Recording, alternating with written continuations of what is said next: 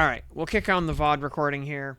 So just to reiterate for the sake of the VOD, what our goal here is going to be, we're going to time how fast we get 12 AAs. I think that should require us to level to about 20 or 22, because it's about one level to one AA in these low levels, roughly. So we will find out when we get there. And we're going to go to +4. We don't want to disable respawns. And set to 4, solo instance.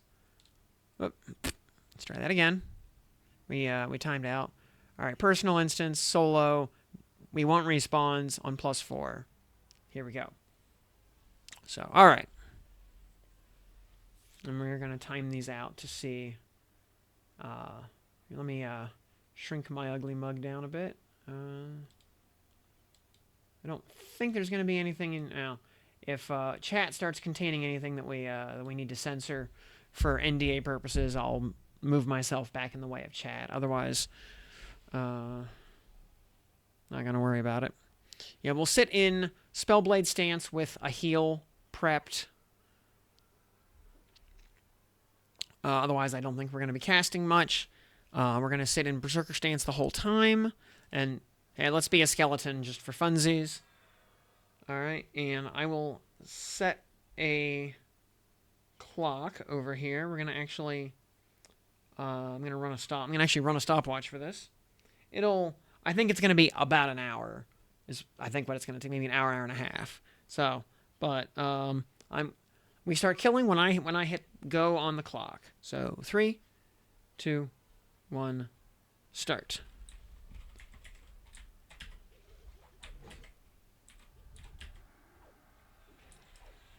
Yeah, that initial like blast of frenzy kick bash backstab is no joke.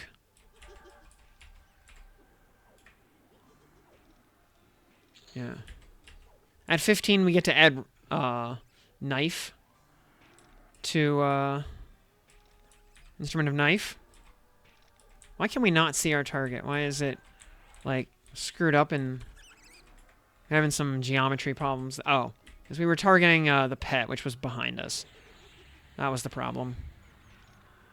Also, we have access to Blood Rune again, which is very nice. Oh, there was a second one in there.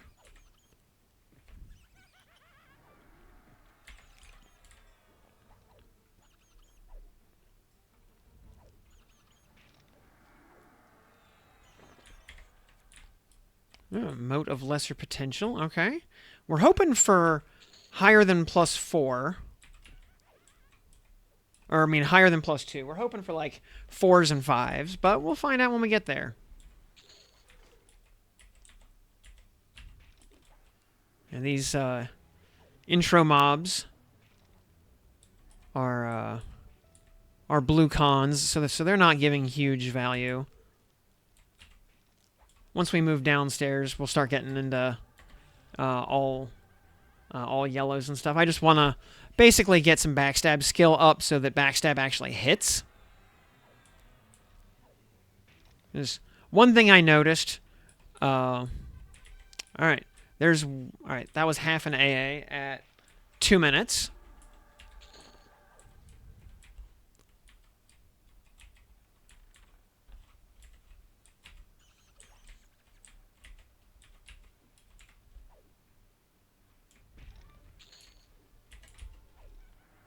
And Lapis Lazuli, we can auto-sell those. We can auto-sell that.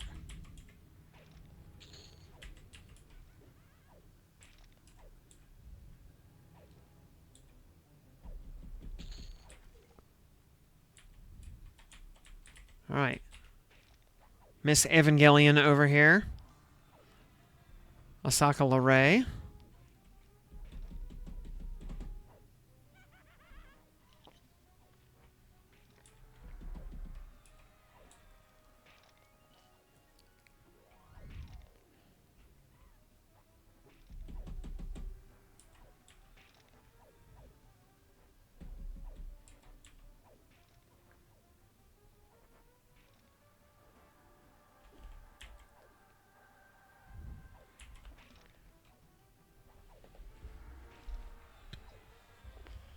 We probably don't need much healing beyond LOH.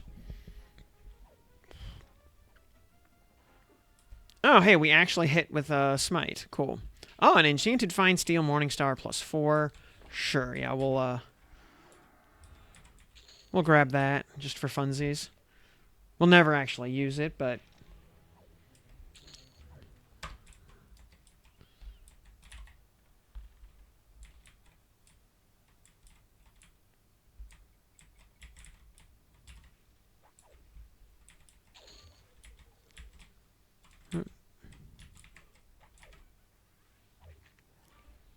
by the way, that's one full AA there in 4 minutes.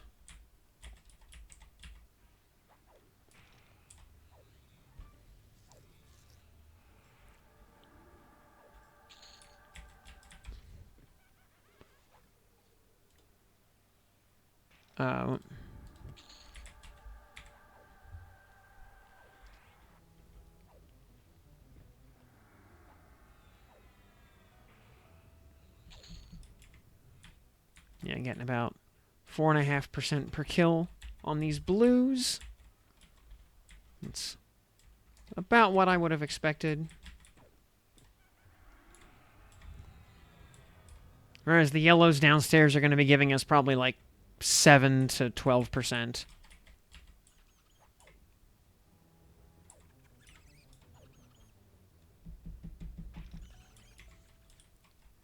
And by the way, Chaotic Stab. Yeah, we do minimal damage from the front. So it... oh, and you get Escape automatically for free. At level 10, you get Escape. Okay, that's cool. Purge Poison. Alright, neat.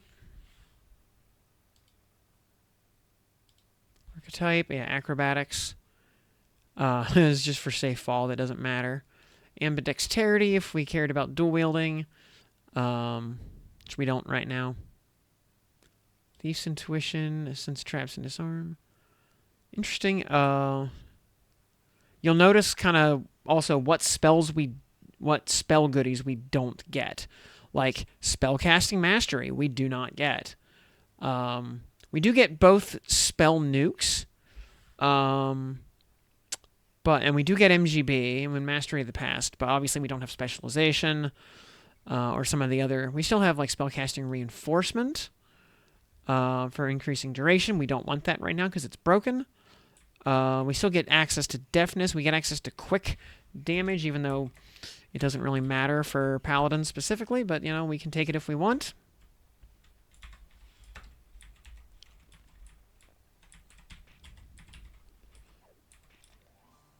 Oh yeah, and we are fighting on +4. So, like, everything's dual-classed. We backstabbed for 109 right there. That's cool. So, and in Zerk Stance, you know, that's coming off cooldown every 5 seconds. 1, 1,000, 2, 1,000, 3, 1,000, 4, 1,000, 5, 1. Yeah, 5. Yeah, we have a minimal amount of haste. We're capped at 10% haste right now. And wow, exactly 2%. Yeah, welcome to level 11. We have learned Grounding Poison. Oh, those are actually considered disciplines? Oh. Asp Venom. Considered a combat poison and sex with all other combat poisons. Befuddling Poison. Blood Siphon, actually. Hobbling, Weakening. Actually, Blood Siphon is probably the one we want.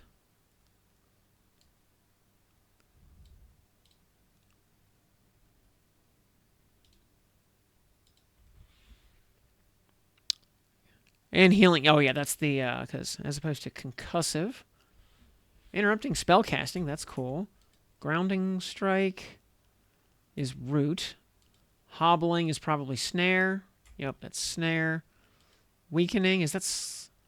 Oh, Weakening is slow. That's nice. We don't need it in here. Befuddling. Oh, drains mana. Wow. That might actually be useful downstairs. You know what? We're going to plug that in for later. Asp Venom, I'm sure, is just the generic damage. Yeah, it just does damage. For now, though, we're going to use Blood Siphon.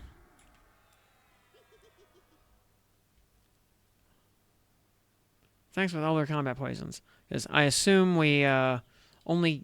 I assume they just overwrite each other, right? What? We get to have 2 of them up? I guess it's just a question of... Timer 21. This is considered a... Oh, I see. Combat poison. So we can use like all combat poison, but only 1 utility poison. Okay, I haven't looked at rogues yet. Combat poison, yeah, which stacks. Yeah, befuddling is a utility. Blood siphon is a combat. Concussive is a utility. Grounding. Okay, I see. That's neat. Alrighty. So I guess we can plug Asp Venom on also. Alright, that's neat. And I guess like 1 proc will prevent the other from activating, so... Oh! There's another A. Okay, so... Even... So... Now we've,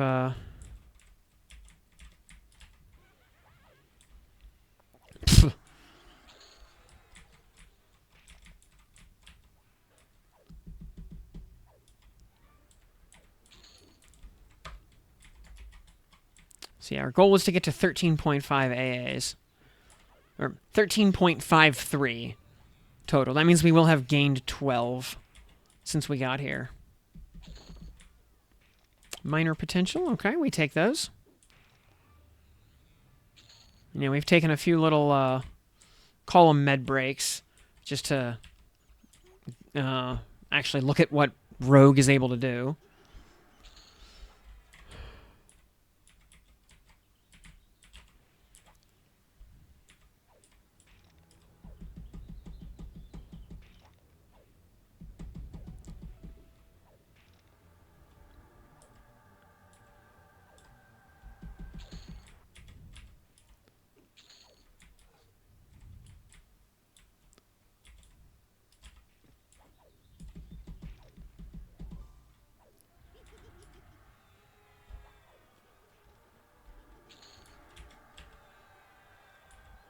So we'll also see how many motes above +2 or 3 we actually get. If it's even worth doing +4 in here, or if it makes more sense to just drop down to +2. Because if we only see like +2 and +3 motes, which is possible, motes might be locked to or be heavily influenced by an enemy level, as opposed to just plus marks.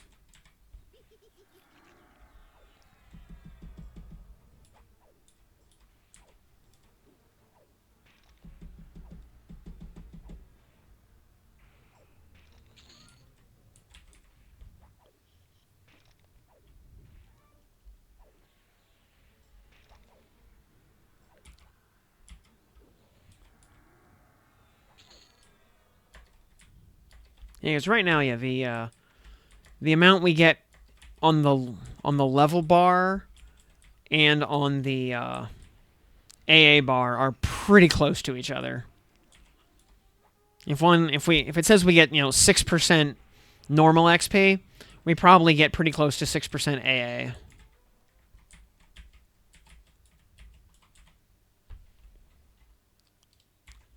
I don't necessarily want to fight 3 red cons at the same time. I mean, I'm pretty sure we could, and it wouldn't be a problem, but no need to fly that close to the sun.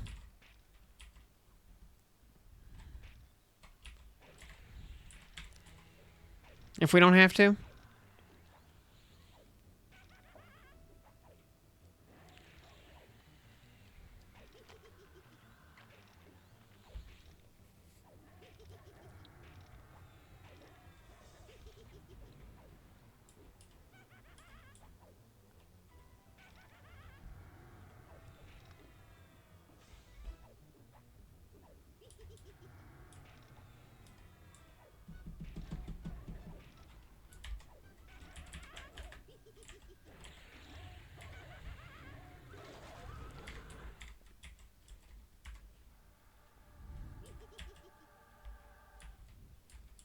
Yeah, 12% off that red con right there.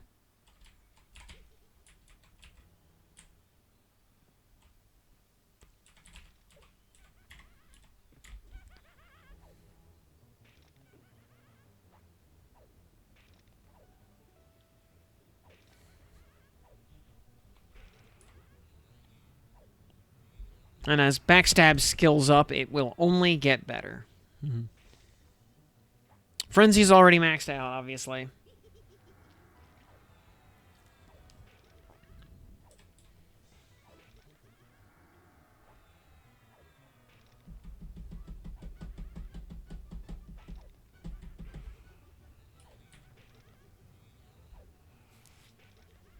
And the other part is we get to keep all of our AAs that apply to the classes we have.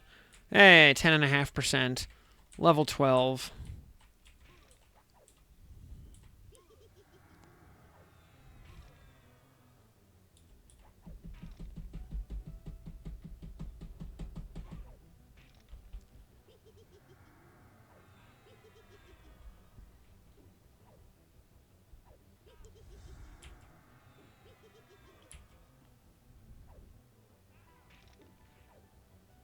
And yeah, we've gained about 2.5 AAs in the time it took us to gain 2 levels.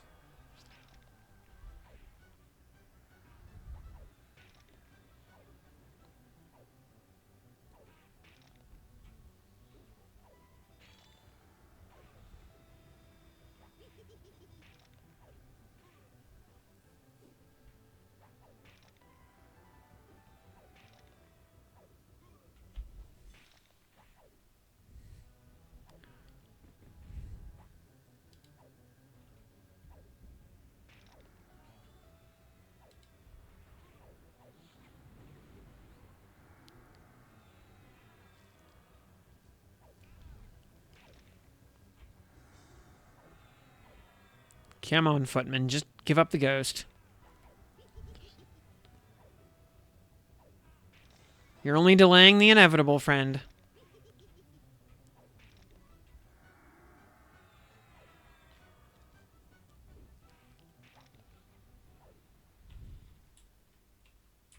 Yeah, sadly, we will never use those. And sadly, they are no drop, so we sell them for free.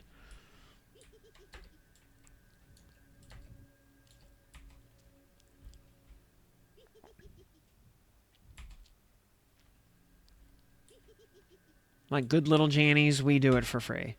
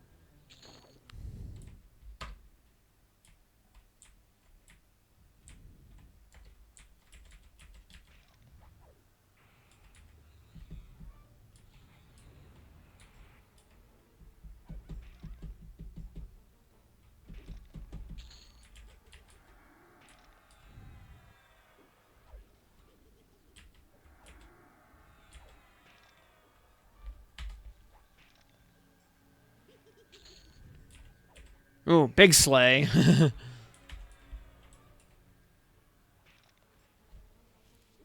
Big slay when we needed it most.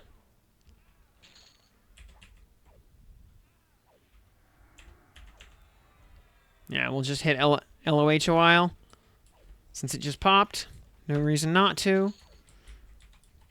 Okay, I was going to say, how are we still rooted? The NPC that inflicted it is dead.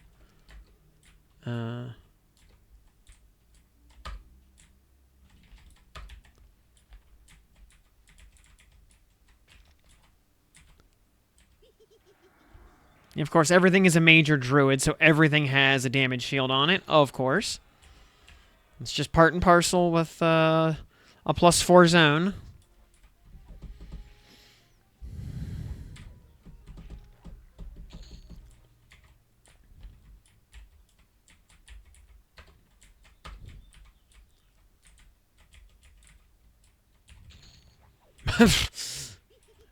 Deleted. Did we just like backstab slay him or something? No, we just... The alpha strike just was more than he could handle. None of the individual hits were gigantic. It was just... Yeah, that first smack of... Yeah, backstab plus frenzy plus smite. It's just a lot of damage. That's a lot of damage! Motes of lesser potential, okay. Which is the +3, at least. So, those are useful.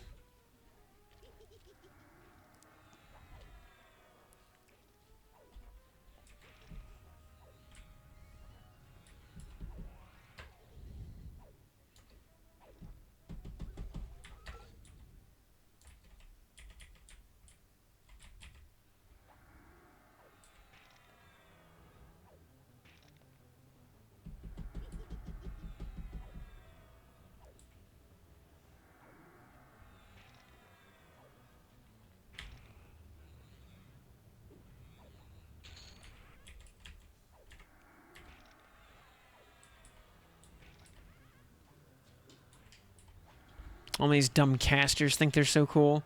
And yeah, you see our AA and XP bar had previously synced up at 15 and 14. And they are, yeah, still synced. Also, ding 13 there.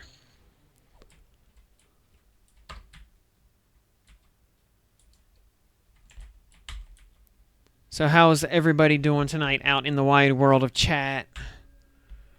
Now that the weekend is sadly drawing to a close, at least for those of you who get to have weekends at all.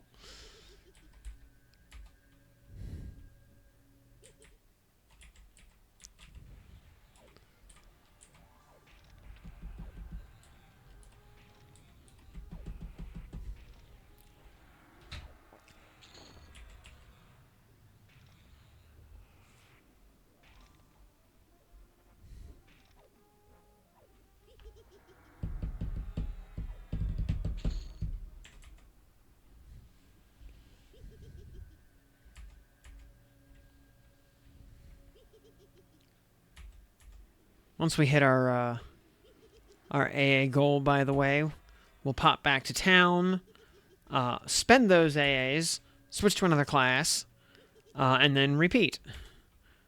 Figure we'll do a few loops of that. Oh yeah, friggin' is this the charred bone key? Yeah, it is. Of course, I'd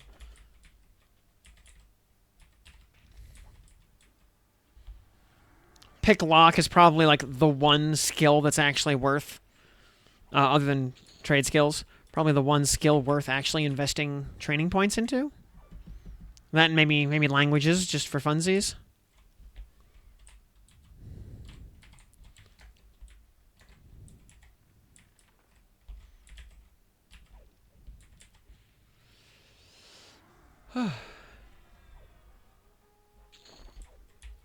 Minor potential, okay. Oh, hello, a Shadow Knight.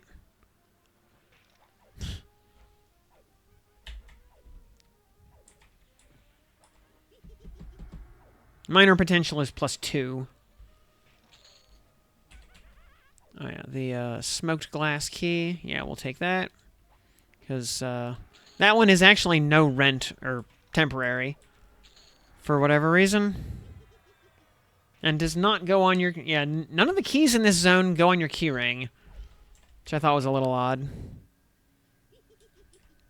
Like, Plane of Sky keys and the Payneal key go on your keyring. But not the ones in here.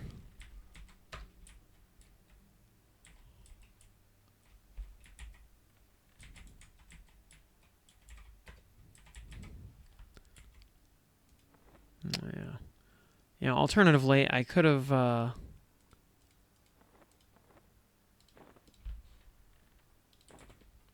just bought a lockpick from Boobar or something and done it that way. But I didn't think that far ahead.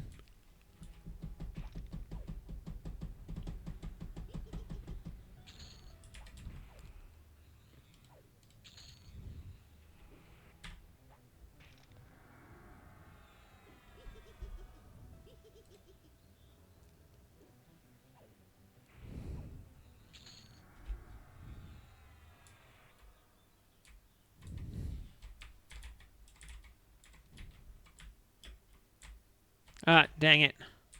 Well, we might be dead.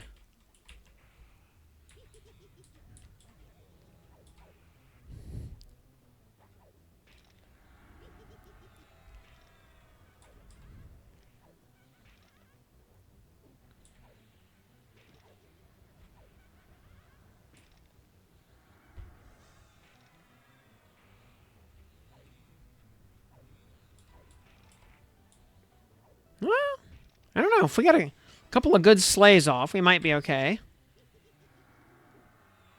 The Gynoc is slowing us, which is no bueno.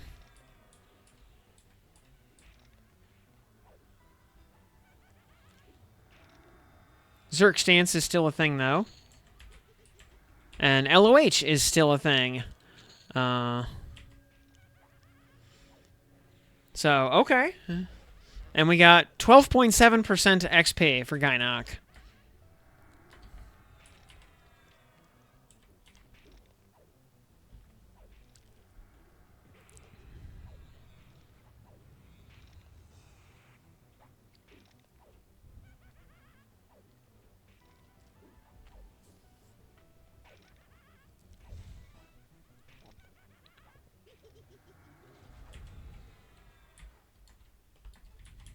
Well, that worked out, actually. Was a little nervous there, but yeah, it worked.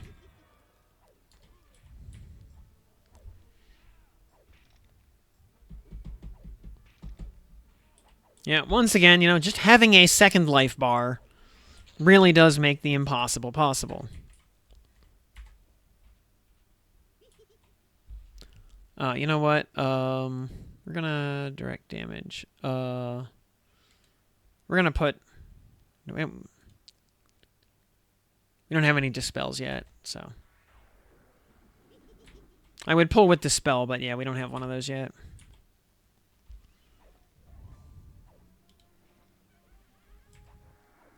Yeah, we don't have much of anything for spells. We also don't have a whole lot of mana.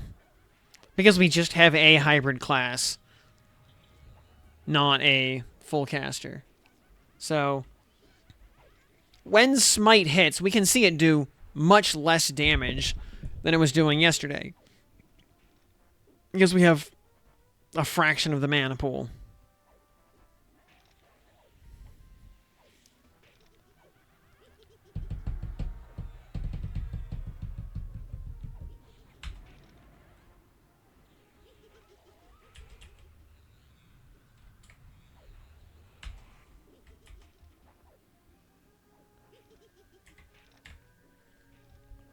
But yeah, another 12.7% for a red con. Very nice.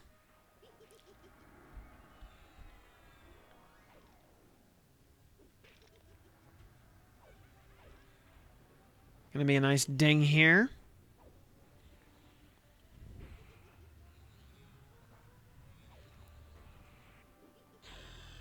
And there's ding 14.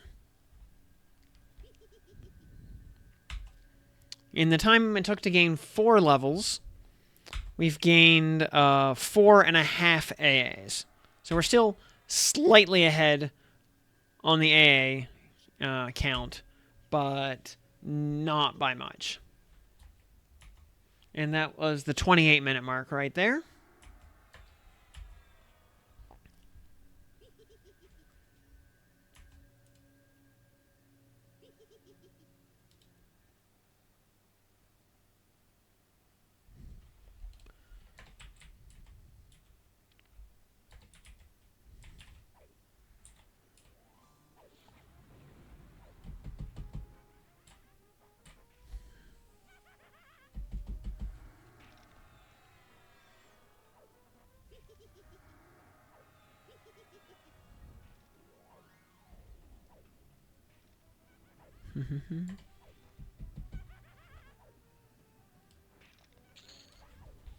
Ooh, another cloth shirt. We will take those. Those get turned into Soulfire components, by the way, so totally worthwhile. Ooh, backstab for 231. Very nice.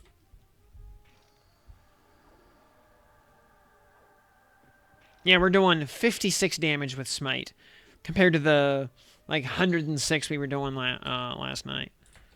9.8% off the, off that ghoul right there. Very nice.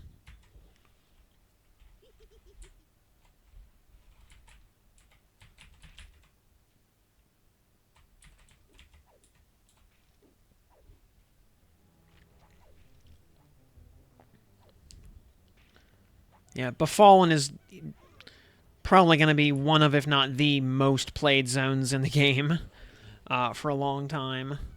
Now, they're working on revamping Blackburrow right now. That's next in line, so people on the west side of the world will have something equivalent to do. Let me just... large plague rat. I'm not sure where I targeted that. Oh, it's right there. And,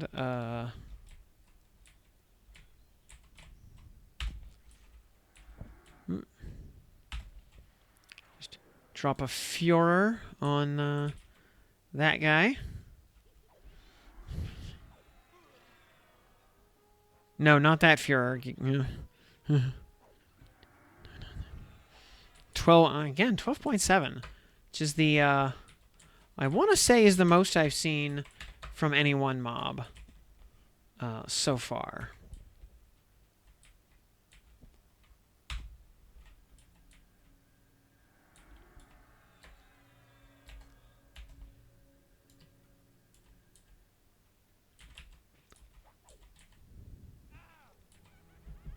Which I think that might be the limit of per mob XP.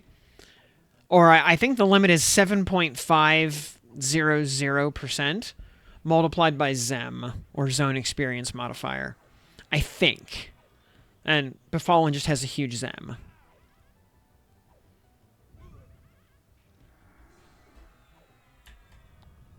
And according to my Tinder profile, I also have a huge Zem.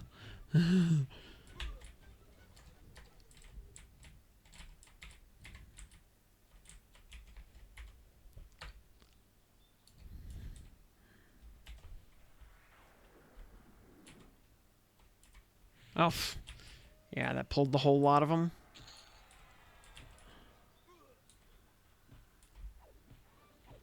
That's okay, that's what LOH is for. 12, 10, 9.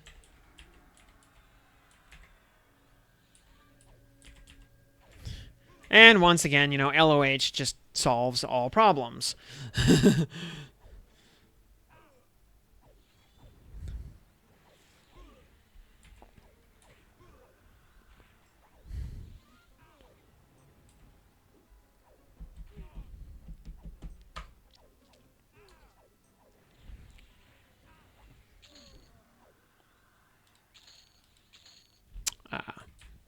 No sword.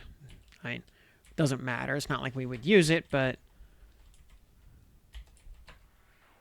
You know, it's just kind of for the hell of it.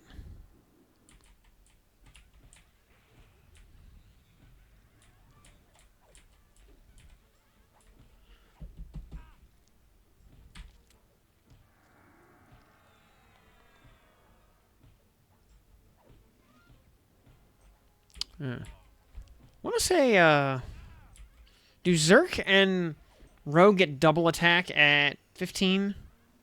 I want to say they do.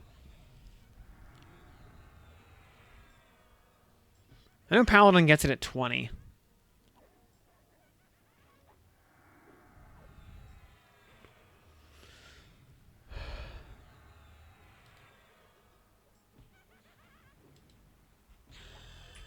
Ding, 15. Oh, we got Stunning Venom. Stunning Strike. Based.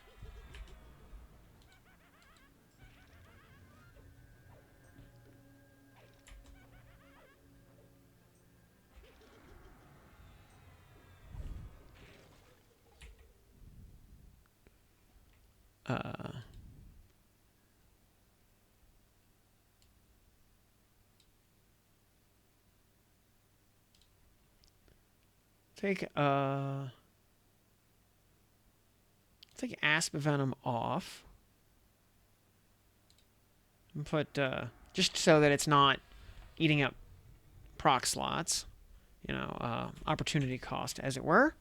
Because you can only proc one thing per swing. And speaking of which, Instrument of Knife is now available. Also, man, without true caster levels of Meditate, prepping spells is kind of slow at this level. Kind of really slow. Yeah, full casters are like, boop, done. Hybrid's got to sit and stare at the book for a hot minute.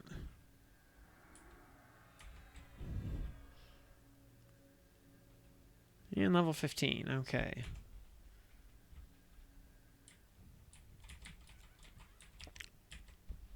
Oh, come on. Target the right thing, please.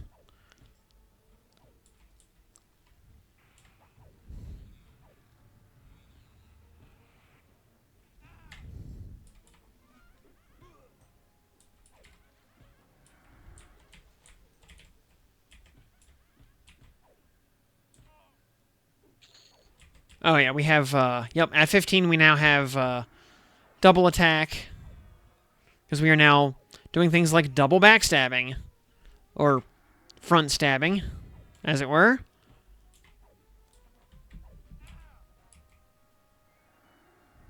We're going to ding 105 off this one.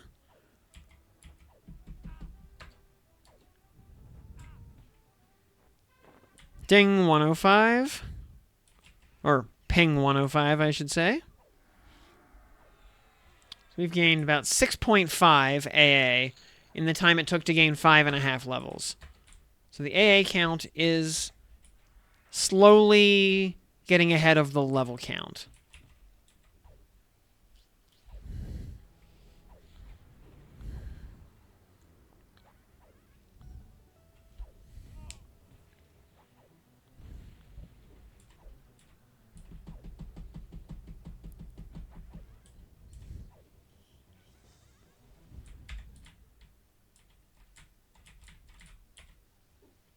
The Shadow Knight's going to spawn on our head here any second.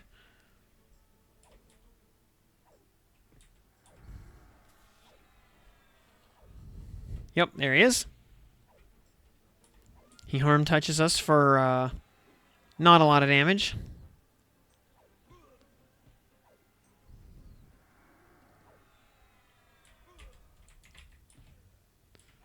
Yeah, 11% for that high yellow con. Very nice.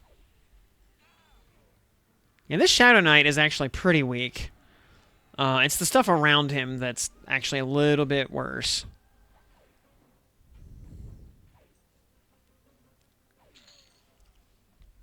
Oh, is that a BBC? It sure is. Yeah, because the bronze sword he frequently drops is set to auto sell. Yeah, that gets our BBC up to +6. And get your heads out of the gutter. We're talking about the British Broadcasting Corporation here. You know, it used to be a good network. You know, in the 70s. Or at least in the 60s. It was pretty good.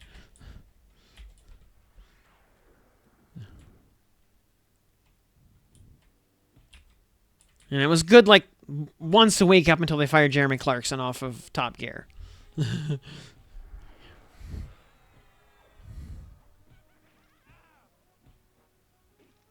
A fun fact, when BBC fired Jeremy Clarkson, Top Gear was the most watched non-news TV program in the world.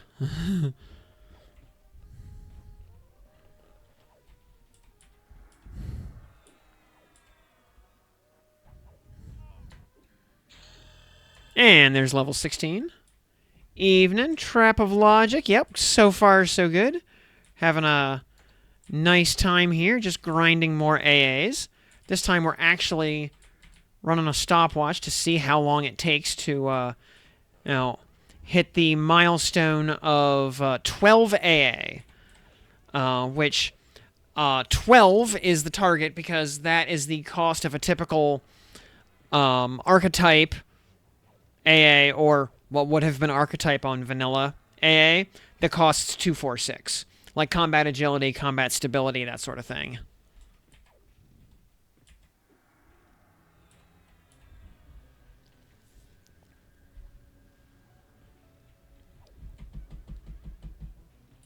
And I am actually running a stopwatch to keep track. So we're going to do that loop a couple of times, leveling classes up from 10, just to see how consistent and it is. A lower level setup rather than grinding at max.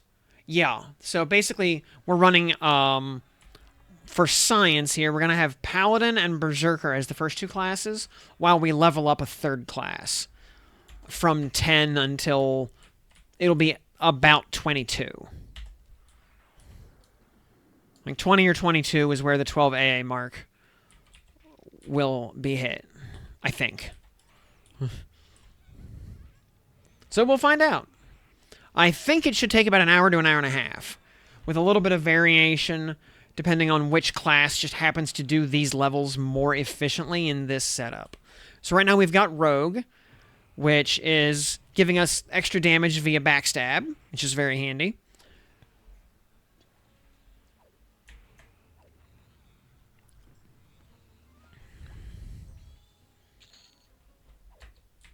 But also, part of the reason we're running that specific, the Paladin Berserker kind of chassis, is that that two-class combo allows us to use all of our normal equipment, so we don't have to keep toggling gear around between classes. Like, the only gear difference is on Rogue, we equip a Serpent's Dagger in our any slot so we can backstab correctly. Otherwise, it's all the usual...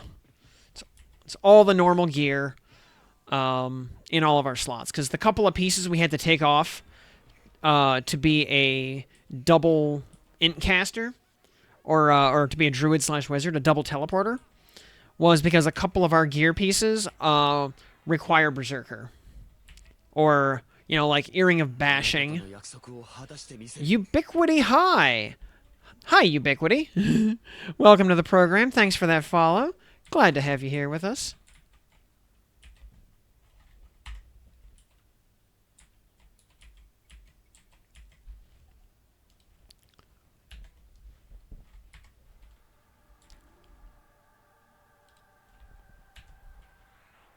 Yes, rogues get the one and only rank of Chaotic Stab right off the bat at level 1, so they can actually use Chaotic Stab solo.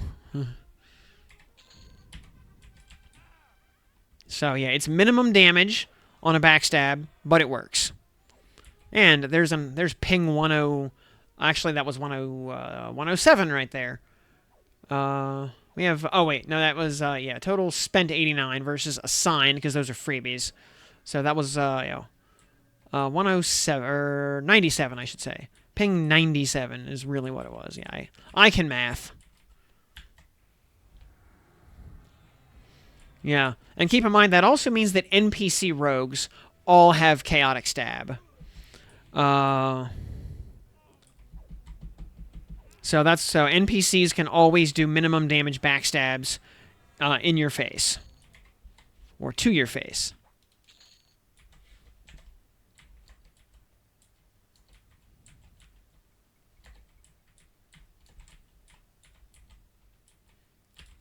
And we're doing Befallen on +4 to see if we can get any, if we can get a decent supply of +4 motes. I don't know if +4s can actually drop in a zone this low level or not. So we're going to find out. It might make more sense to drop down to +3 or +2 even. Because even doing +2 last night, we were getting a pretty good supply of +2 motes and an okay amount of +3s.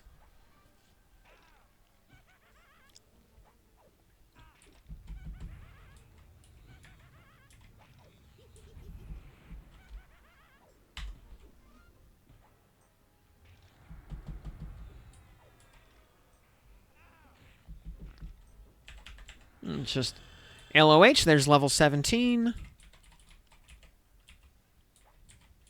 Yeah. Getting close to 11% per kill there still. And yeah, when we hit 13.5 AAs in the bank, that's when we will have gained 12.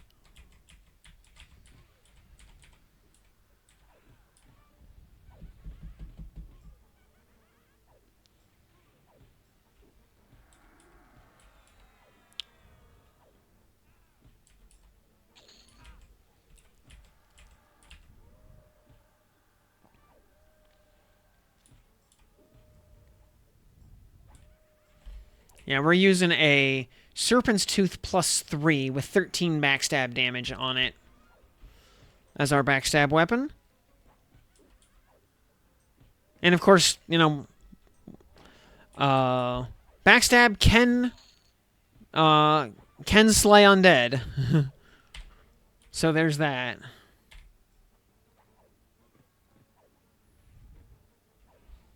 And we're in other reason to have Berserker, by the way, is that means we always get double attack at 15, and we have Berserk Stance the whole time to double our attack speed.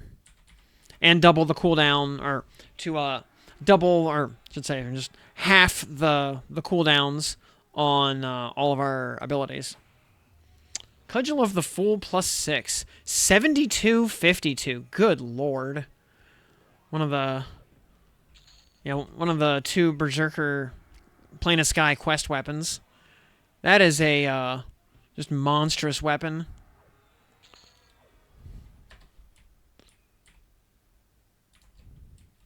That's like a TOV weapon right there.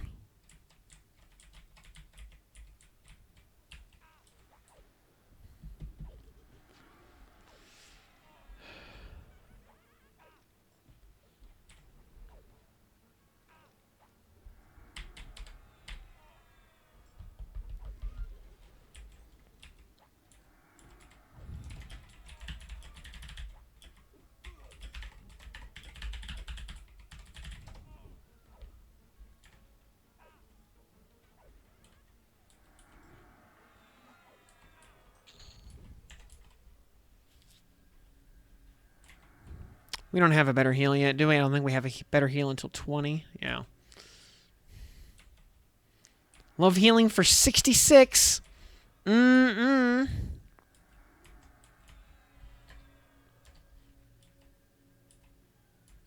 another. We just basically need to heal ourselves up enough to last until LOH pops.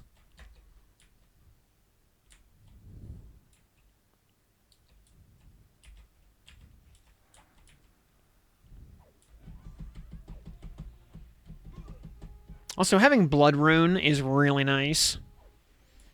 It is because we max it out pretty easily as a percentage of our health because we're hitting so disproportionately hard for our level.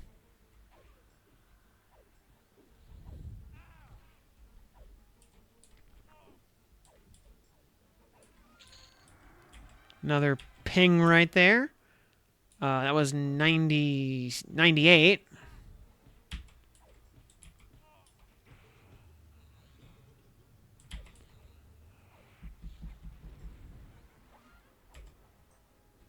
Oh, I don't need to heal. I have LOH just popped, so we're good.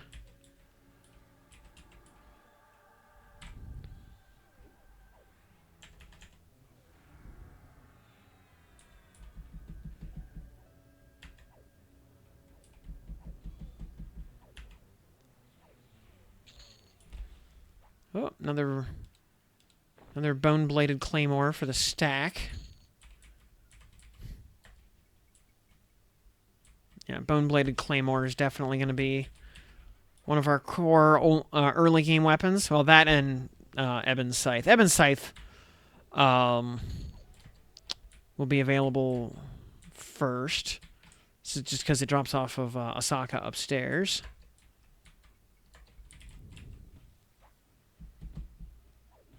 And having Berserker in our kit enables us to use the Scythe because it is not Paladin usable. Which makes sense. It's too edgy for a goody two-shoes Paladin.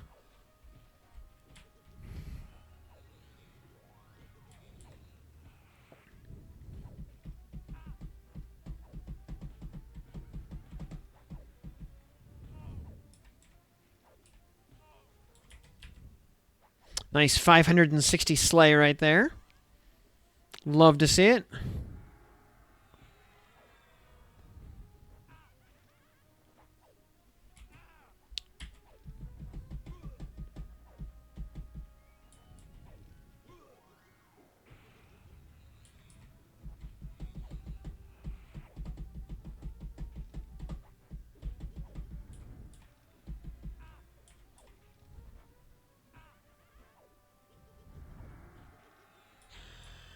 And level 18. Dinging right along.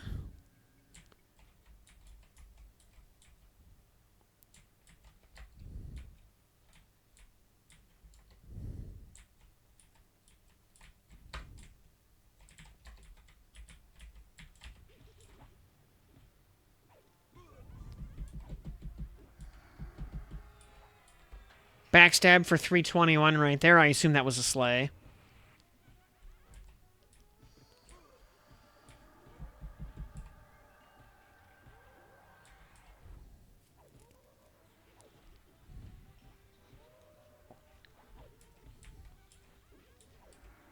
Now, we know Slay can hit up into the 800s if we get lucky.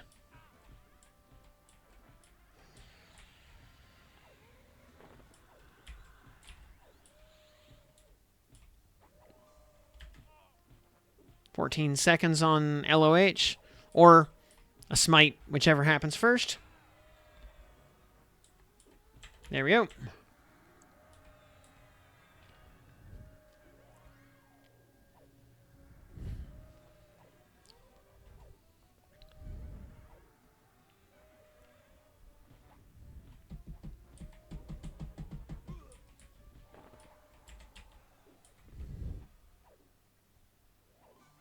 Yeah, pristine studded leather bracer. This would be awesome to actually get at this level. You know, and it's not lore. You can put 2 of these on.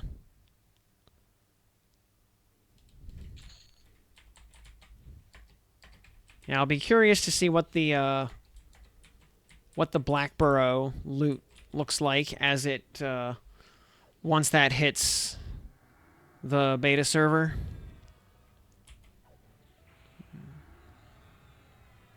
All right.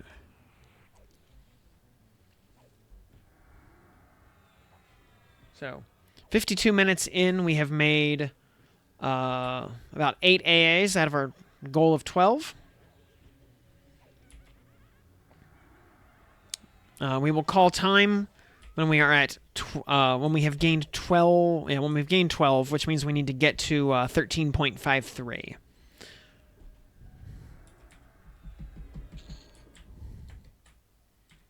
Yeah, these are. You know what? These are still yellow, still giving like, 7 to 9% each. No reason to go down to the bottom area where all the enemies are filthy flesh bags. And keep blowing up skeletons. It's what we're good at.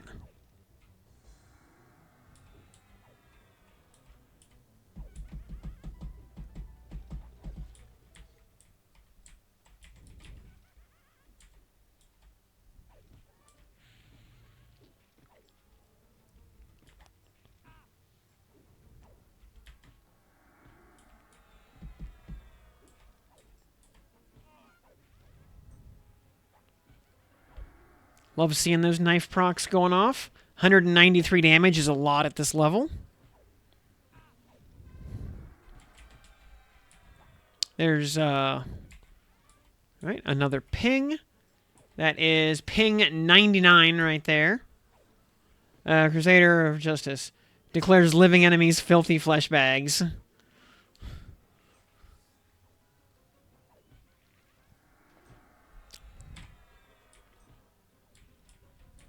Well, in this case, they're dark elves, so they're more like filthy ink sacks, which means they're not people, and it is okay to just summarily execute them on sight.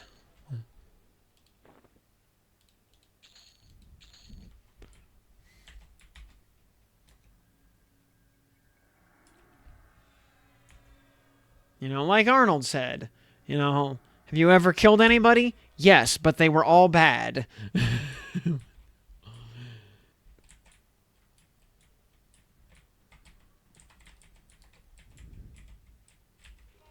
But 14-0, look at that. 1407 backstab at level 18. Just one-shotted that thing.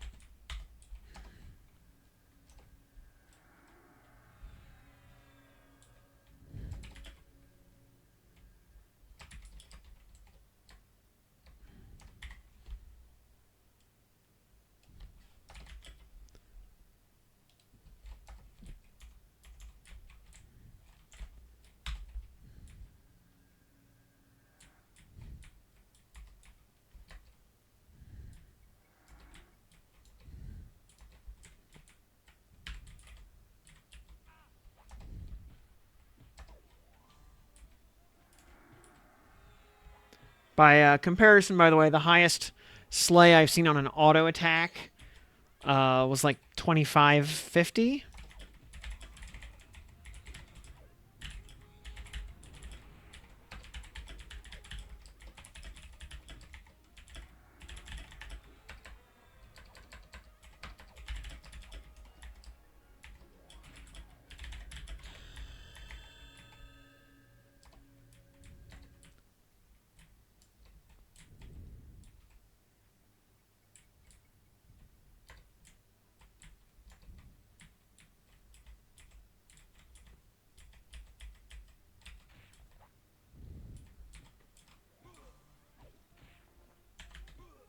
And LOH.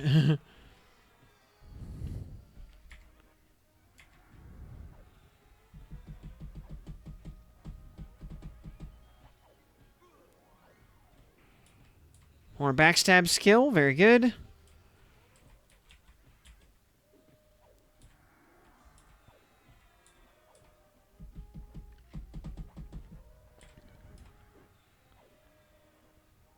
Oh, another 1,000-point hit right there. Phew. That was a 1,000-point auto attack.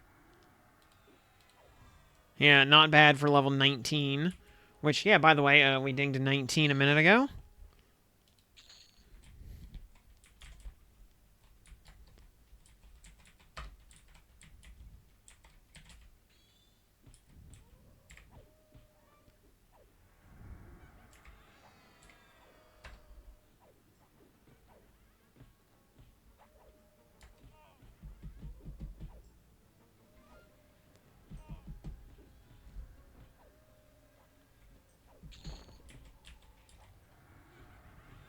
All right, motive potential. That's a +4.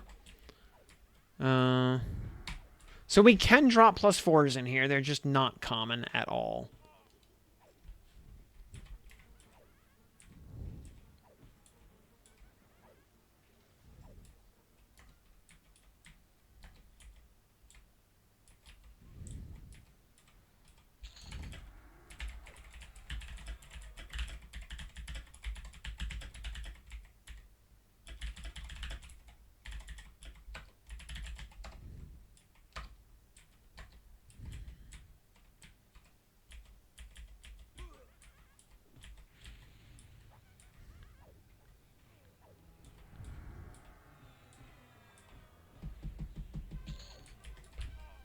And another.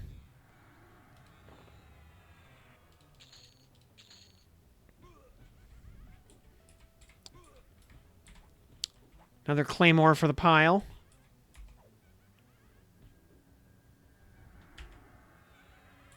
Minute 36 on LOH.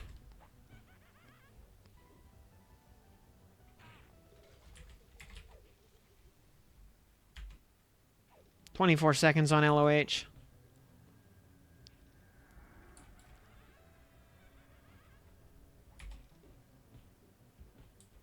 You were 11 when I started watching. Yeah, with a full deck of endgame gear, or nearly full deck of endgame gear, we are very much playing on New Game Plus mode here, which is kind of the idea. Just power blasting these absolute jabronis to level up classes we had never touched before, so that we're still at 10.000, and level those classes up so we can get very quick, easy AA. And specifically for science, we want to see how fast we can get 12 AA.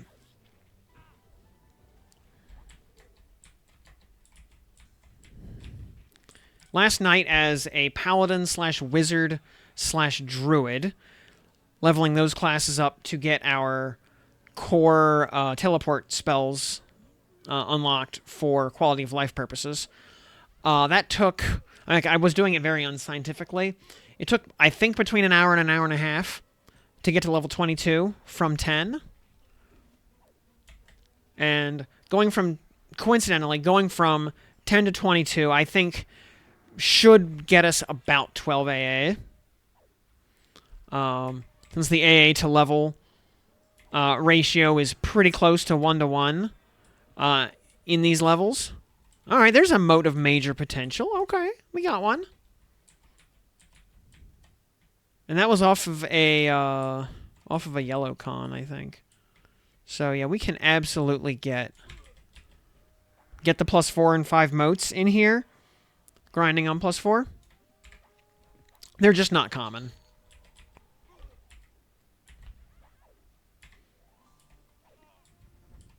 Whereas blowing up like fear +4, +5 motes, I don't want to say drop like candy, but they get pretty common.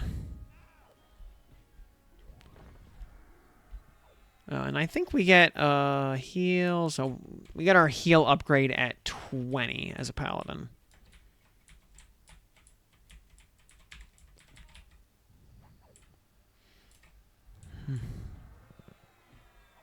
And yeah, it's impressive that Smite actually lands on Will-O-Wisps, because they are, for all intents and purposes, 100% magic resistant. But yeah, Smite has enough of a resist adjust that it actually lands. Oh, another mote of major potential. Okay. Now, we would not be grinding this place like this on +4 as a new character.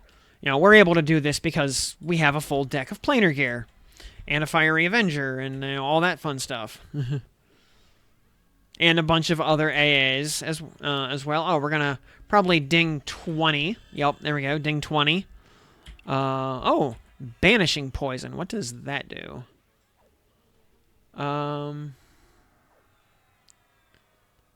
Oh, it removes a map. Oh, that's the dispel poison.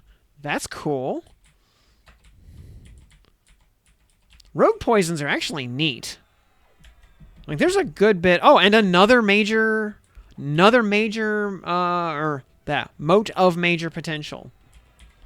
And yeah, haste is still capped at 10% though at this level, unfortunately. That's what Berserk Stance is for, though. And oh, also,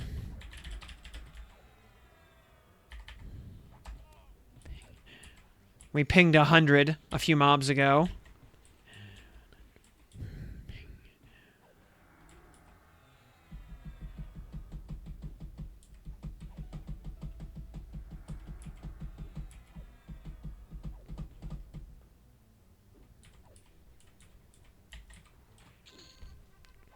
And there's 101. And we can actually put vanilla healing on our bar now at level 20. Now that we're almost... We only need 1.5 AAs to to call time and loop around to the next class.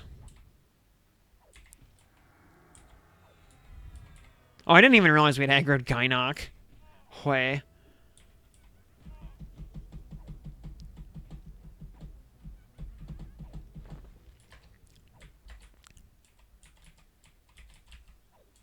And LOH is up, so... And we'll click LOH when our health bar hits 10.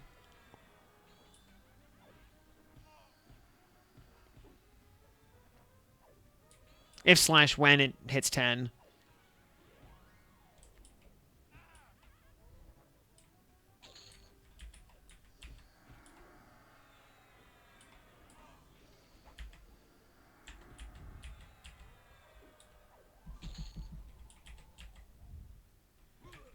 Yeah, the ghoul being green drops the XP value by like 90% compared to when it was blue.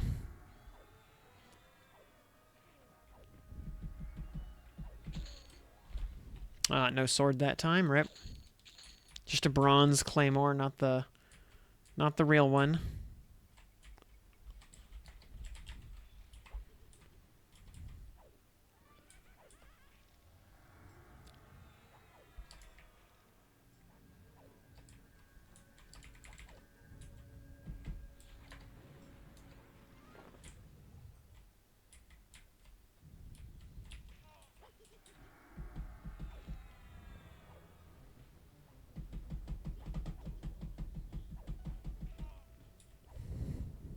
Oh, another mode of major potential. Nice.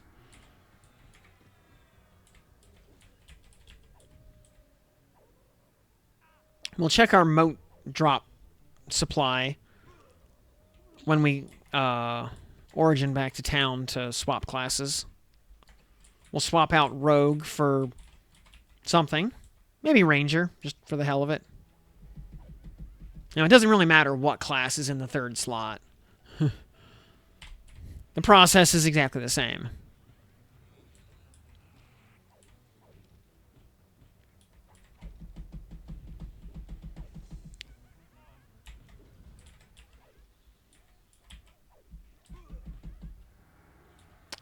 Alright, we need 1.5 more AAs in order to call time. Which, yeah, we're going to end up pretty close to 22. We might be at like 21.5 or something.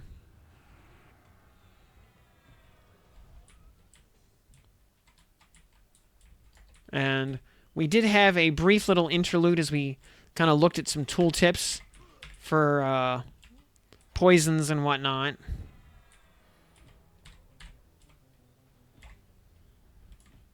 You know, that probably added about 5 to 8 minutes to the timer. That's okay. We're not trying to like go for world record speed run leaderboards or any nonsense like that. So, not super scientific.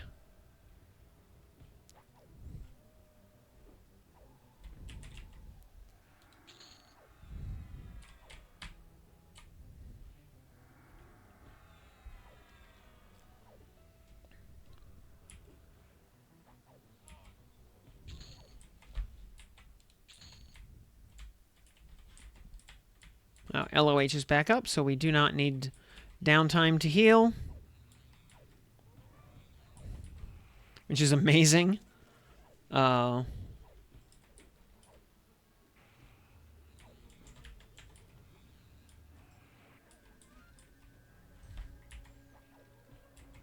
even with all the planar gear, LOH at this level still heals us for double our max health.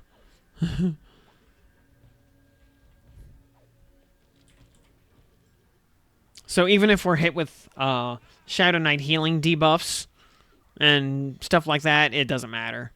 We will still get a full heal and then some. Ooh, massive backstab spam right there. And still getting almost 6% on these yellow cons and white cons. We're at the hour 9 mark, by the way, and we're coming up on time.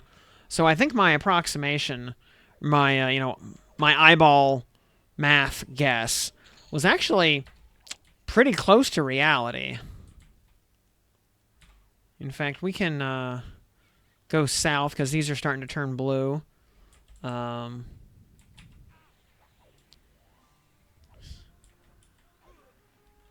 Yeah, that great big alpha strike of backstab plus frenzy plus smite does a lot of damage.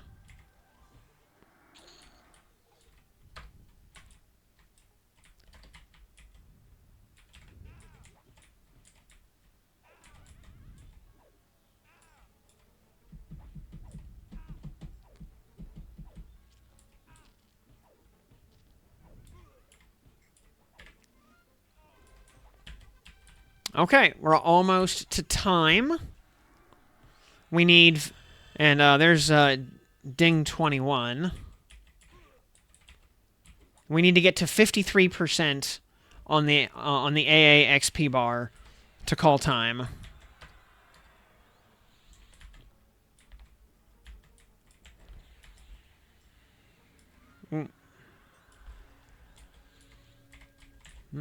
And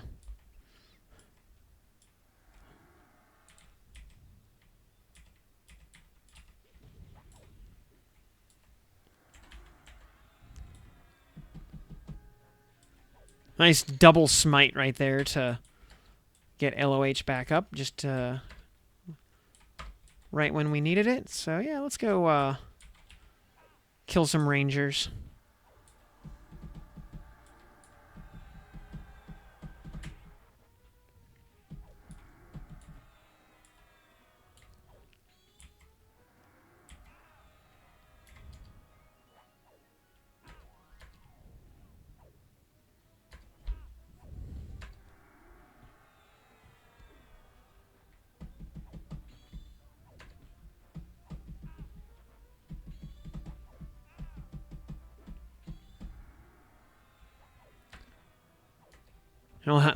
We'll help these rangers cast gate.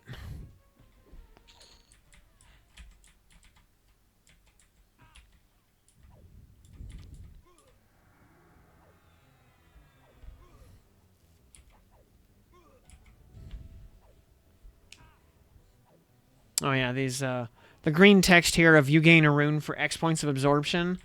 That's blood rune happening because we scored a crit.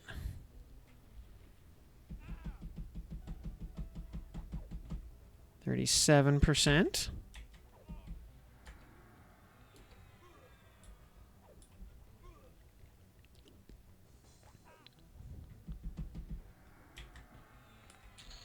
And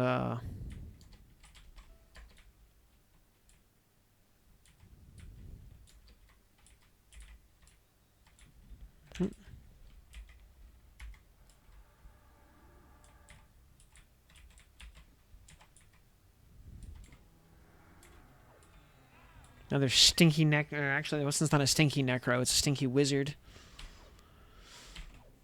Not quite as stinky, but still an inky. And as we know, that means not a person. Enchanted Fine Steel Greatstaff. You know what? Here, we'll actually grab that. Just so we... Basically, so we have something to skill up Oh, and pause. Yeah, because we hit our XP goal. Oh shit. There we go. Really need LOH to pop.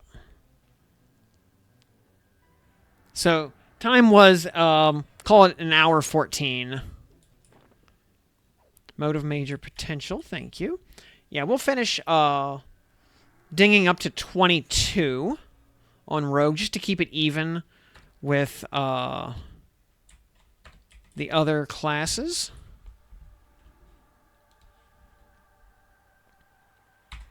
And to kind of top off this AA, because they should ding at a, oh come on, pathing. Come on. Actually, let's kill the rogue first, because he's gonna be the one doing damage. Yeah, and he's a shaman, so he's gonna cast all kinds of fun stuff on us. So yeah, hour and 14 plus a couple of minutes of looking at tooltips. Real time probably. Call it like an hour 5 or so. Oh, that's a bad stun. That's a very bad stun. We'll just go ahead and LOH in case we get stunned again.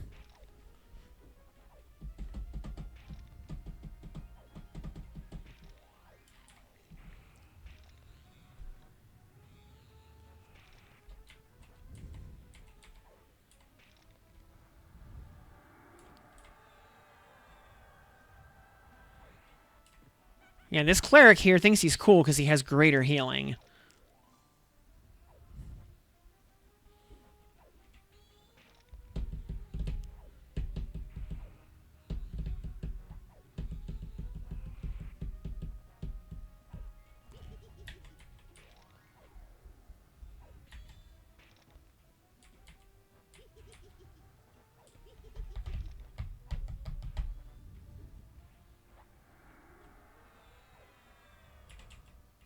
Okay, now this... Oh, we backstabbed this idiot, this living idiot for 401. Not bad for something, for being level 21.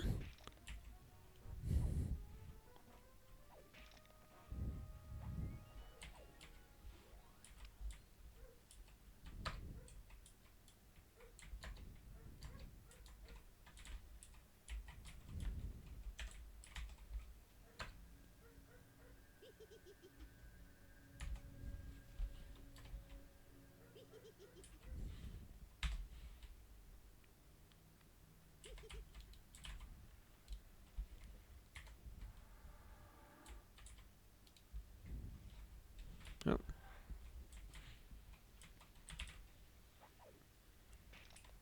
Hello there, Mr. Shadow Knight.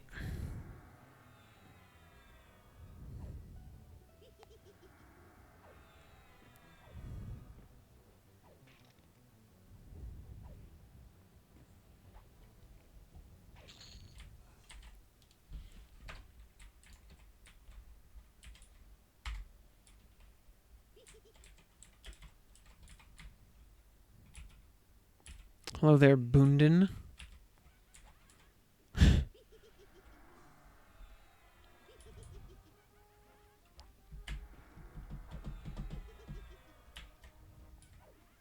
This spawn is a Necro Paladin. Absolute oxymoron right there.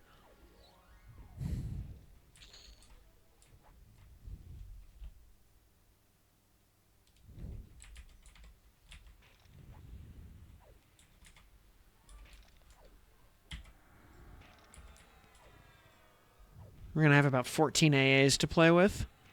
Also,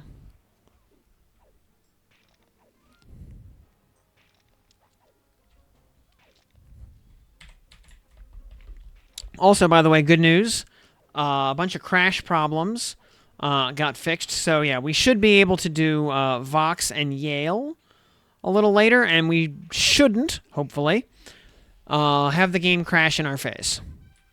And there's another ping, 103. And Coven Nasir, you can, alright, well. This Teardoll Shadow Knight plus Corvin here should ding us up to 22.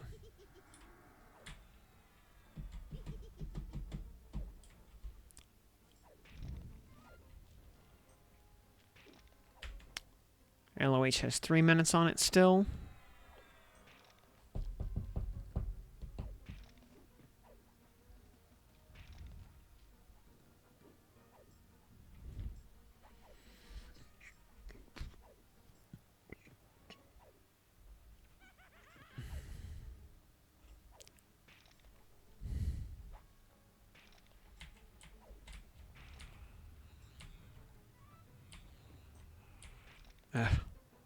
Stupid clerics spamming heals, thinking they're so cool. See, I can do that too.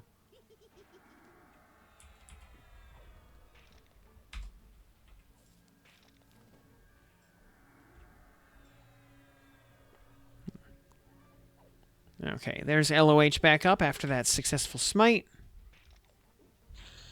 Alright, there we go. There's level 22. Very good. Got almost 9% XP off that idiot.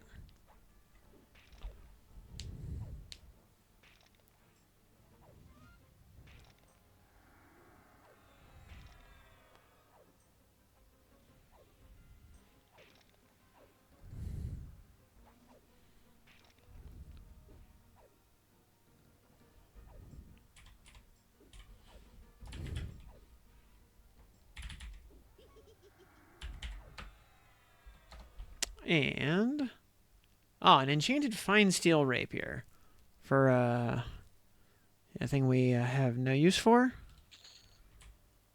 So, all right, that's this zone, and we were in here for over an hour, so our cooldown time is set.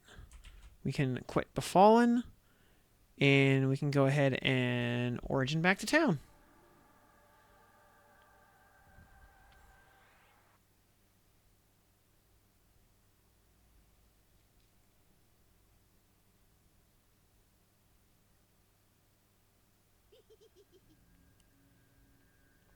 And we'll swap in another class, and we'll do it again.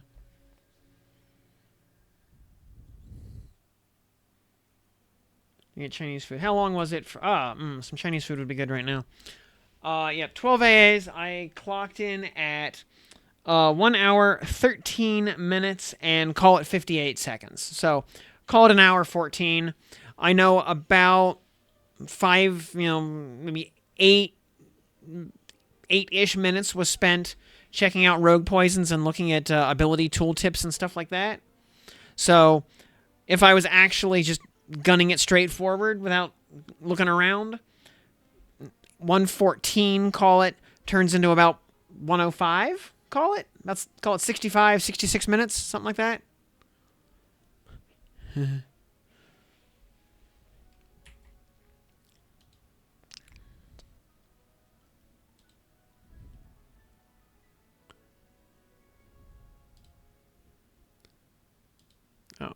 Also,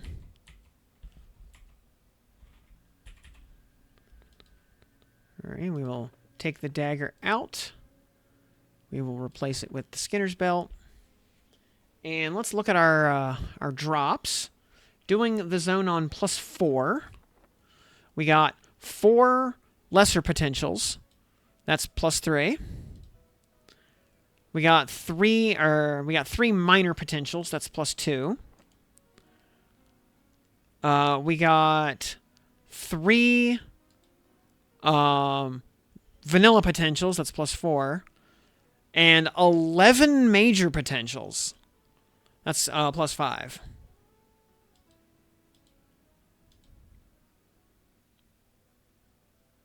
So, yeah, 11 major potentials is huge. That was just a great haul in general. And we are absolutely hanging on to all these cloth shirts.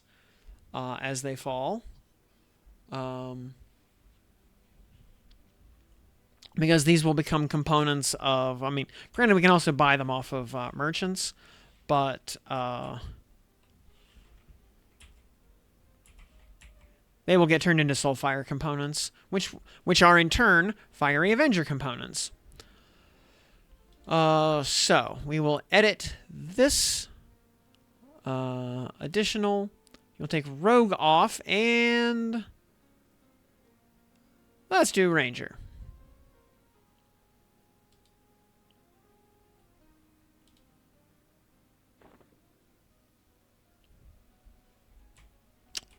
Cool. All right, there we go. And we're just editing our... Now, currently, there's actually no way to delete a loadout, so we're just editing the ones we already have. So, interestingly, Hunter's attack power, just as a free passive AA, just increases your attack stat. That's a Ranger thing. That's cool. And yeah, weapon mastery of the scout, that's archery damage.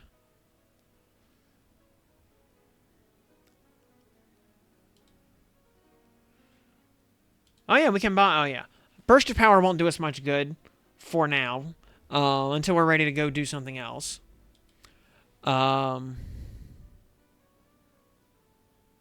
Healing gift. And you can also see all the healing stuff, all the stuff that's available to the Paladin, which is most of it. Oh, we still have access to Mastery of the Past, which is kind of handy.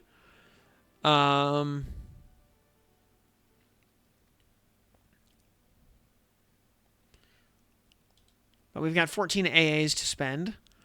Let's see here. Well, you know what? Let's go ahead. Rank 3. And rank 4. Oh, wait. All right, that gives us 3. And then, oh, the next rank is worth double. The next rank gives us another 2%.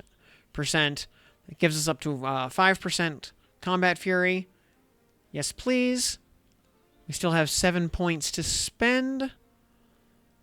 Let's see here.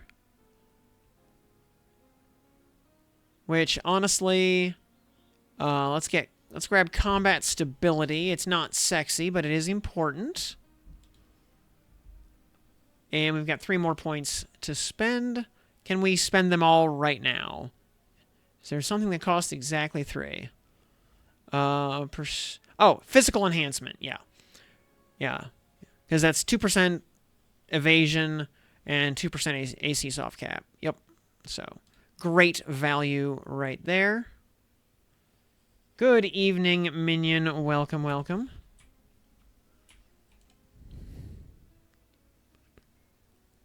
Let's see here. Anything? We do get a low-level snare. Doesn't matter.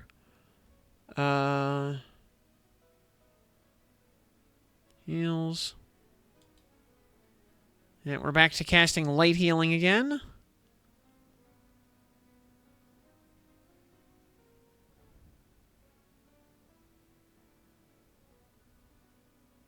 We have Flame Lick, but it doesn't matter. So, yeah, it's all good. So, all right.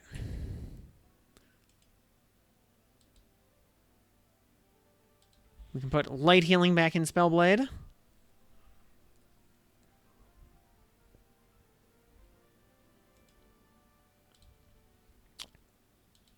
And then we will ritual cast Ring of West Commons.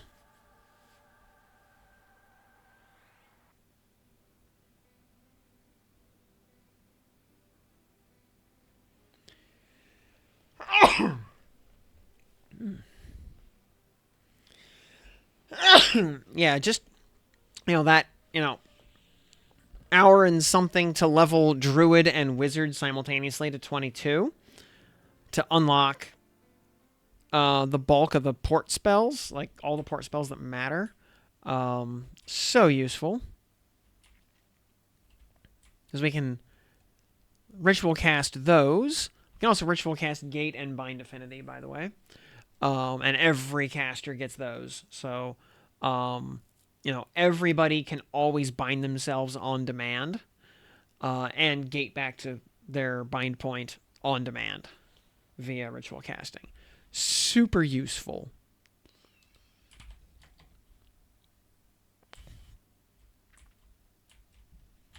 Yeah, and a ritual spell does blow up your entire mana and endurance bar, but out of combat, it just doesn't take that long for those to recover, so it's all good.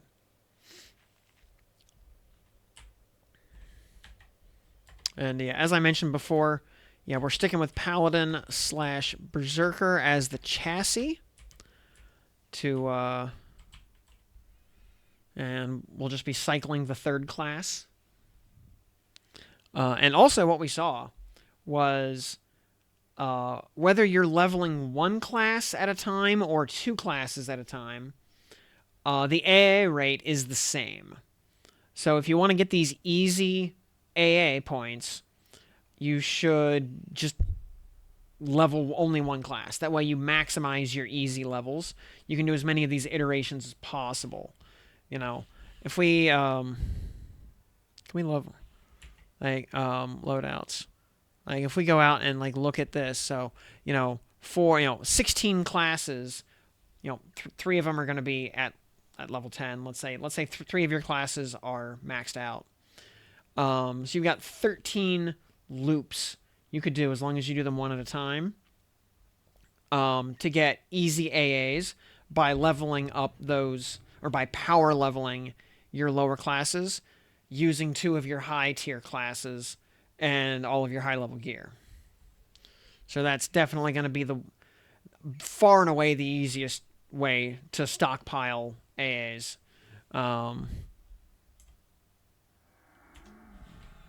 Yeah. Far and away. And yeah, we are absolutely going to go back to +4. There's no reason not to. Getting 11 +5 motes. Yes, please. Plus all the other motes along the way. Yeah, we're gonna stockpile those into the stratosphere.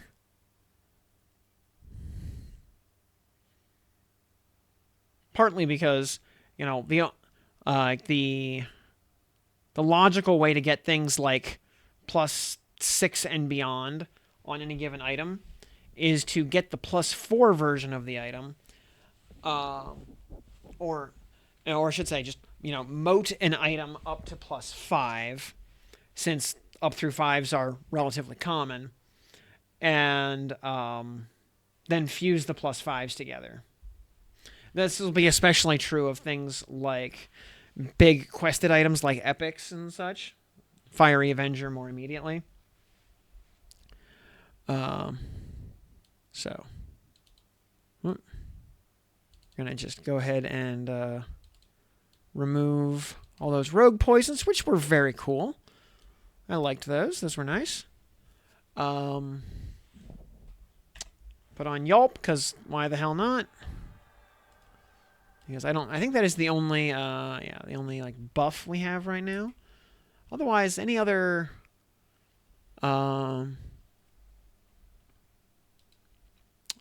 Ranger gets innate camo at 40. Not bad. Otherwise, nothing super. Hunter's attack power is free, so that doesn't really. And Weapon Master of the Scout is just for archery. So, there's really now if we had a Bow of the Underfoot or something, I would maybe think about using that. And using range stance or something, but no. On the other hand, Berserk stance is just so good. It is really hard to justify anything else, especially because the attack speed buff still applies when you're out of endurance. Unlike, say, offensive stance, where when you run out of endurance, which happens very quickly, by the way, you lose the attack power bonus and the accuracy bonus. Oh, also we can see the difference in mana pools from different class resource bases. Now having two hybrid classes, instead of having 666 mana, we have 1,177 mana compared to when we had Rogue as our second class at level 10. And yeah, the how much Hunter's attack power right now is 24 points. Looks like it's basically just 4 points. 4 points per rank, at least for these lower level ranks.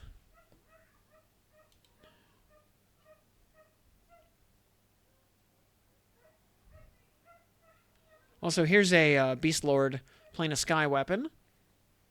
1322 for the main hand. And procs Heracol's Soothing. So I guess that's cool. And Spirit Render is the offhand. Procs Shaw's Lethargy. That's pretty handy. 1023 in the offhand. Yeah, both very useful. Ratios, as people say,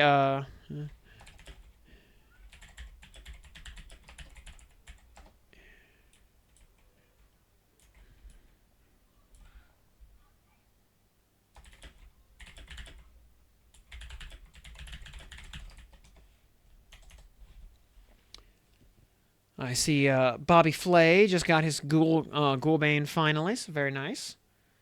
Bobby, if you're watching, grats. And okay, let's hit the lap timer and see how fast this lap goes. And all right.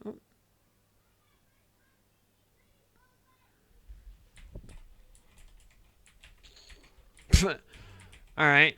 We just insta-killed that thing with Frenzy on what I presume was a sleigh.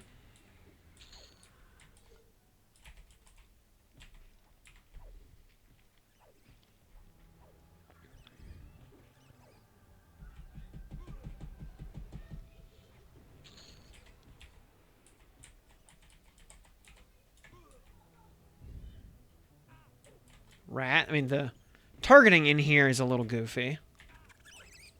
Oh. In this little corner back here. Yeah, a little bit goofy.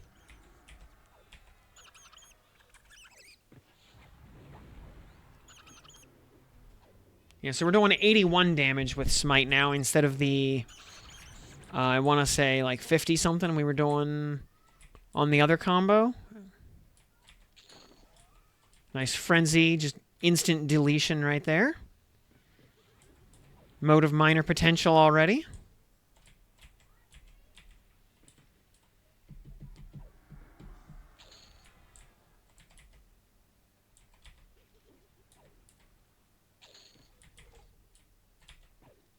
All right, Skeleton Larod, hello there.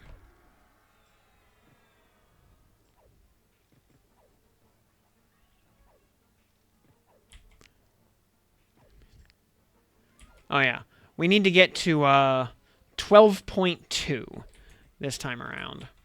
Or 12.19, whatever. To have officially gained 12 AA.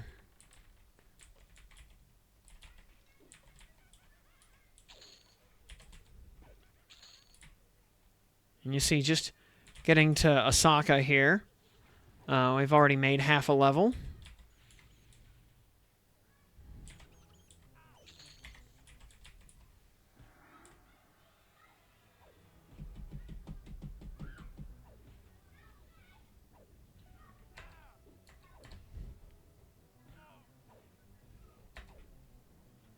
We should get the full, like, 12.7% off of Asaka.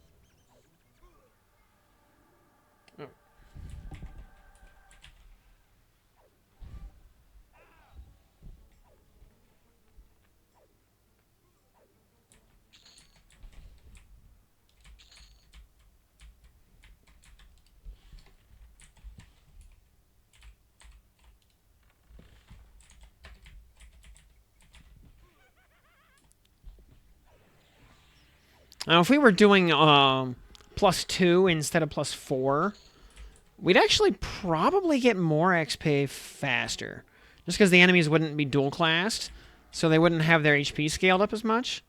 +2 is probably the sweet spot, where we still basically instant kill them, but we're still getting the 40% XP bonus for difficulty. There's level 11. What does Hawkeye do? Moving your aim with a bow. Okay, I don't care. We're not going to be using bows anytime soon.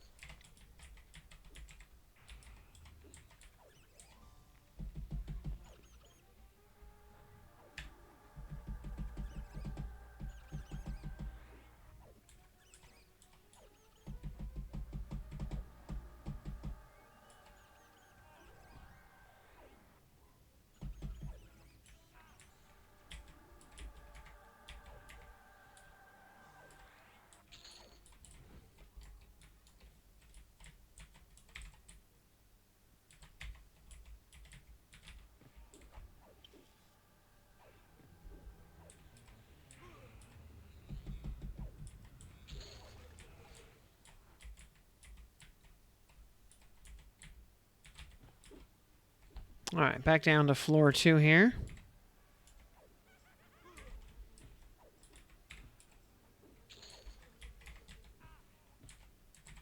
Some delicious gnome meat.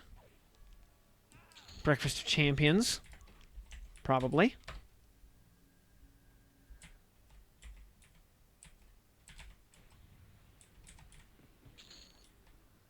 That nice little 517 sleigh there. Just deleted that idiot. As we do.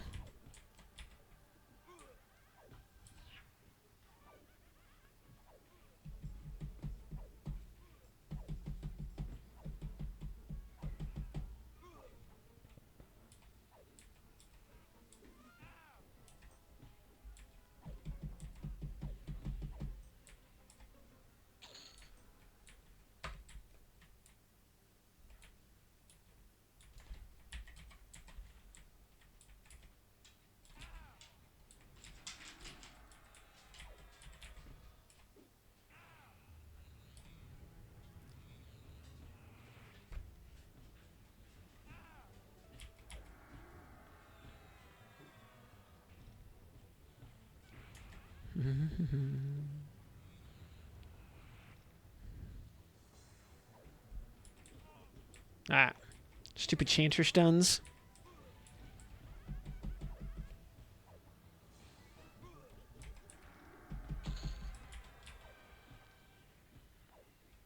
All right, well, that's 2 AAs down in about 8 minutes. That more or less checks out, I think.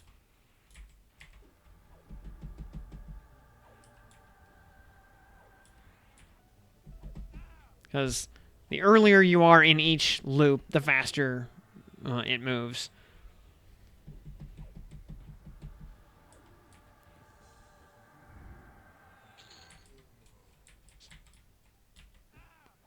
Since it does seem to just coincide, more or less, approximately, with the percentage of the current level that you gain from any given kill. So if you gain 7% of a level, you gain approximately 7% of an AA.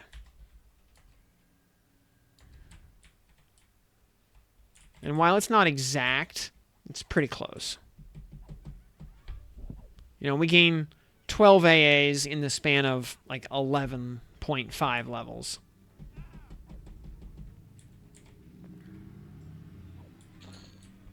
There's another lesser potential.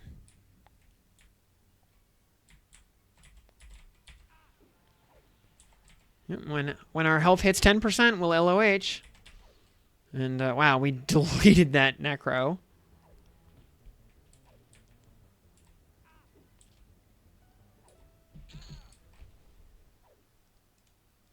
Now, I wish there was an AA to increase the the melee critical hit damage multiplier, like there is for spells.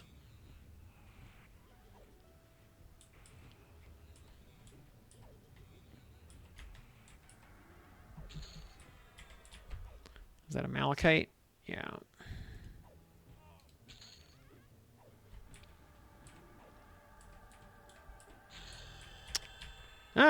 Ding 12 and Hunter's attack power plus 7.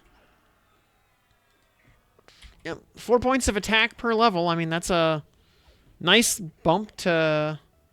I mean, we're just picking classes at random to level, just to farm AAs off of them, to use these quick and dirty early levels to grind piles of AA. So it's not like we're planning on playing Ranger. We're just, going through classes in random order, grinding AAs off of them.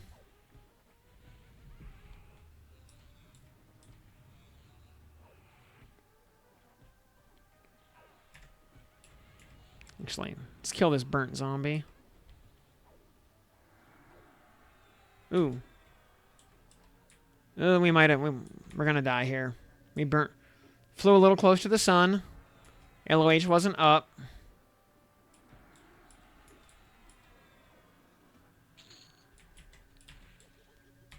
Ooh. Yeah, respawn. Oops.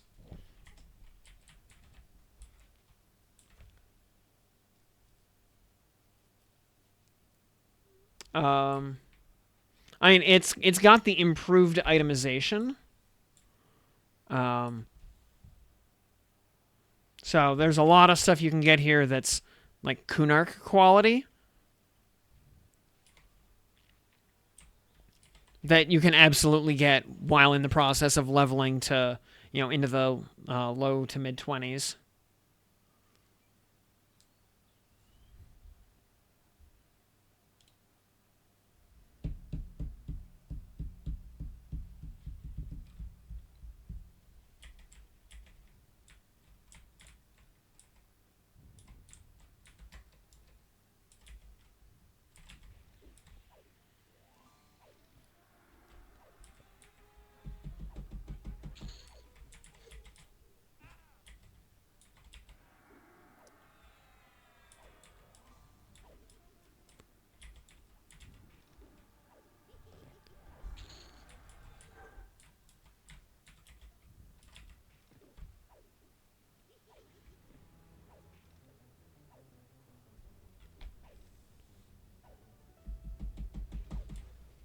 And, and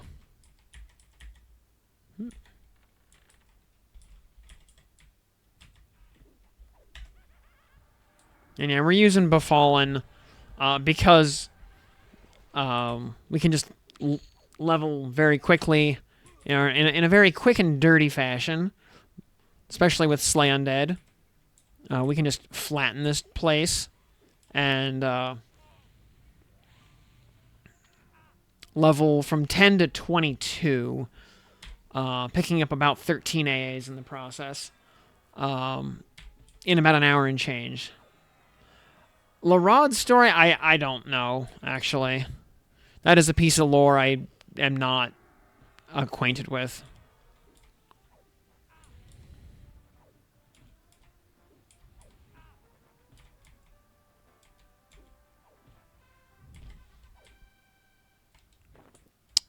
Alright, ping another AA point.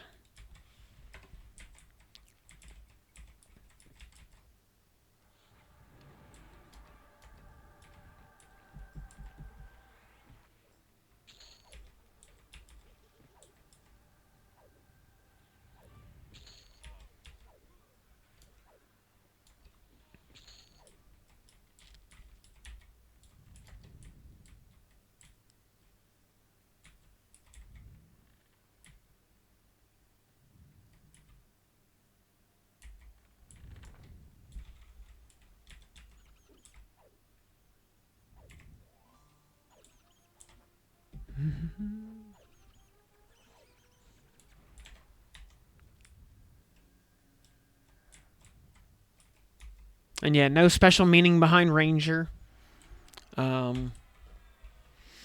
Was picked, pretty much out of a hat.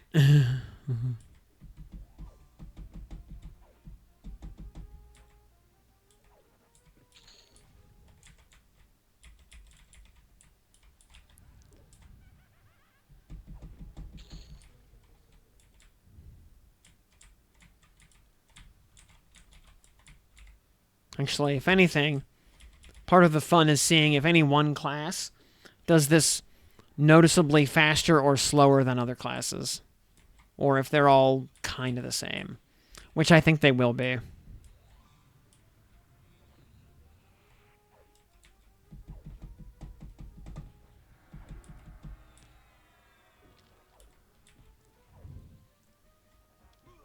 Classes with damage shield spells might be a little faster.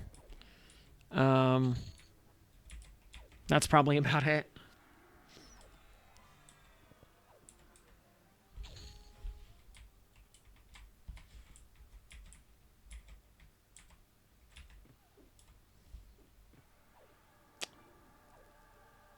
He's related to the Thex Mallet.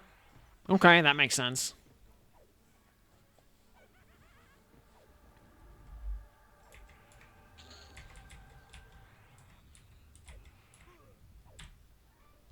Oh yeah, by the way, a couple of other natch potes for the day. You will no longer unalive yourself or commit Sudoku if you are charmed and the thing charming you dies. Bunch of crash bugs were fixed. And you will no longer get left out of the loot if the mob dies while you are charmed, feared, etc. Mezzed, whatever. Which is good, because that was a big thing on, like, dragons. The dragon dies while the raid is feared, and, like, only the tank gets loot.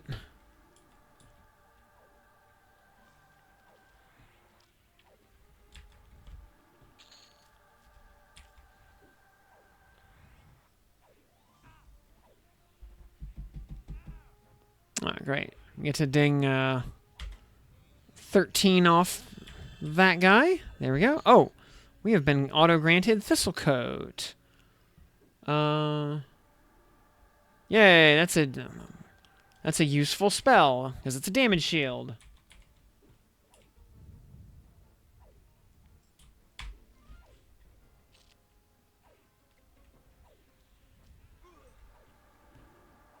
So we will mem that real quick. Oh, and it's a self-only spell, so it is permanent. Based.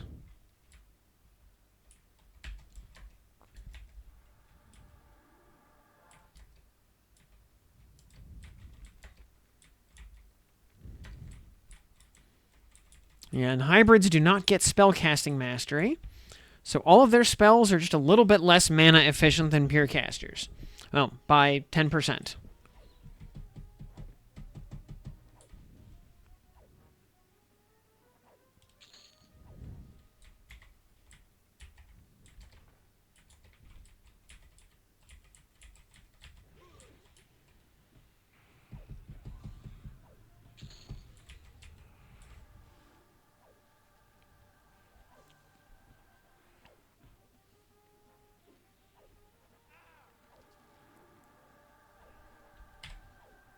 Alright, Smite's doing 98 damage. Not bad. Up to 1449 mana. Stupid zombie. Yukon Gray, why are you aggroing me? Oh, he wasn't. This one is, because he's still just barely blue.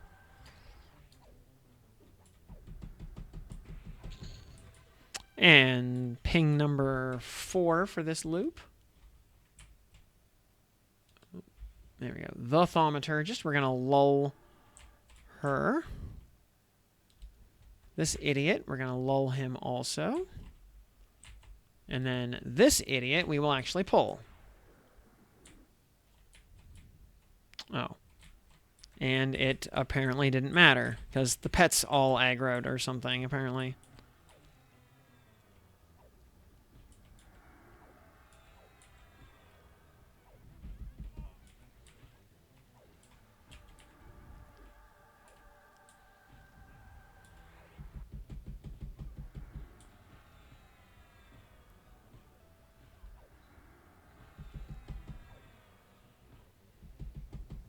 Or pathing was just stupid. I think it was pet aggro, but whatever.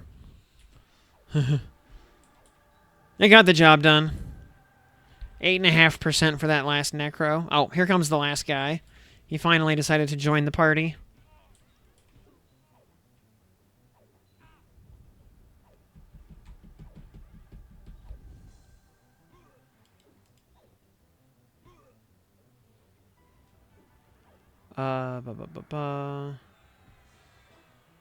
Melee.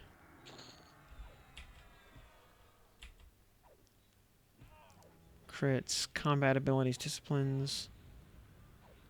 Oh, damage shields. Actually, just all. Move all damage shields off onto their tab. Anything interesting? Damask. Thaumaturgist robe. Yeah, nothing. Just junk.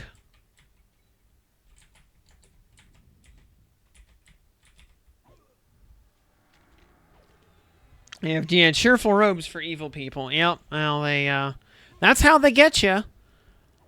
They're like, hey, come, come join our organization. It's definitely not a cult.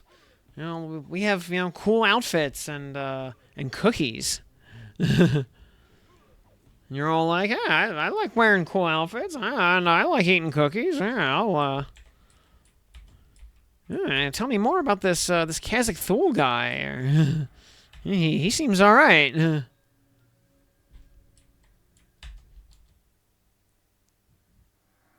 and then they're all like, and yeah, these Girl Scout cookies are actually made out of real Girl Scouts. How did you guess?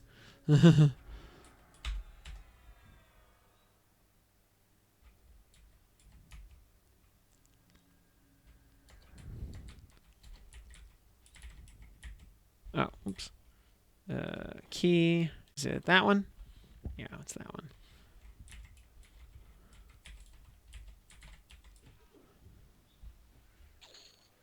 But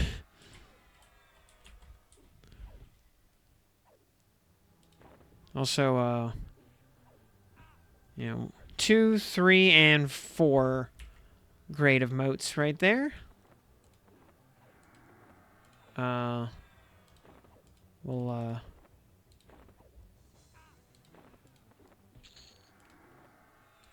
move that over so all the moats end up in the same place. So we can just see them all at a glance. And remember, we did stash away and deposit the moats from the previous run, so what we see in our inventory will actually be new from this run.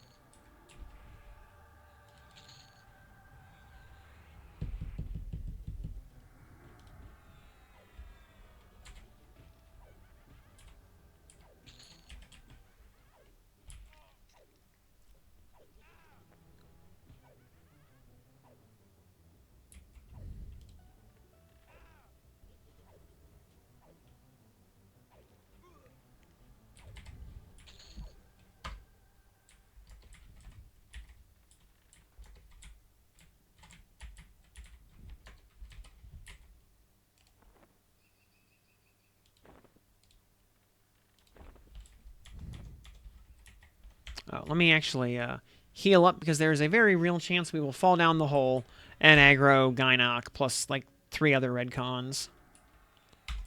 LOH is up. That's good. That makes the impossible possible.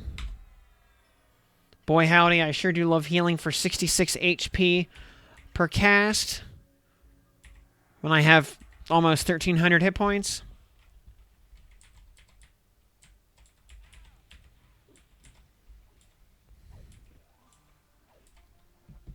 Got to be careful, by the way, because this Shadow Knight can fall through the hole in the floor, and aggro everything downstairs while running back up to try to path back to you. And there's ding 14.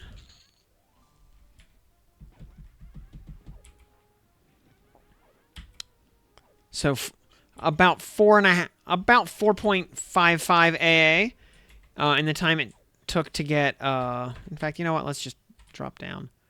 Is this as good a time as any? Oh.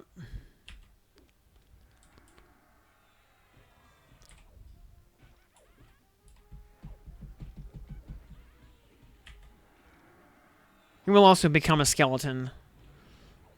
Because, why not? And it'll take them by surprise. Gotta mind our HP. One of these idiots is a 10. There's LOH.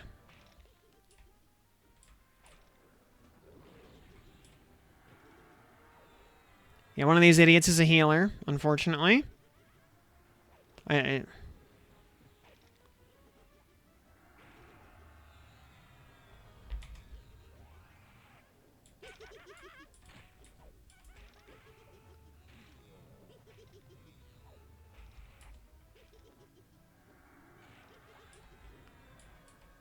Come on, I need a big sleigh or something.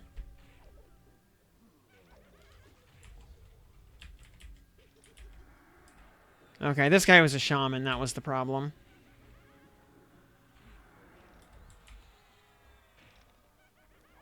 Yeah, we're gonna die. That's fine.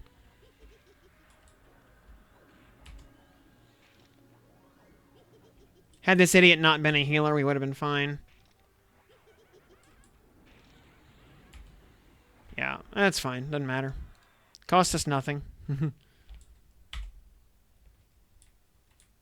mean, he used to be up here at the entrance. He was just a, typically, mythically rare 1999 named mob. So, you could live here for days or weeks or months and never see him. That was just kind of the way of things.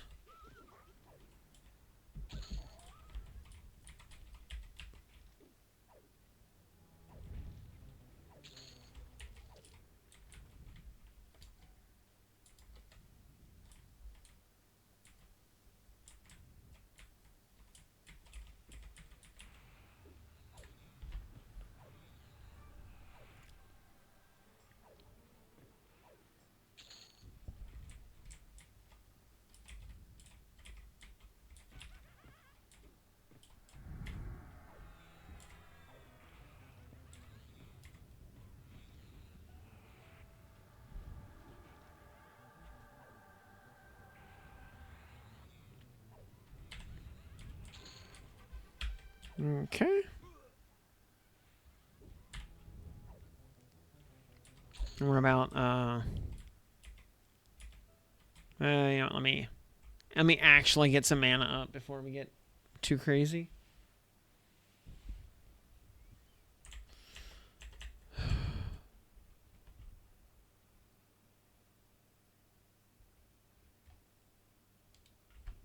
And one divine is up to 615 chaos orbs. Good lord. The economy of current league is a thing.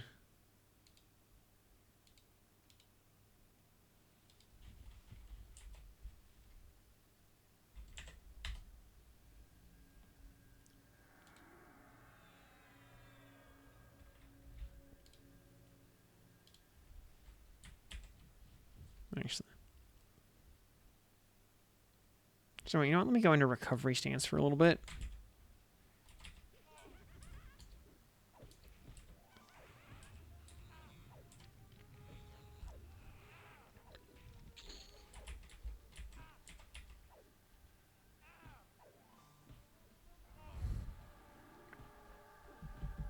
105 damage on Smite now. We're getting there.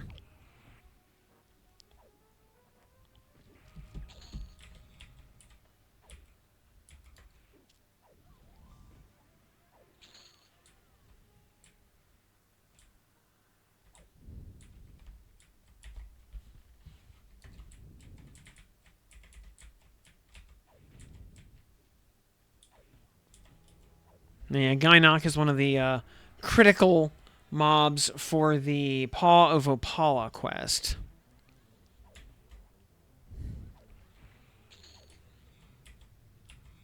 Honestly, one of the best designed quests in the old world. In fact, it was even featured or discussed in a very old episode of Extra Credits, where they were talking about quest design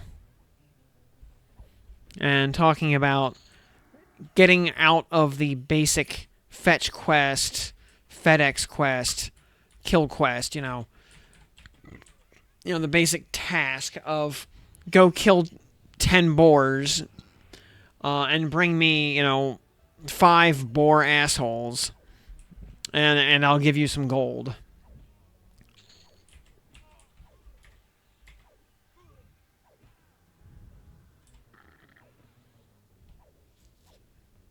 Because those types of quests are boring.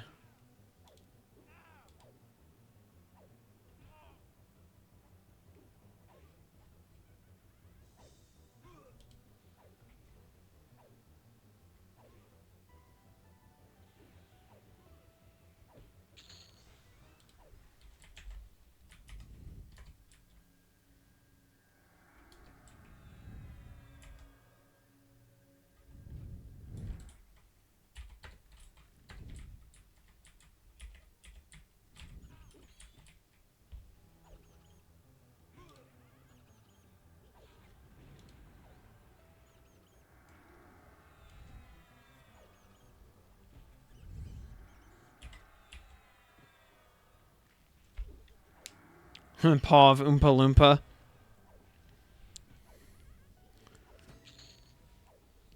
Oh, hey, we have completed the achievement Rat Killer. Huzzah.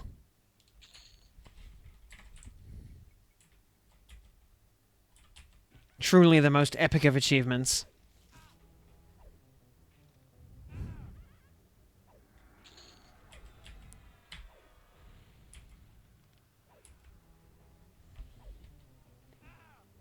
Yeah, one more level and we get Instrument of Knife. We'll say so far, Ranger, strictly inferior to Rogue due to lack of Backstab. Backstab added a good chunk of extra damage for us that we do not have anymore.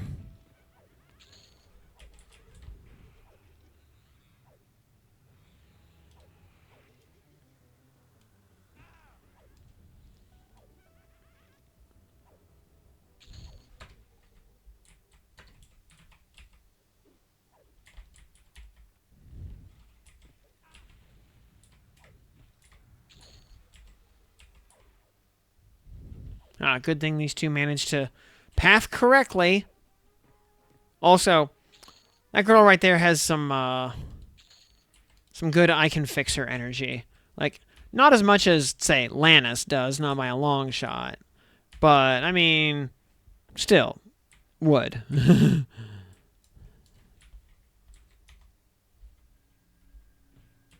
Hello, Gynok.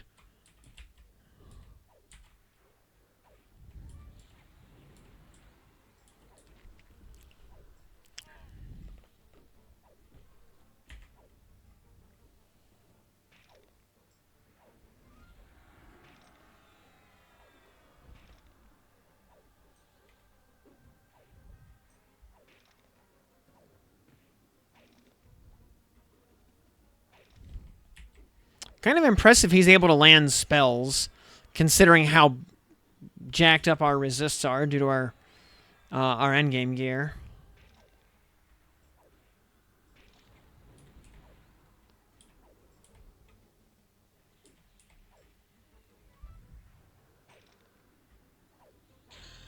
Ding, 15. It would be nice if he dropped a copper ring, because that's the last one we need to finish a Paw of Opala. I mean, we can get the copper ring the normal way.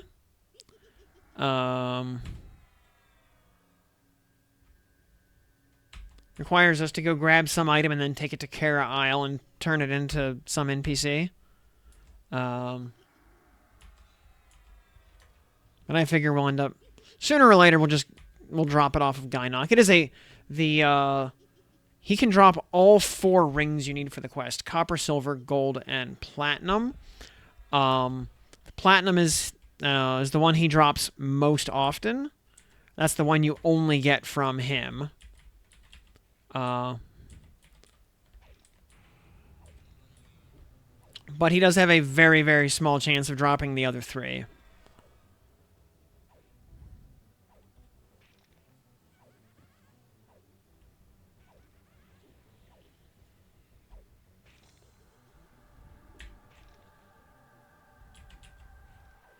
Nice, 9.6% XP off that skeleton. Oh, we're level 15 now. Great, we can put Instrument of Knife up.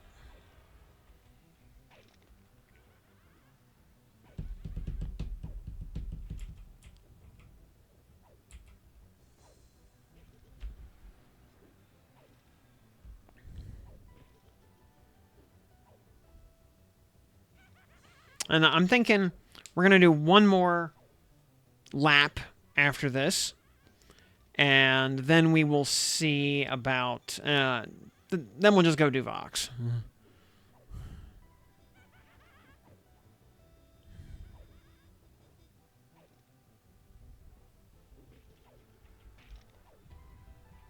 We'll do Vox a couple times, and then we'll do Yael a couple times.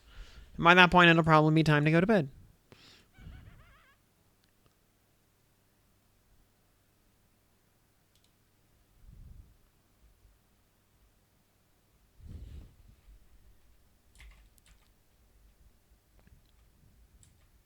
Also, supposedly my car should be done getting repaired and should be ready to pick up in the morning. Would be nice if that is actually the case. I would like to get my car back. I mean, I don't mind driving the rental, but I want my car back. I like my car.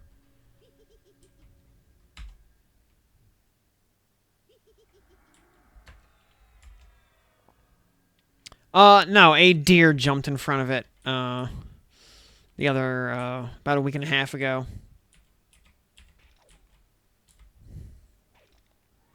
Had I not slammed the brakes, the deer would have probably landed on the hood and gone through the windshield on impact.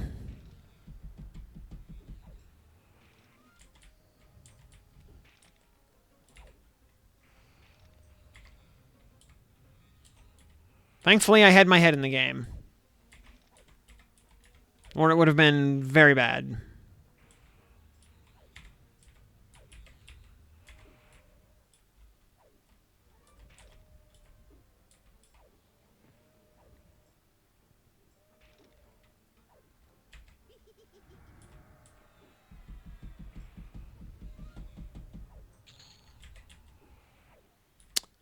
Yep.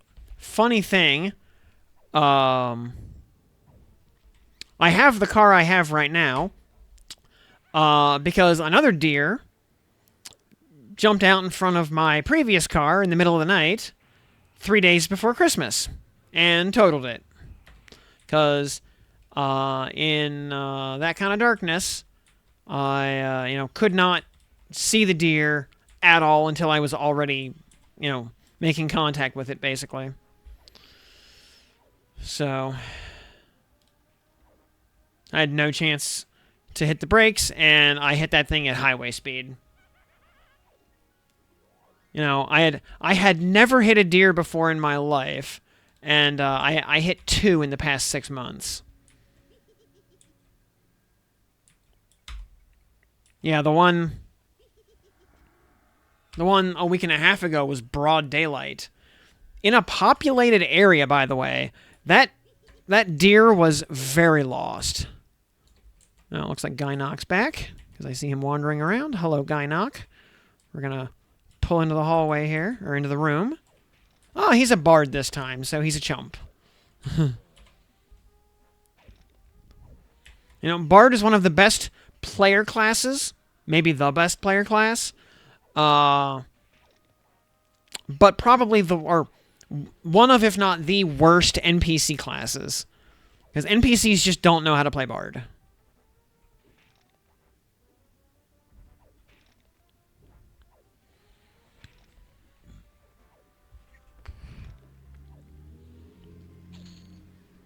Oh, platinum ring again. Rip. Yeah, they, And when I say the car, when I say this deer a week and a half ago jumped in front of my car, I mean that very, very, very literally. It was on this little embankment. It jumped up over the hillside, over a guardrail, and into the road, and was like still basically, an inch or two off the ground when I hit it. Actually, no, we're going to go up this way, because this is the fun area.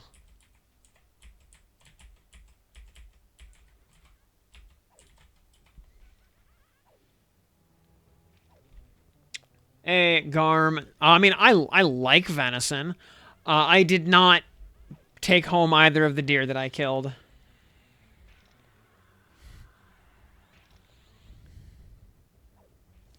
So, also, hey, Garm, how's it going?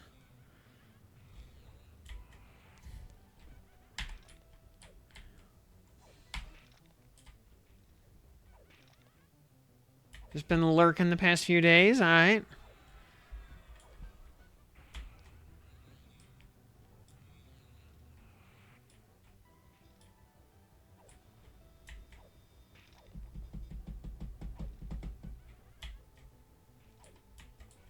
How is the VTubing business going?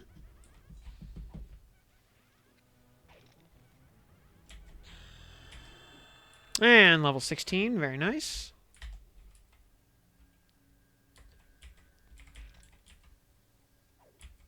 Which means, yeah, we're at 6.5 AAs. That tracks.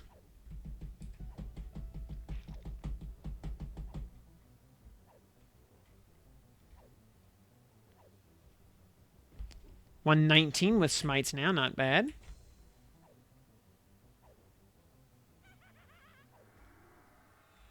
Right. 10% off that wisp, very nice.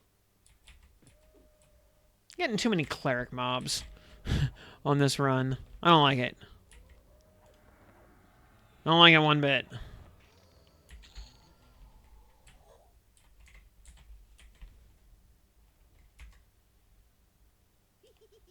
Nope. Resist.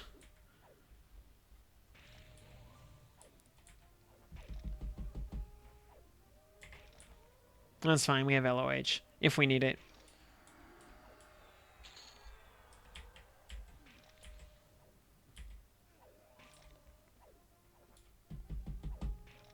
We'll probably ding an AA off this. Now, if not off the ghoul, we'll ding it off the Shadow Knight for sure.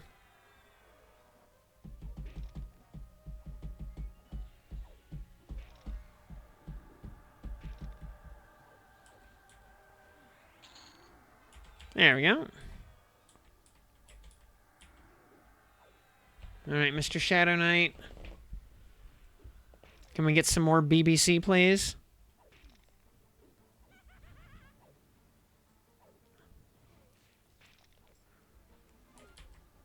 I need to power up my BBC. Ah, nope. Nope. Not that time.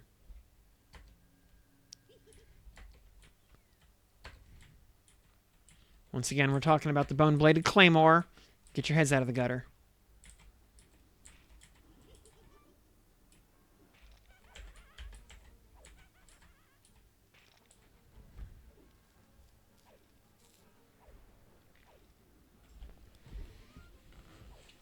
Also, Garm, I think my my current outfit actually looks a lot like yours.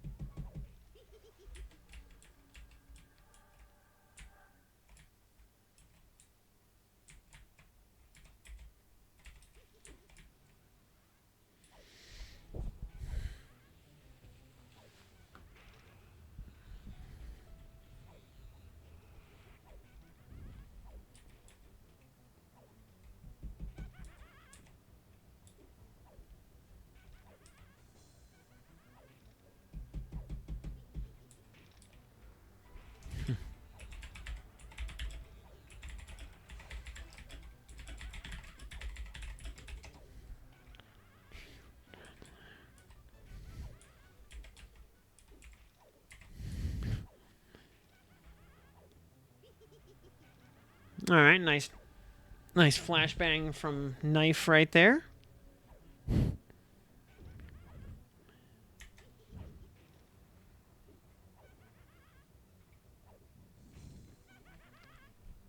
Love seeing those smites go off. Especially seeing them go off every 7 seconds. All right, motive potential. That's a +4.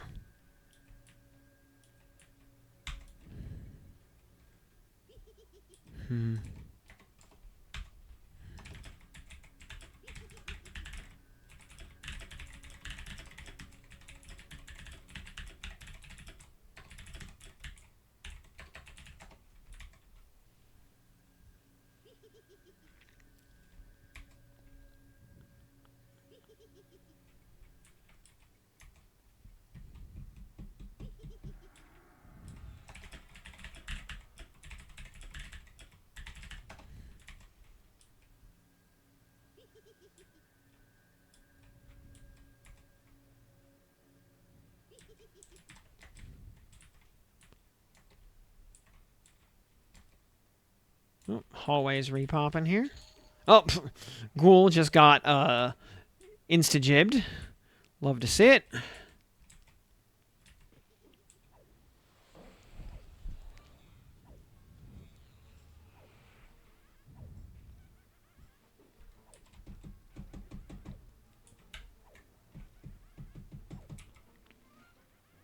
Oh, yeah, that last ping was 110, by the way. That, I mean, it sure does look like old Sparky to me. I mean, I have, yeah, I always thought it looked like an electric chair.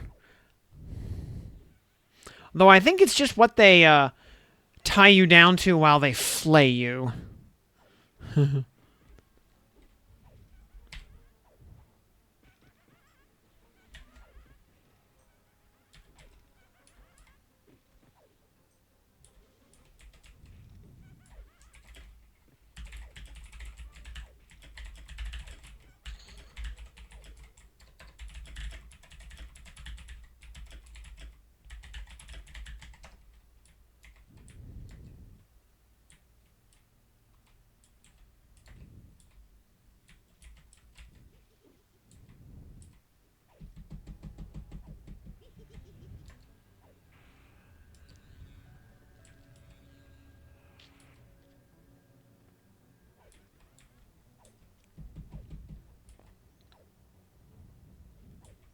Yeah, the skeletons probably, eat the flesh off your bones. That's how they turn you into a skeleton and reproduce. And ding 17. Oh, we learned Fire Fist. Attack. Will it stack with Yelp? Probably not.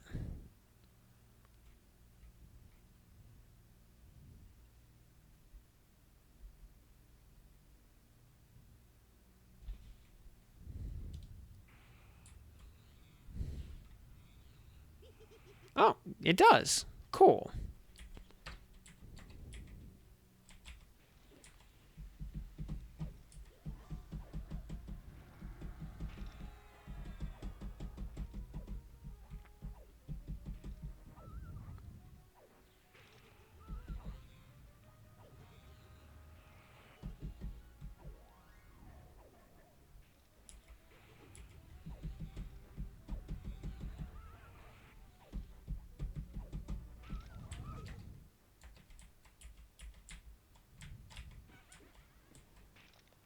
Nice double smite right there.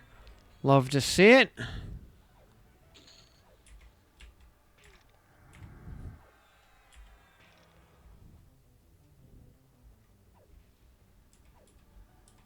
$126 on smite. That's starting to scale up a little bit. Oh, 450 frenzy right there. Nice. And remember, Frenzy is actually considered underperforming right now and is in line for a buff.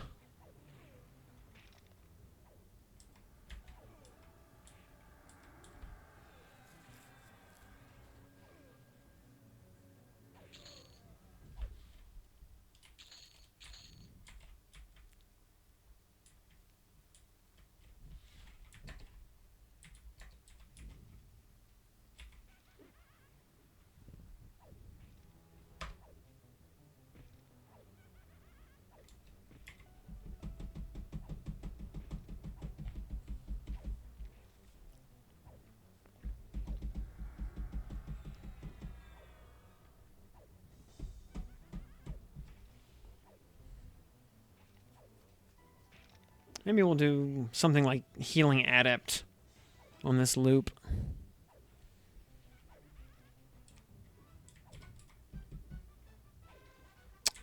Alright. Another ping right there. That should be 111. So you can see we've gained 8 AAs in the span of almost 7.5 levels. So AA is just ever so slightly faster to gain than a level. Ah, Dark Templar, good evening. Yep, we're actually just cycling through the third class. Just grinding from 10 to 22 over and over again to stockpile AAs. So, we did Rogue already, and we're also timing it to see just how long this process actually takes on average, to see how fast we can really pretty much buy out the AA window. And the answer is pretty quick.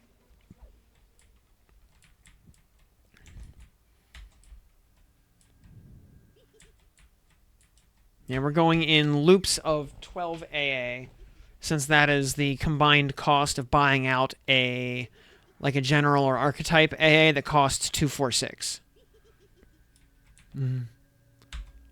What it basically boils down to is every time you gain a level, just in general, you gain slightly more than 1 AA. Call it like 1.1 or something like that. So, in the span of gaining 50 levels on you will gain 50 AAs, or probably more like 53 or 55. And it doesn't matter if that's level 10 to 20 or 20 to 30. It's about 10 or 11 AAs each of those brackets. So whether 10 to 20 is faster than 20 to 30 is just a question of how fast can you grind those levels.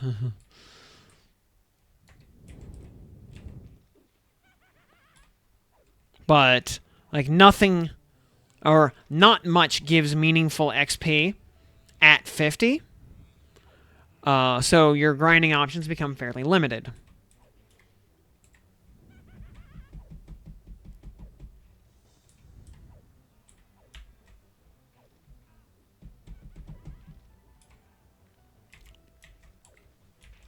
In fact, yeah,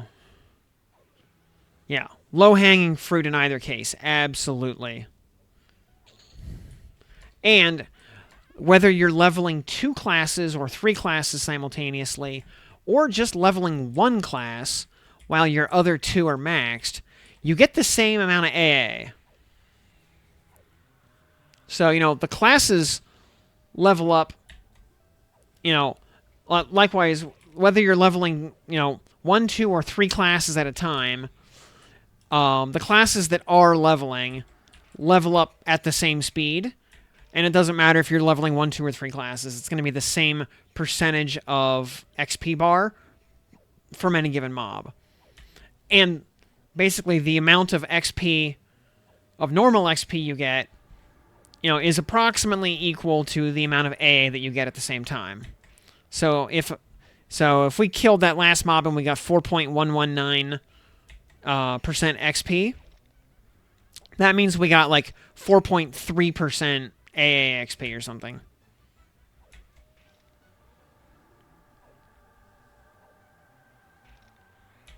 So yeah, very, very low-hanging fruit.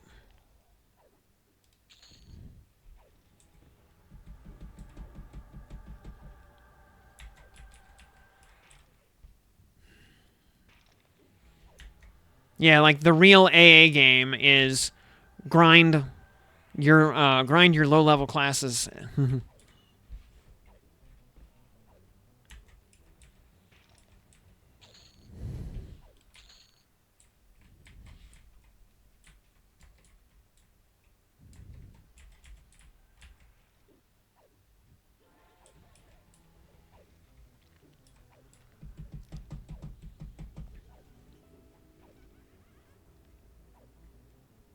And we're about to ding 18. And you'll see, yeah, we're about to hit 18. We will have about, 8 and 2/3. Yeah. Yeah, and we started with 0.2 AA. So in the span of 8 levels, we gained 8.5 AA. So that gives you an idea of the ratio, and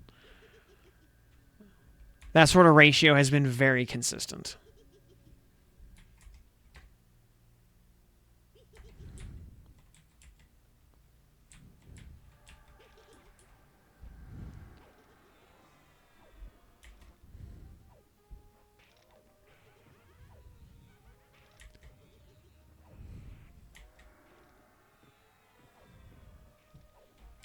And yeah, so the if you level 2 classes at once, you're just missing out on easy AA. And of course, you can always grind at 50. It's just less efficient.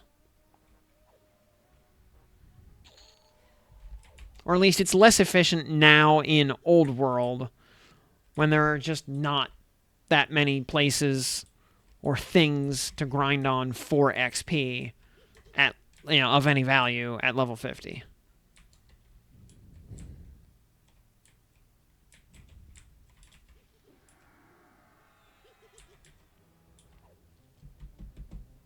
No, you kill fire giants in Sol B, maybe.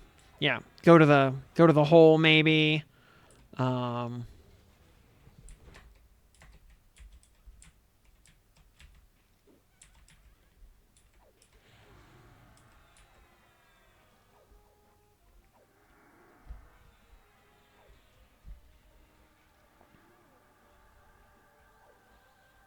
Because by 50, the Frenzy Ghoul Lord area of Lower Guck is not bad. Probably not amazing, but it's not bad. And you can kill a lot.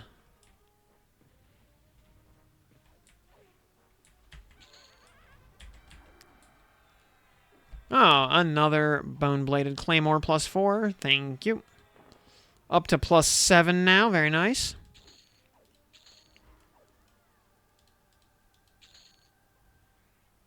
Another Gossamer Robe +4.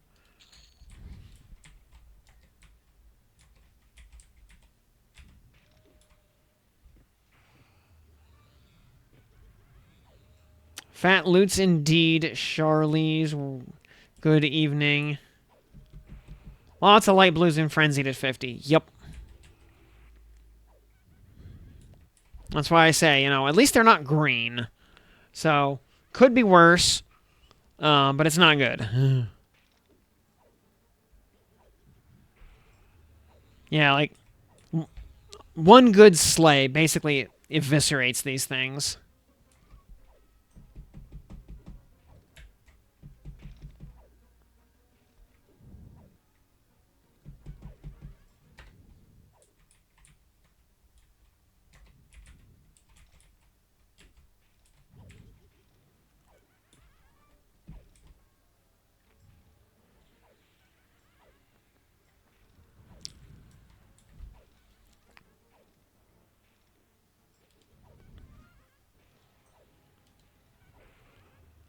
Ah, the Idol of the Underking Exaltation. We are going to hopefully get one of those tonight when we do Yael.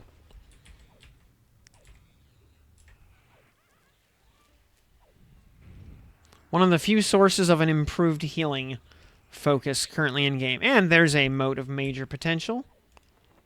Very nice. We've only gotten... That's the first one we've gotten so far on this loop.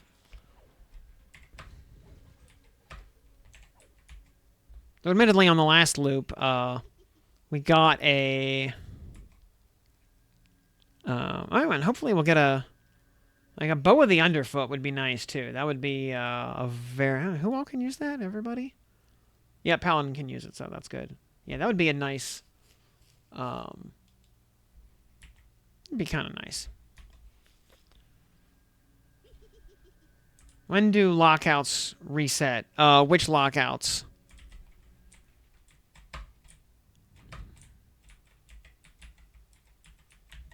Because, personal XP zone instances reset after an hour now. Group raids are 6.5 days from the moment you kill it.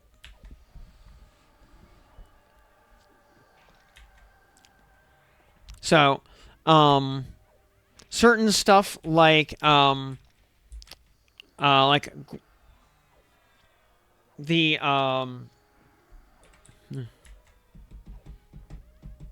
yeah. So,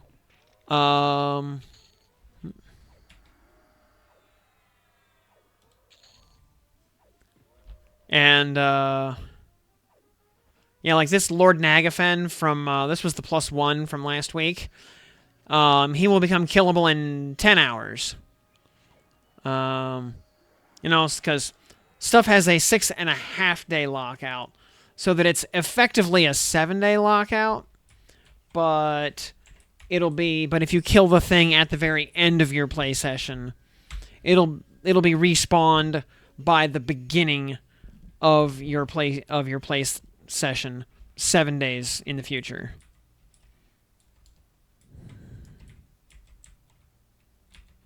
Yep.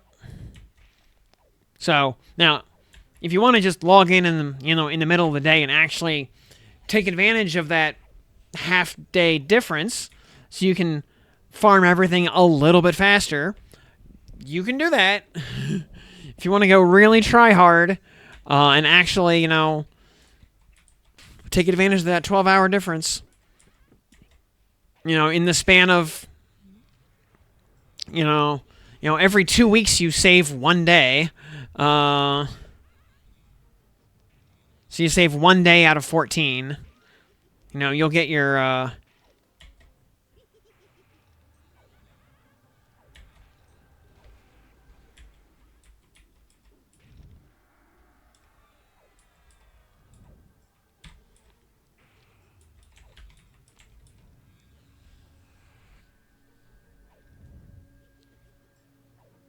I get 4 extra kills in the span of a year. Yup. Which, and ding 19. If you're trying to make like a +10 sort of Suresh or something, then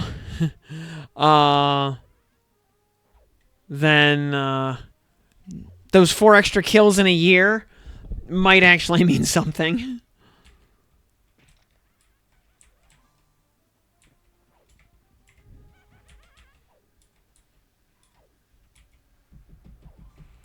Also, you can see we're at about 9.66 or 9.68 AA.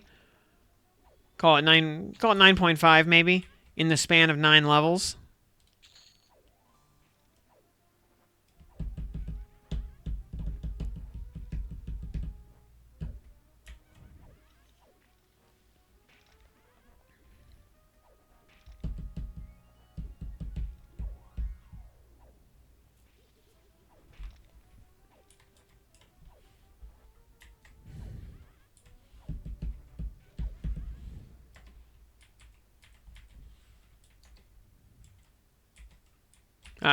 Rounding error on that AA.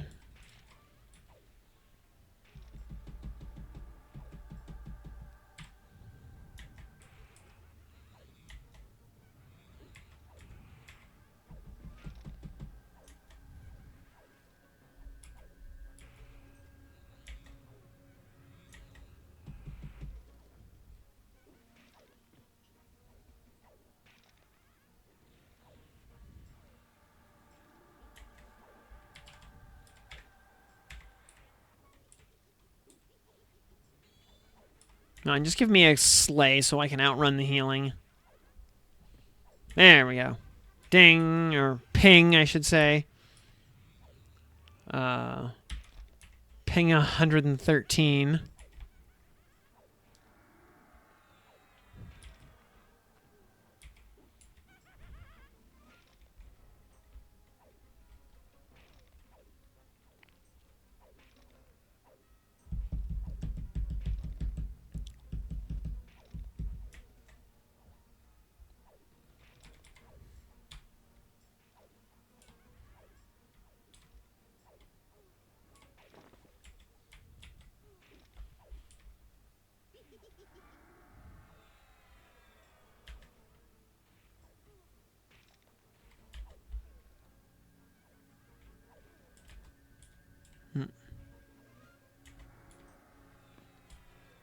Oh, mode of major potential. There's one. Love to see it. Yeah, we got 11 motes of major potential on the last loop. It was actually pretty crazy. Because those are the +5s. Getting those off of like level 15 to 20 mobs, yeah, is just awesome.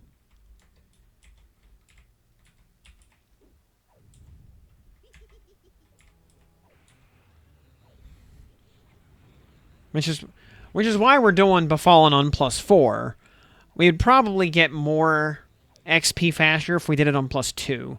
Because the enemies just wouldn't have as much HP.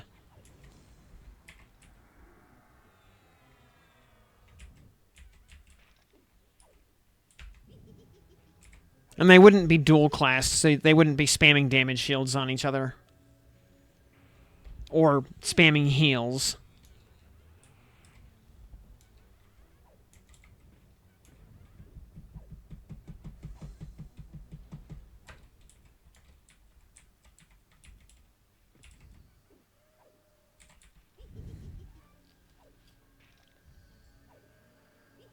On the other hand, a +2 zone would only be dropping +2 and +3 motes.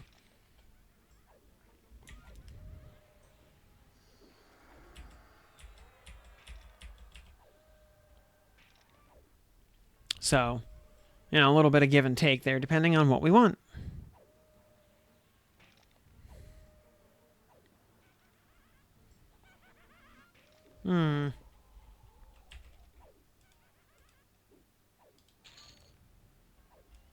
You know, I was thinking about, like,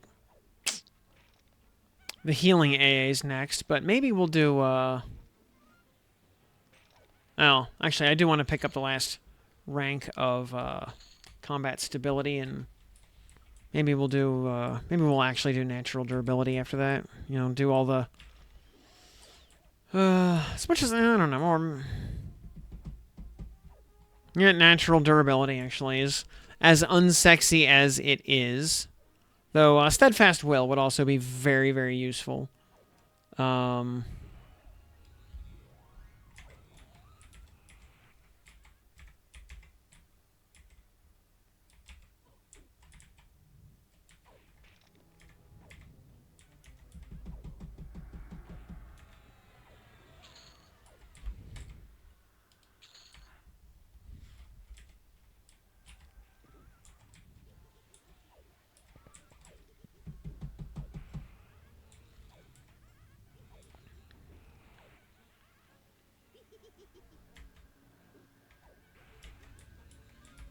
Ooh, yeah, actually spam a few heals here.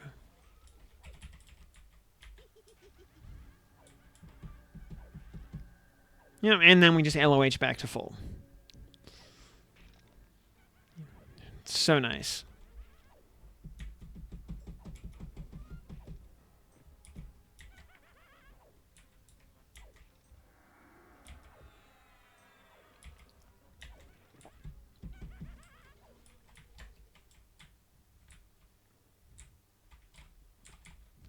They're respawning back in here.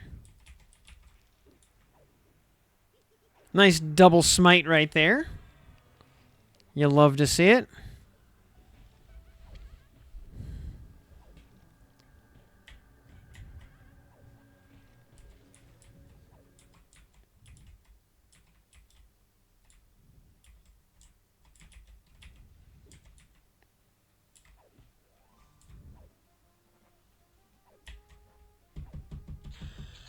And there's ding 20. We can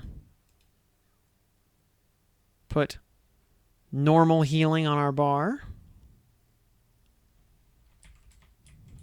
We get another rank of attack power.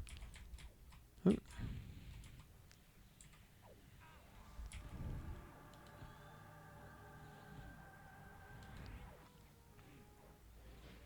Nice, yep, just 4 points of attack per rank. You know, that adds up. You know, nice just boost to accuracy and just the bell curve of your damage rolls.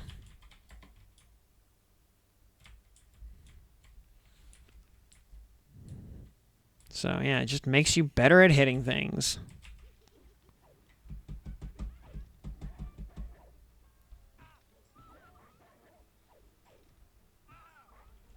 Oh, if we wanted to, actually. Rings, augments. You know what?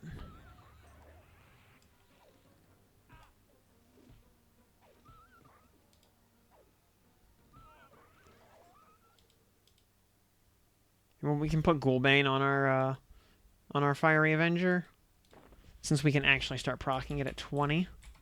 So we can actually use it in here for the last 2 levels.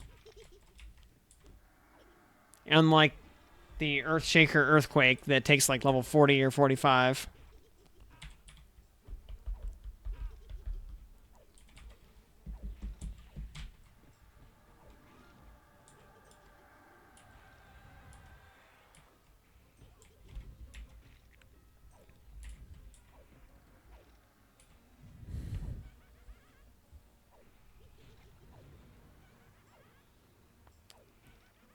I mean, I'll have bank access when we should say that is actually the key ring, which is its own thing.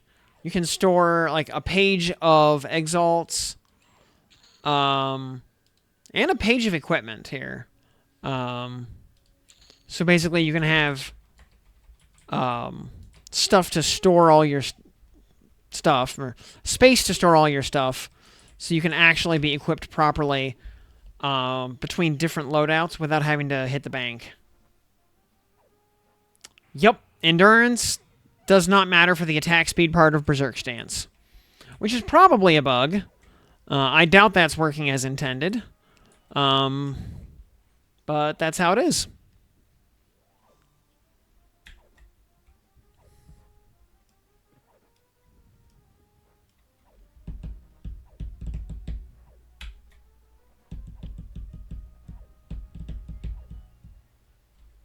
Also helpful with the exaltations in particular, because you can't put exaltations in the Dragon Horde. So if an item is leveled up enough to have its stuff, its effects be in exaltation mode, you have to pull those out before you can put the item in the Dragon Horde. So you raise a weapon to +4. You got to pull the proc out if it has one before you'll be allowed to stick it in the Dragon Horde. You can stick it in the bank, in the normal bank, with exalts plugged in. Oh, there's a mote of major potential. Excellent.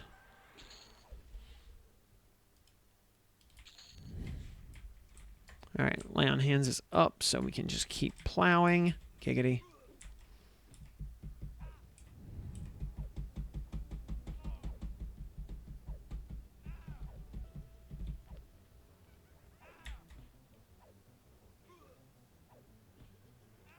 Right.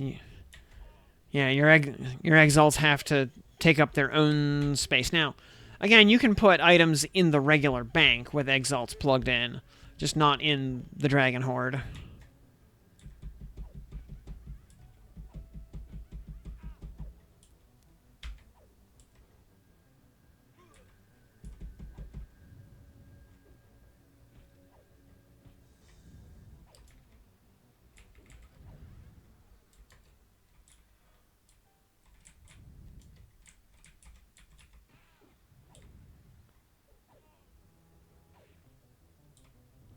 Nice little alpha strike on that guy. Blow up half his health bar on contact.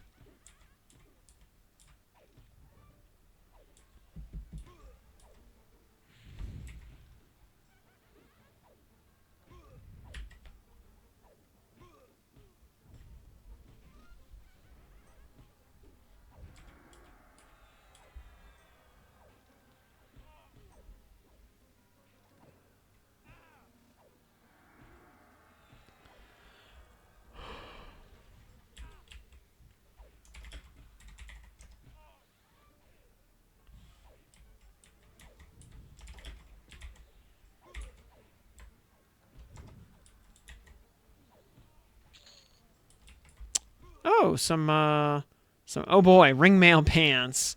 Apparently I've never dropped those before. Huh. Well, auto sell.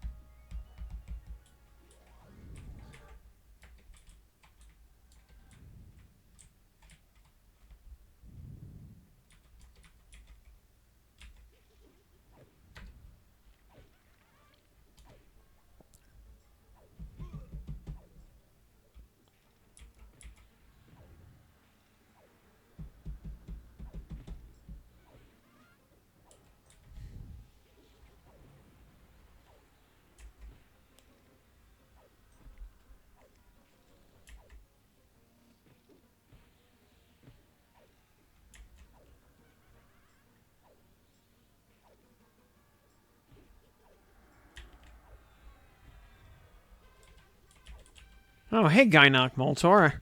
You aggroed all the way over here. Oh, and that was 12 AAs. And about 1 or 2 mobs we're going to hit time, because we got to get to 12.2. Or 12.19, more precisely.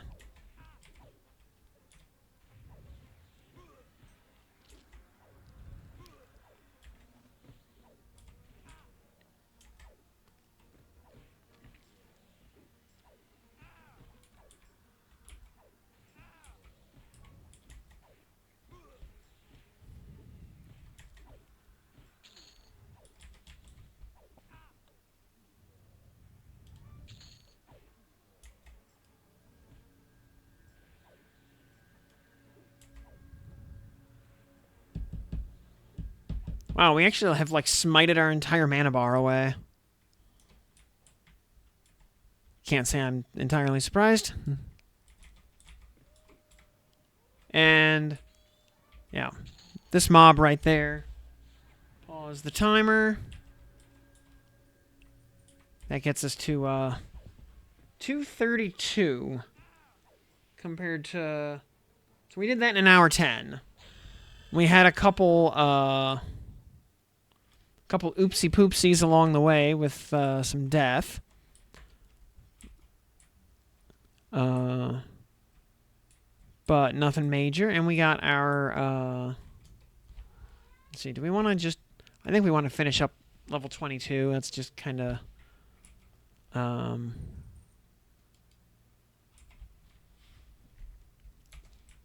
don't know. We're right on the ding point. I think we can actually just origin out. I don't think... Yeah, we don't need to level like that extra 1 level. Though, I don't know. It would be... Maybe good science. Nah, it doesn't matter. We'll just origin out. Or, you know what? It's like 1 lap. Whatever. Let's...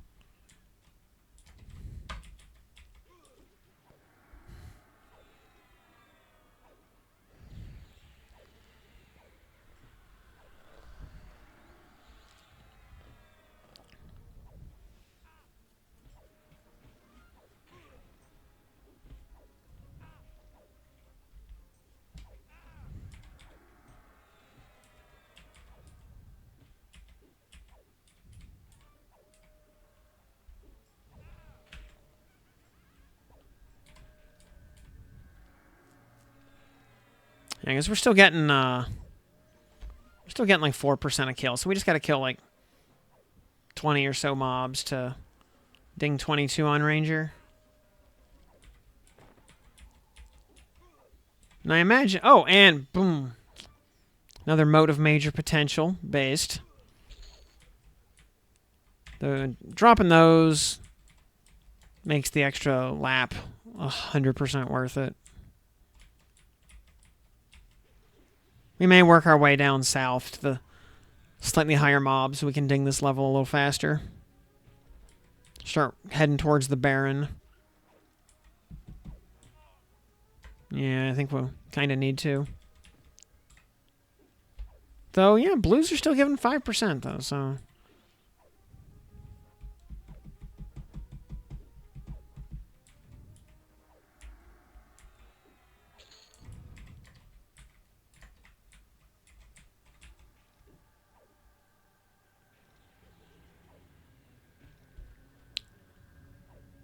Oh, nice. That was a double knife proc right there, I think. And followed by a double smite. Yeah, he evaporated.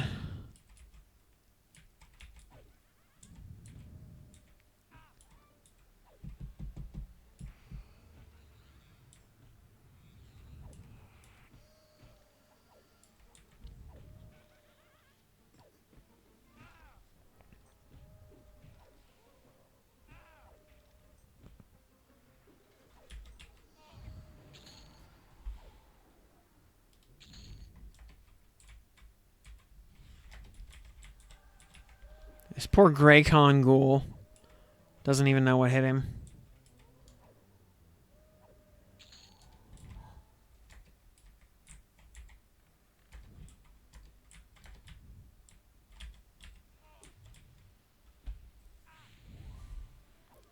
So we'll come over here and murder some Dark Elves. Because they still con yellow.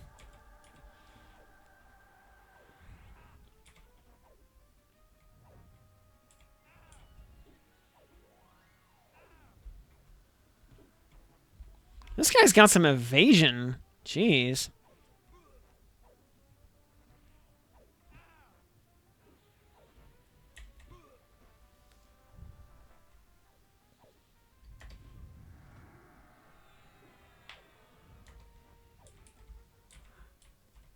Yeah, but, oh, come on. Quit doing goofy pathing shenanigans. And yeah, 9.8% off that mob. Very nice.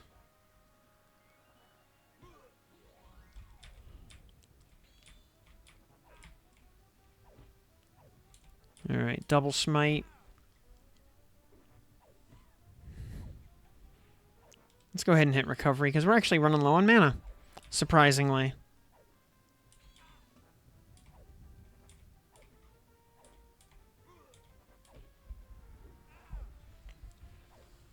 The difference may actually, the reason our mana is dipping so hard may actually be the fact that the extra ranger accuracy is causing our smites to hit more consistently and actually spend mana.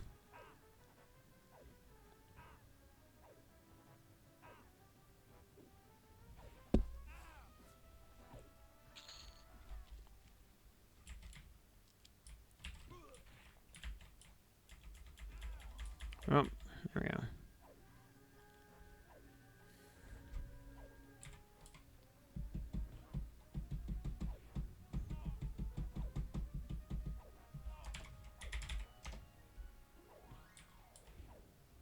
Yeah, you know what? It is, it's already almost 10 o'clock. I think maybe we'll just go straight to Vox and Yael.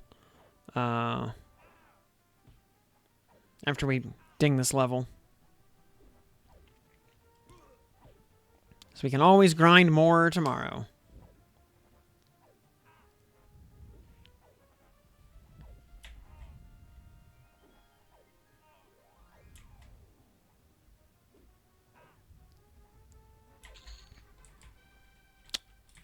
There's another ping.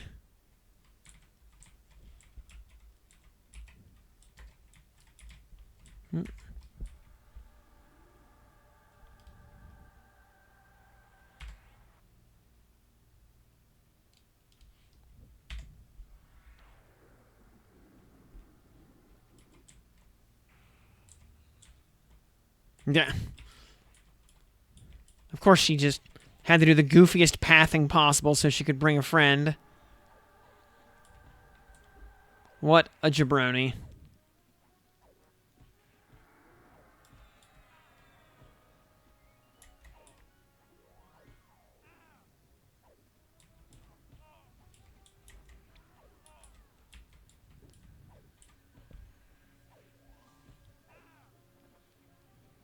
.667. Cooldown 8 minutes. Okay.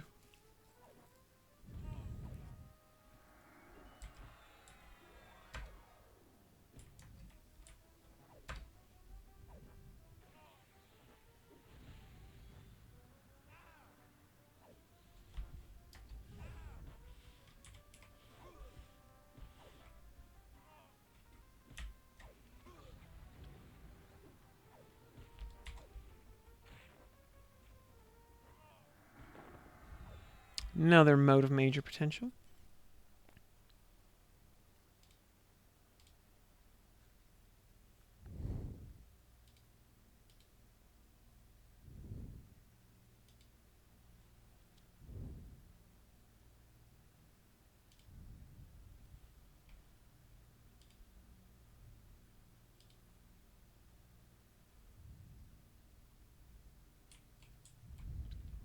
Oh, it's like every time you click the button, I guess, it's counts as the... Okay, that makes sense.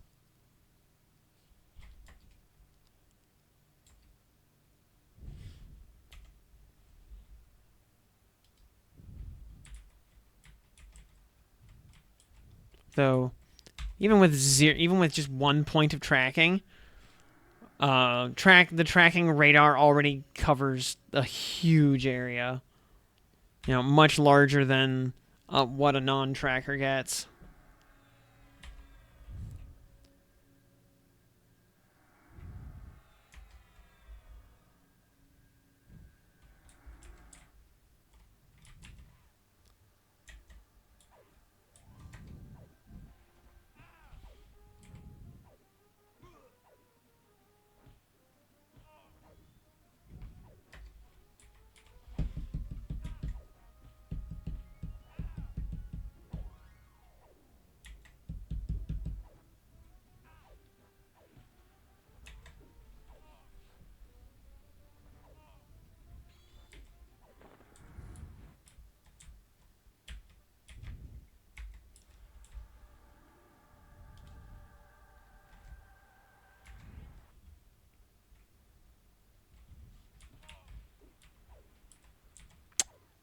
Oh, another mode of major potential. Very nice. Now, they seem to drop a lot more off these 20-something yellows down in this side of the zone. Which makes sense. Now, higher level mobs drop better loot. Shock and surprise, right? Alright, and we're probably going to ding 22 off this guy right here. If not him, we'll get it off the next mob.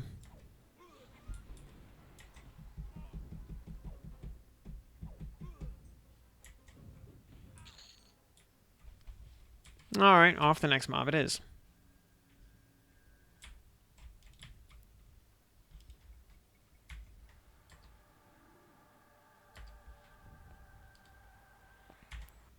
Which will be the Baron.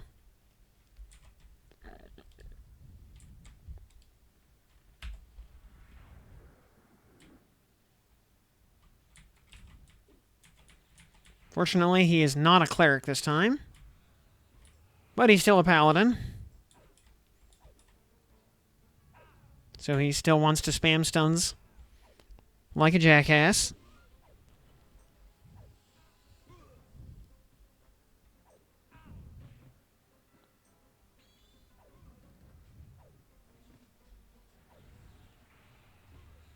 Oh, and he used Lay on Hands straight back to full health. As you do.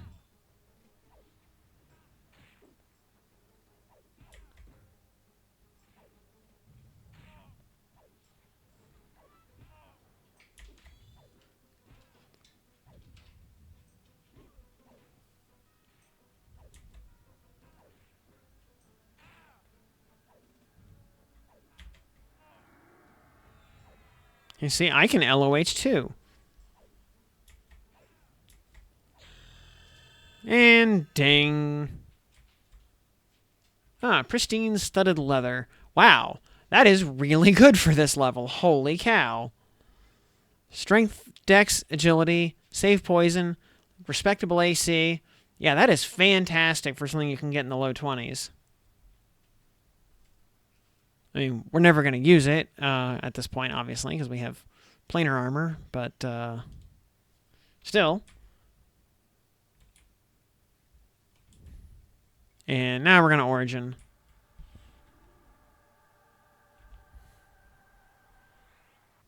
Yeah, it's one of, if not the best body armors you'll get for most classes prior to planes.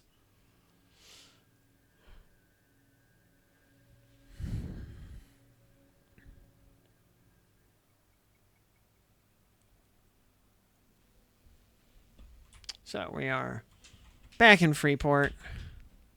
We have 13 AAs to spend. I think, yeah, we...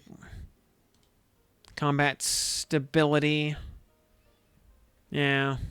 It's not sexy, but we take it.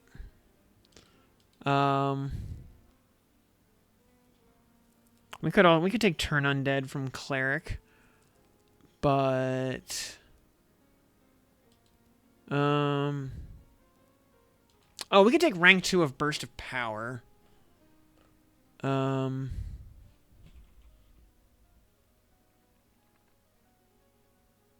we could take probably 2 ranks of Fury of Magic. That doesn't seem... Oh, we could take double Riposte also.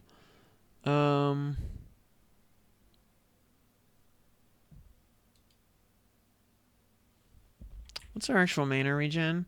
Mana regen is 22. Mental Clarity is kind of a drop in the bucket. We could just grab Quick Buff because it's awesome. Natural Durability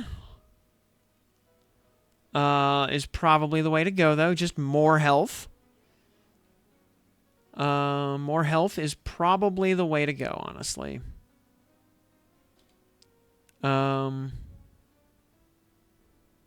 Stoicism is useful. Healing Adept, though. If we do two or 3 laps of leveling tomorrow, like honestly, 3 laps would just get us basically. Well, we will not take Healing Boon because it's kind of just dumb. But 2 laps to do Healing Adept and Healing Gift tomorrow makes total sense. You know what? Here, let's. Wait, no. We're gonna take something just useful. Yeah, natural durability. 2 points. And 4 points. Goes up to... Oh, it goes from 2 to 5. Okay, yeah. Actually is...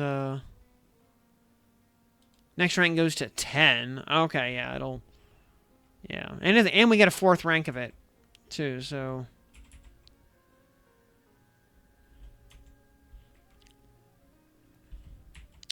So, let's swap to our... Swap to our real set here. And then let us... Let's see. All right, do we do Vox first or Yael? I think...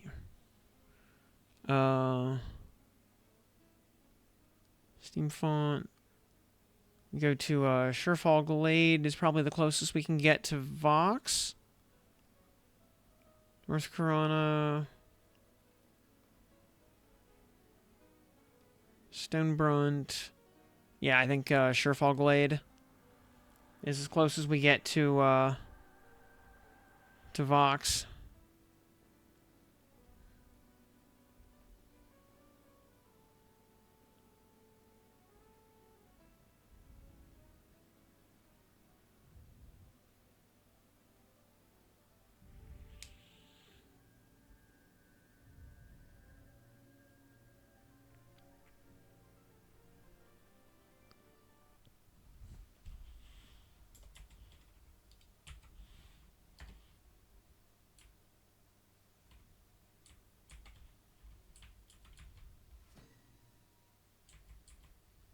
Actually, my first time going to Surefall Glade.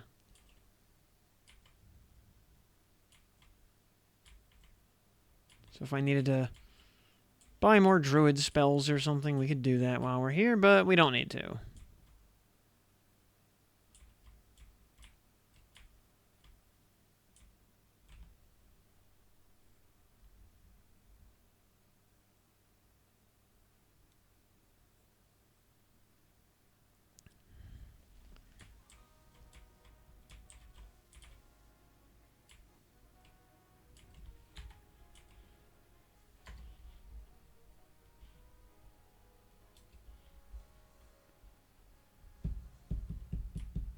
I wonder if Varsoon is up right now.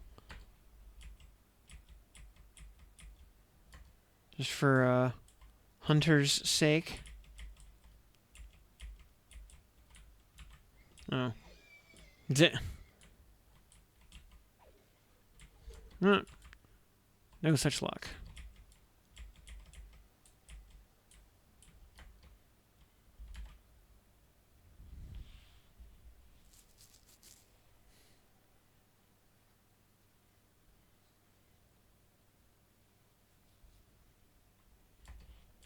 And, man, having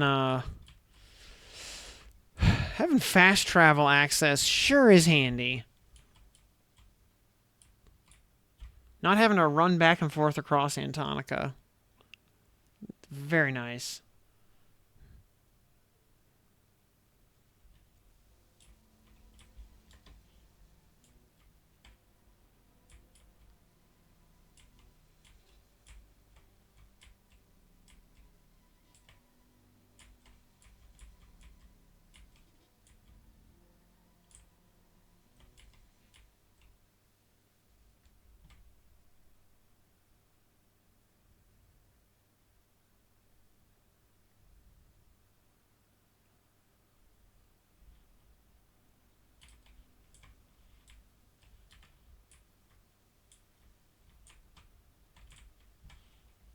Oh, also, before I forget,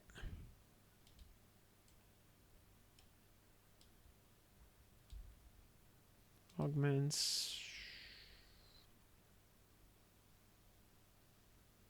Oh, it actually it reset the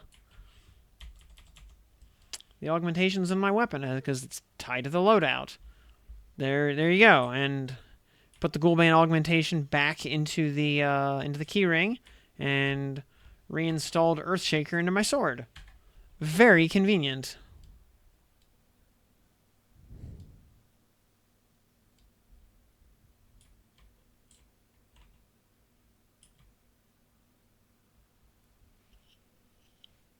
Now we just have to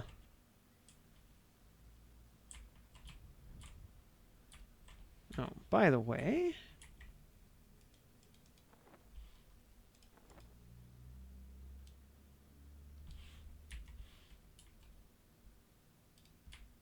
what the? Oh, I was like way up on the hillside there.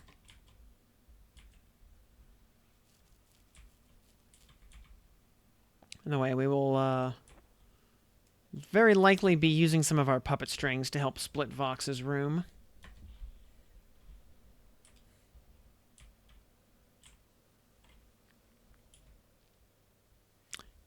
We've got 40 casts of Allure currently on our puppet strings.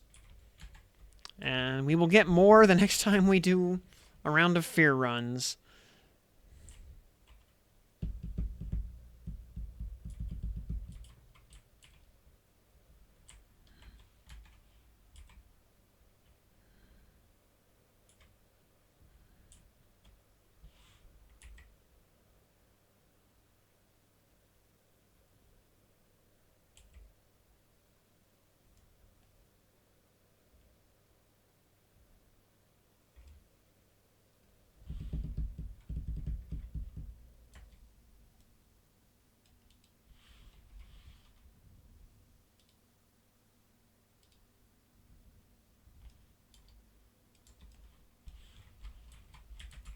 Hello, Orc. Goodbye, Orc. No faction hits for that. Dang. Oh well. Yeah, there's the ice hole that leads to Marigold's cave.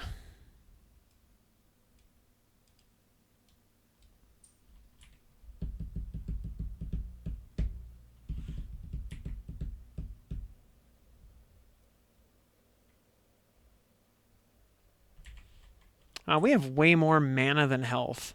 That's kind of interesting.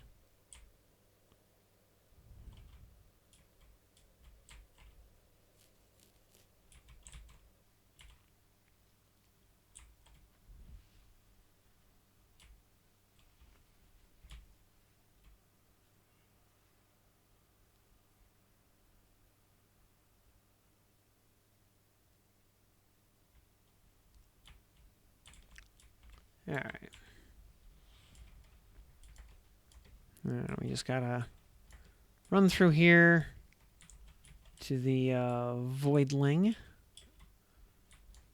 Also, by the way, as an FYI, if we get to stream at all tomorrow, which is honestly pretty unlikely, if we get to stream at all, it will be very late at night. If anything, if I have any free time at all, it'll probably be to just record a video or two for the YouTubes.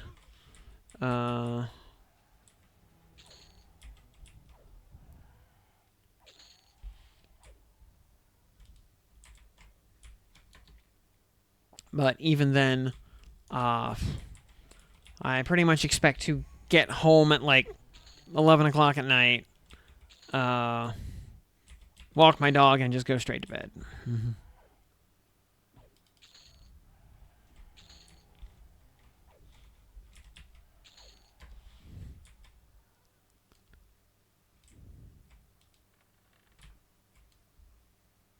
Wrong way.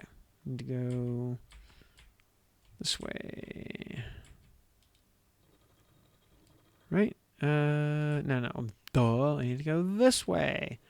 Derpty derp. I've been here before. Young Ice Goblin, why are you trying?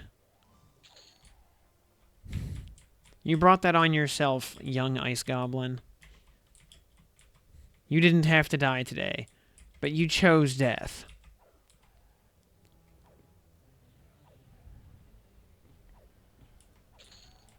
See, High Priest Zeharn, he did not have a say in the matter. Oh, an improved healing 1. Alright, that's cool, I guess. Oh. Icy Greaves +1, interesting. I mean, trash. But,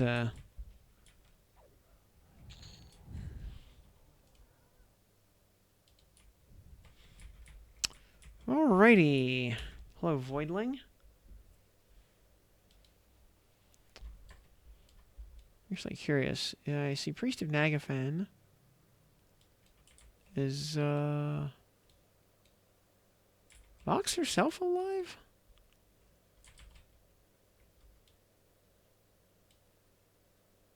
I don't think so. No, because we'd see, because Vox herself would be, like, right there. So, yeah.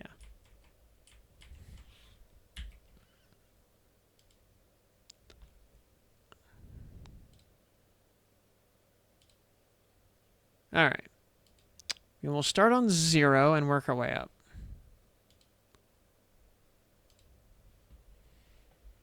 I'm willing to bet on 0 we can just do Vox's lair without even splitting it. I bet we can just kill her and the ads all in one shot.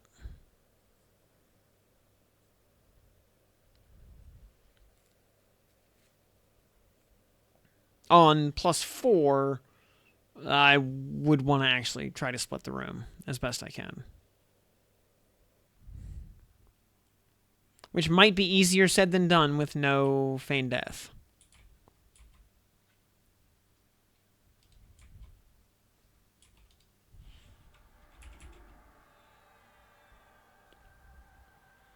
Oops.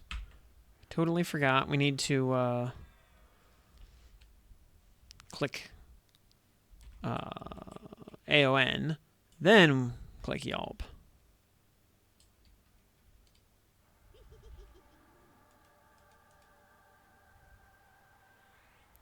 And I don't think the... I don't think we have to worry about getting dispelled by trash mobs.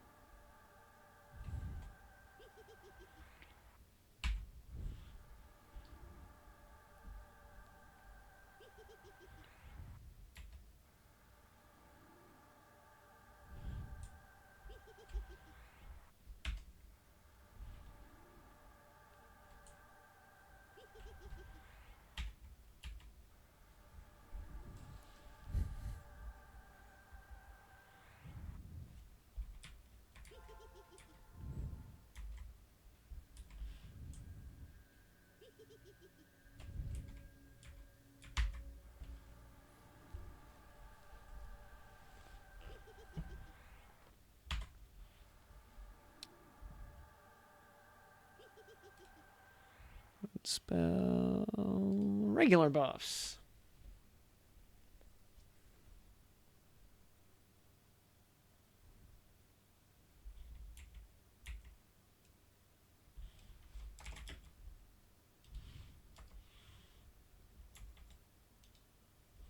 And pristine studded leather plus 9.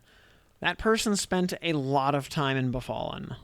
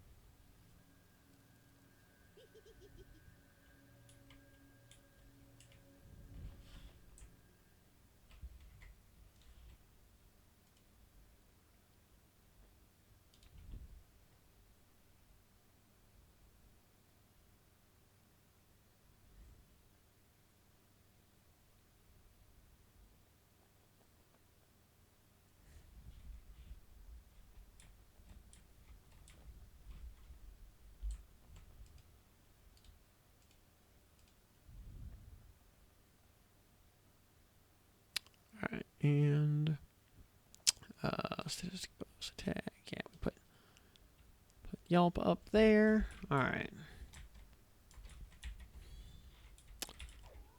Stupid ice giant diplomat.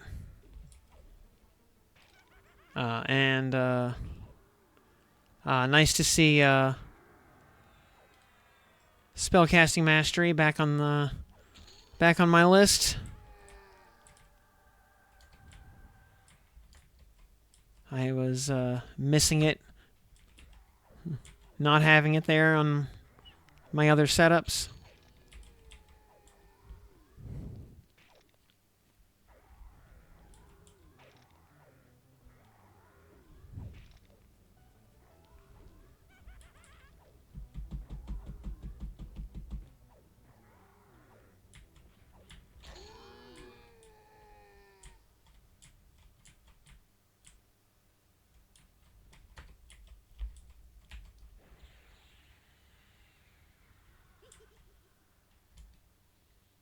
Also, just being full power again feels good.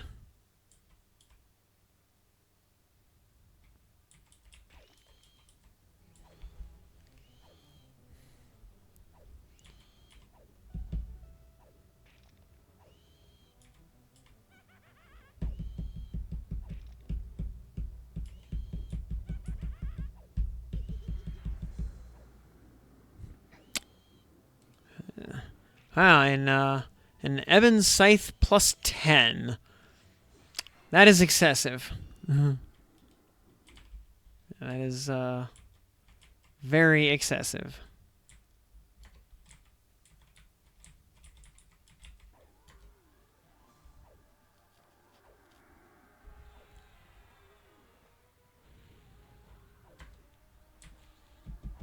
Got to be careful with the tentacle terrors up here because they will fling you into the basement and screw up the whole process.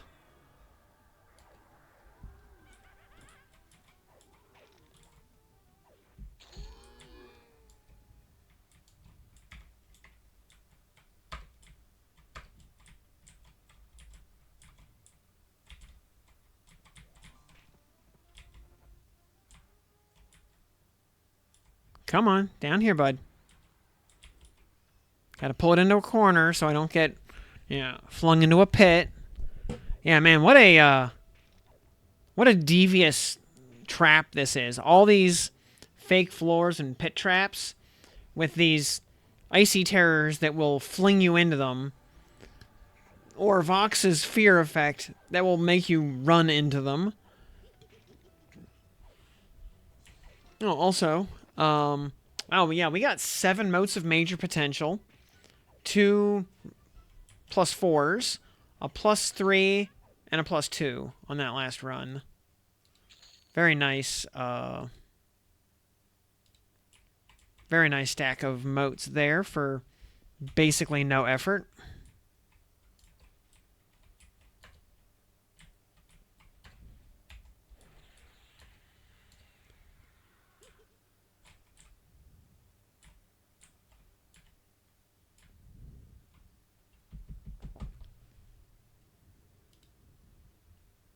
Ah, the enchanted fine steel bastard sword.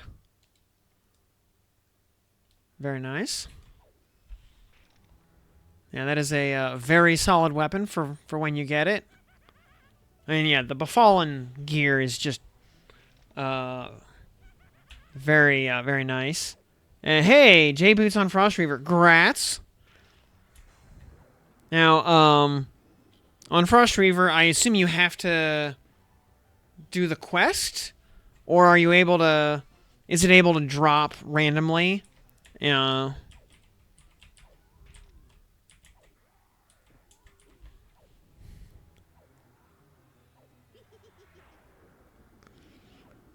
You have to do the quest. Okay, so you gotta just hope that something somewhere drops the Cyclops ring, since everything's random and you can't target farm it.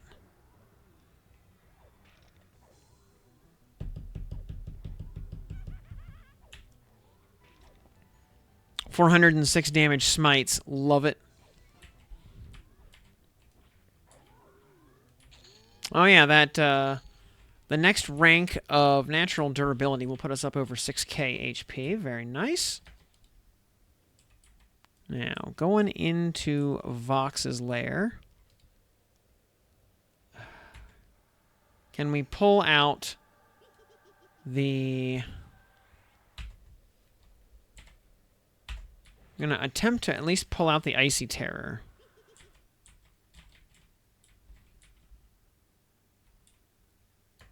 Alright. What all is coming with? Looks like Vox is coming too. Okay. That's okay.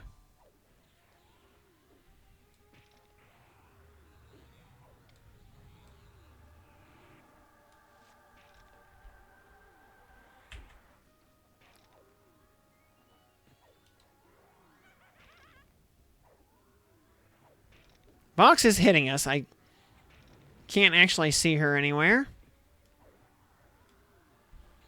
But she is doing it.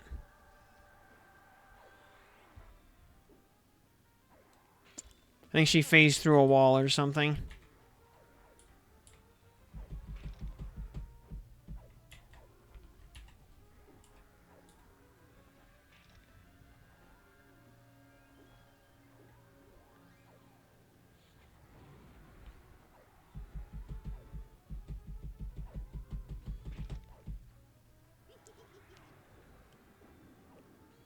Interestingly, from where Vox is, I think she's able to melee us, but I think her breath weapon is, like, disappearing into the wall. kind of amusing.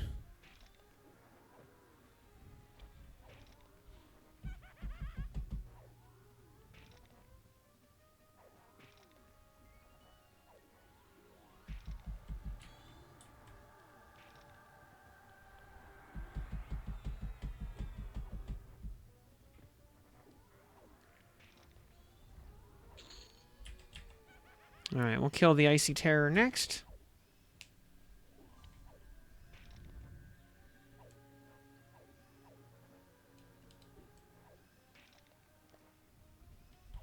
Actually, we probably should have killed the Icy Terror first. Whatever.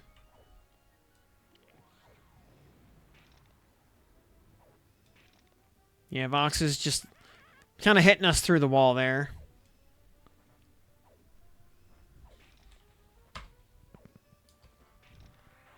But yeah, we're not getting breathed on. That at least is getting blocked by line of sight.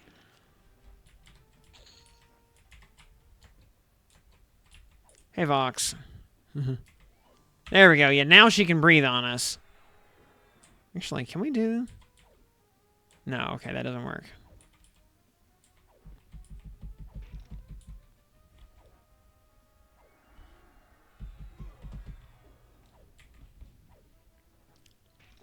Yeah.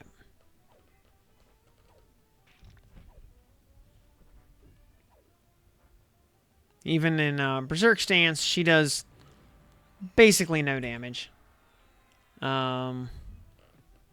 Which makes sense. She is a cleric, after all.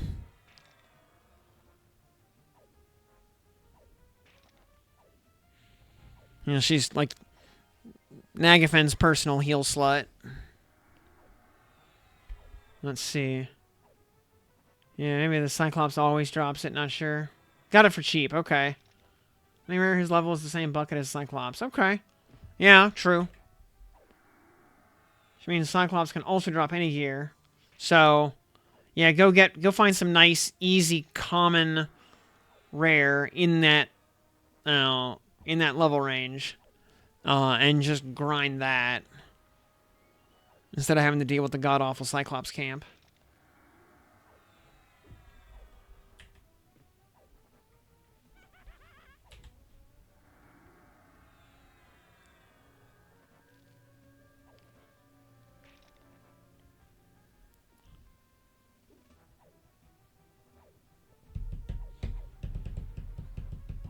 And does Frost Reaver also have the Furiona rule where basically everything is tradable?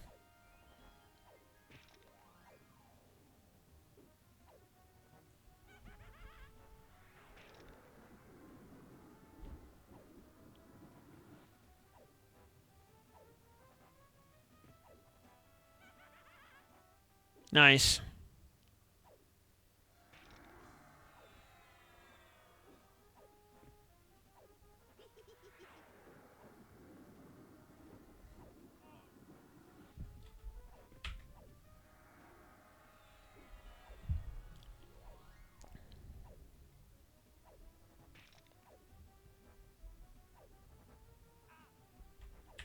So, if you really wanted to, you could just go grind Hill Giants or something for forever and just be a tunnel warrior.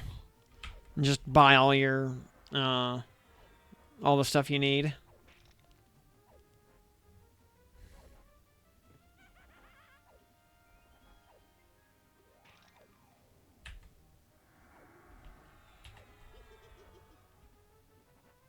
Vox is almost making us spend mana.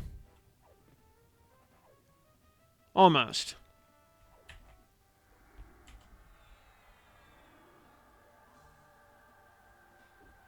Granted, this is D0, so it doesn't count.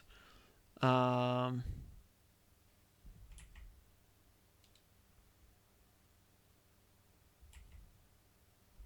RBBs off that. And a frost-covered book. We will absolutely take that. That's going into the pile of books.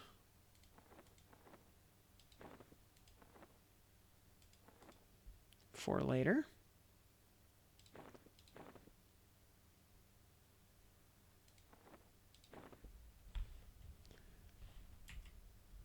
Let's see. White dragon hide. All right, those are for making cloaks. Those are actually no trade. We have like 3 hides already that we're not using. I'm actually just gonna get rid of those. The ruined bolster belt.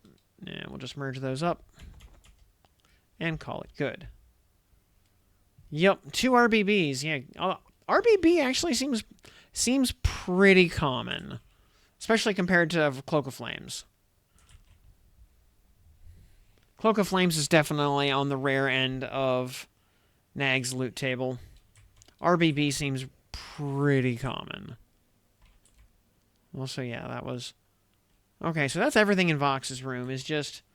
Oh, no, there's one other ice giant in here. Okay. That's just far enough away that it didn't add. Apparently, like, one popular way to split Vox is actually you run through the room, out the tunnel to the goblin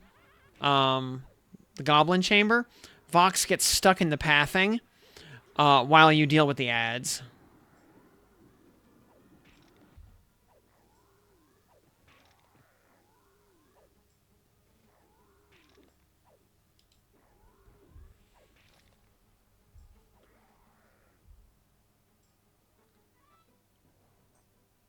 Let's see, Nagafan. Nagafan's... It's all pretty even, apparently. Yeah,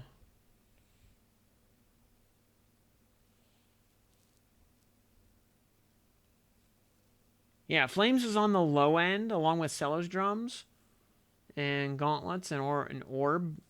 Scales are a little bit more common. Prayers of Life are common. Bag is common. Book is common. But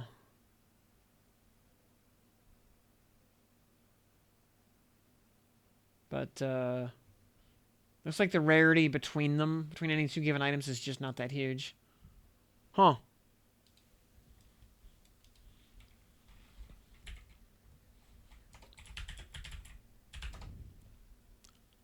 Alright, well, we'll go up to +1.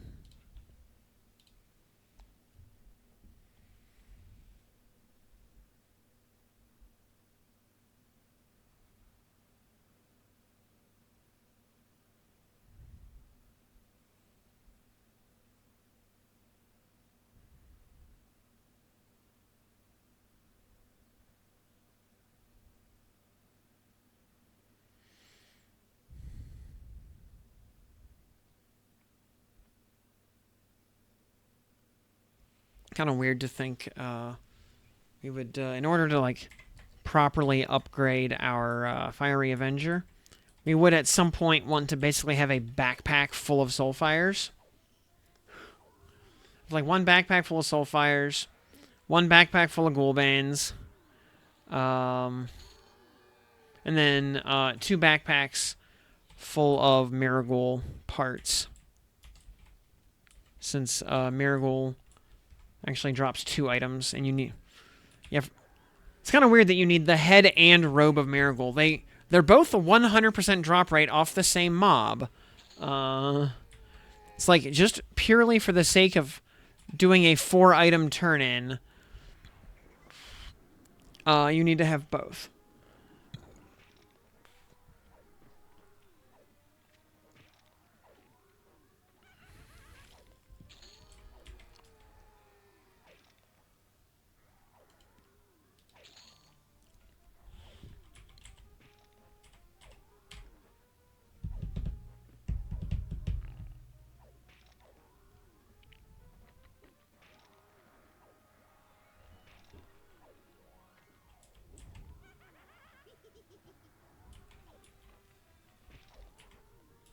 Okay, just thinking here, with a backpack full, basically 8 turn-in sets, you'd moat them all up to 5. 8 5s would turn into 4 6s, would turn into 2 7s, would turn into 1 8.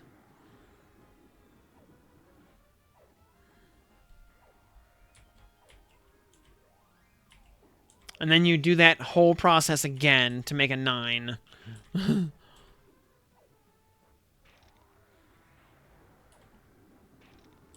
Which, as terrible as that process sounds, honestly,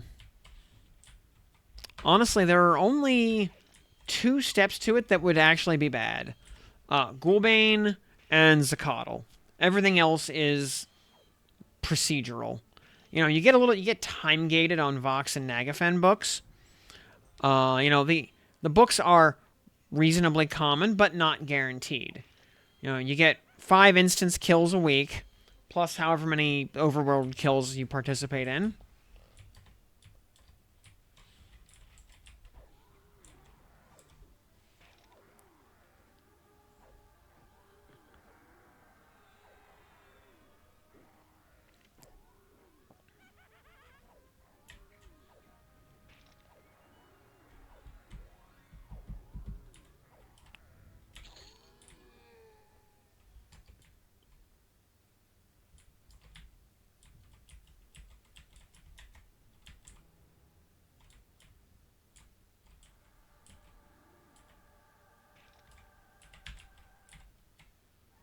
There you go. There's your dumb knockback.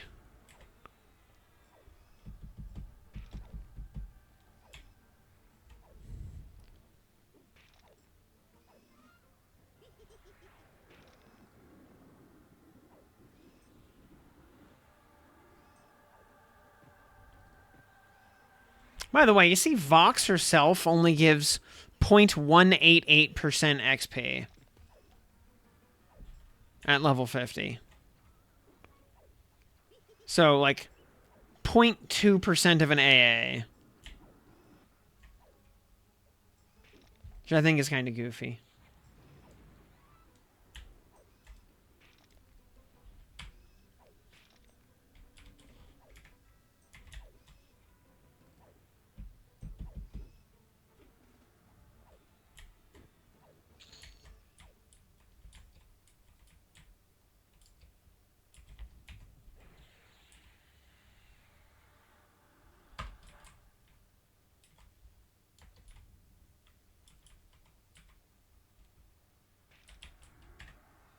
Oh, we got Priest of Nagafen?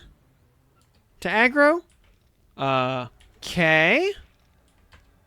Did we get everything? I mean, I don't see Vox on the move. Oh, wait, there she is. She's in the hallway. Okay. Alright, we aggroed literally everything. We LOH'd at 0%. That was nice.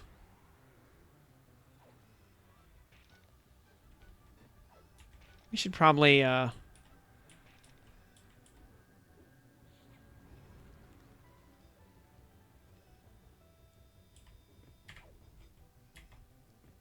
Vox can melee us from here, but her melee doesn't really do anything.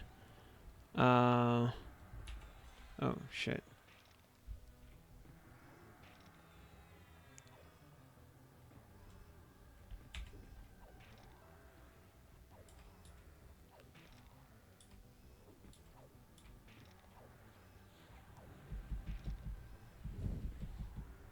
So, okay, so aggro ranges in here are still kind of jacked up.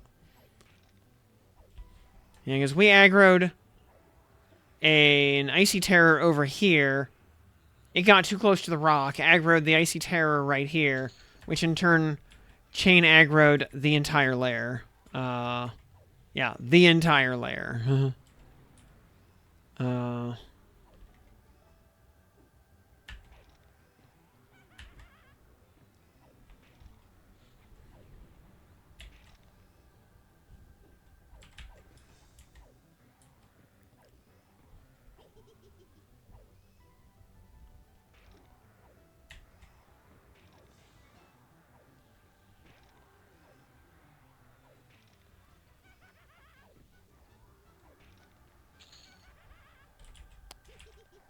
Alright, we'll do this Ice Giant Magus next.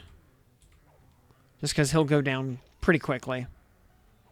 Especially compared to the Priest of Nagafen, who will take a little while to work down.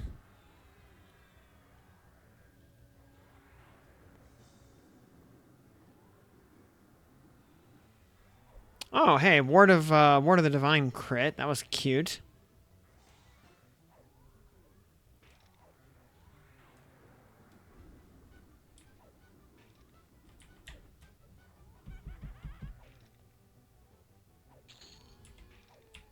Alright, Priest of Nagafen. His mana is already spent. And, you know, Vox is too selfish. She doesn't want to heal her minions, even though she's a cleric.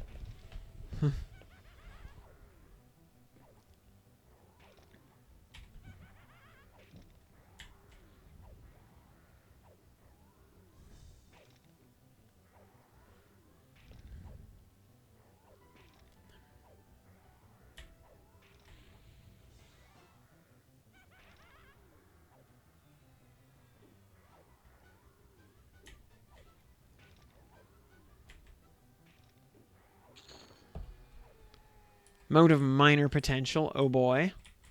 Alright, Vox. Let's get down to it. And go ahead, cast Reckoning on me if you want.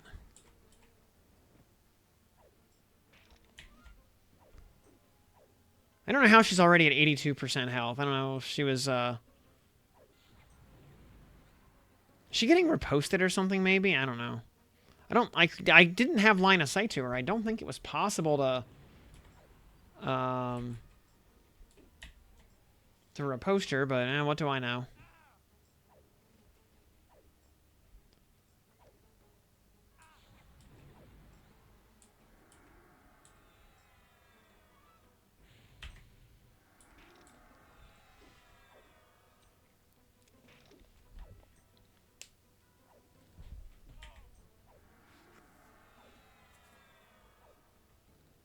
Yeah.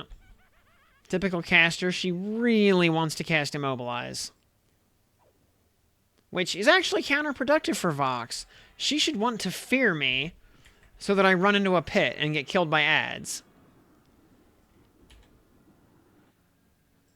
You know, getting rooted would actually be beneficial to me if I were not fear immune. And, yeah, now she's below half, so she's gonna sit there and do nothing while she tries to desperately to heal. Until she runs out of mana.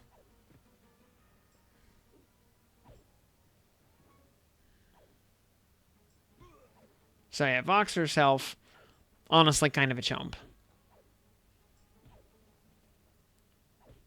Actually, good question. Is Vox, well, till you include the trash mobs, I'd say Vox is harder than Nagafen. Simply because splitting the ads off from her without Feign Death is exceedingly hard. Yep, unfortunately, Promised Renewal cannot be dispelled. So, that would be bad news.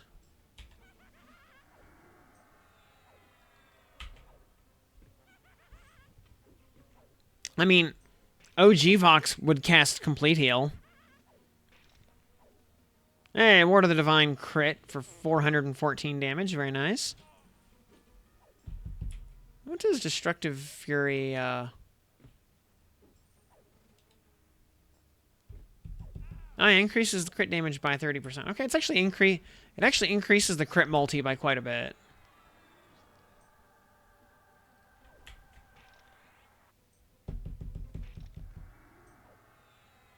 And Mika obtained. What did you have to spark her?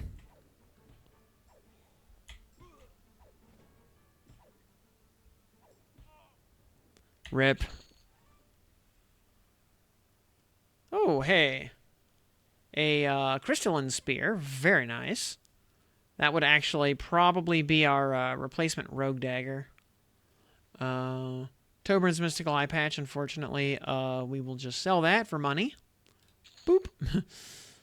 Yeah, 178 platinum, thank you. White Dragon Scales currently have no value. Those are epic only. But another book, we will take that, absolutely. Add that to our book stack.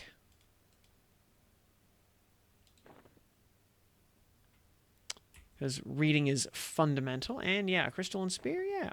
And it dropped, in a +1 zone, it dropped at +3. That's rare.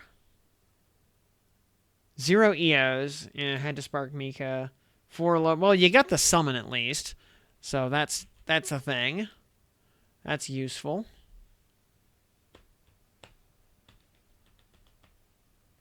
And you didn't have to spend any sunlight stones to max it out. You know, in EO you can always tick it down the road in a few months. So, you know, that's no big deal. And yeah, if you got Mika, then that's... If you're able to spark Mika, then that's fundamentally what matters.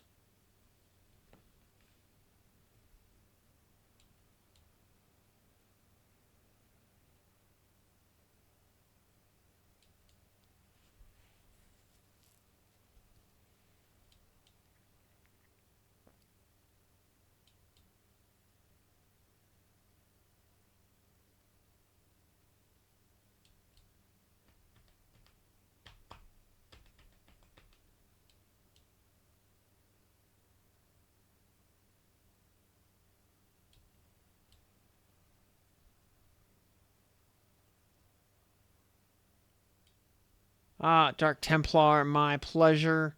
Hope you enjoyed. Yep, good night. Yeah, like I said, we will most likely be off actually tomorrow and Tuesday because I will probably not be home either night until like 10 or 11 o'clock.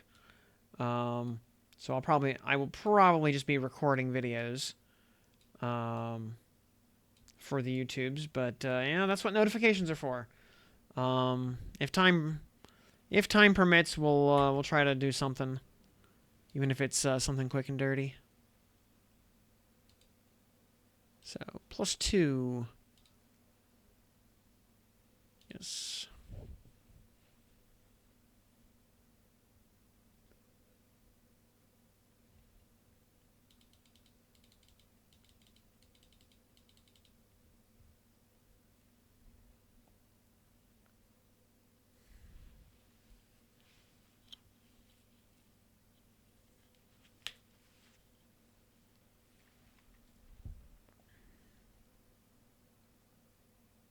So do I still have the...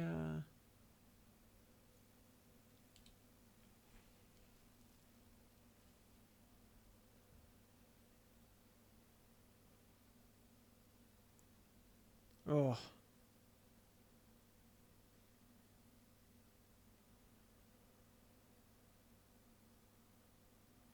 Yeah, it's...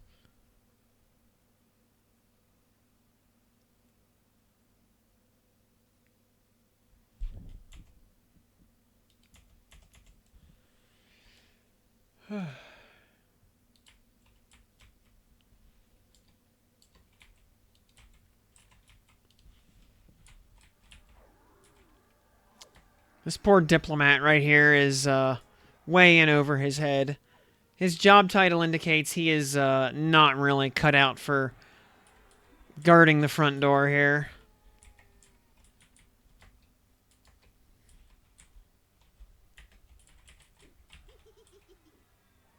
Oh, pfft.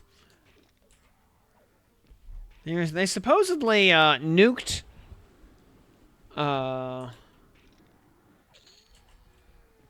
aggro range scaling on solo instances, but not here apparently.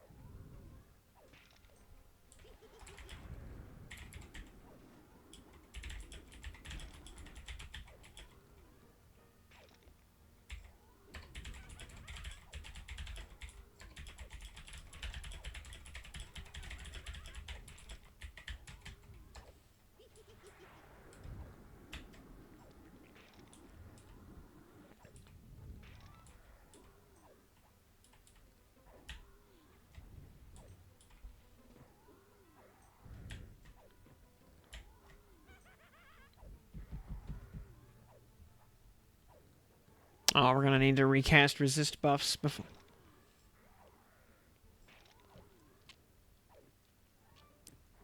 They're all about to fade.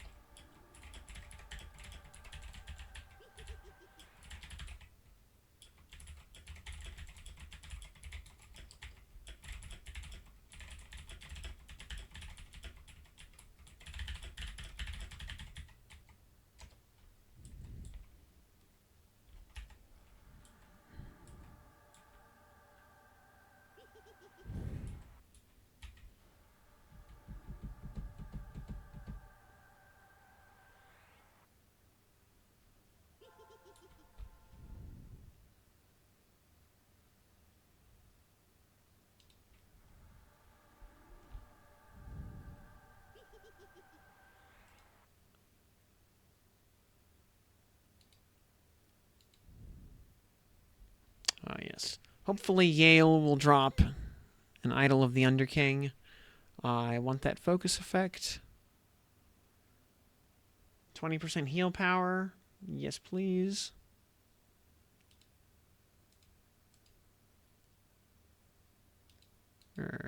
Stepos. Gulp 3. Now the Force, we're going to replace that with Desist.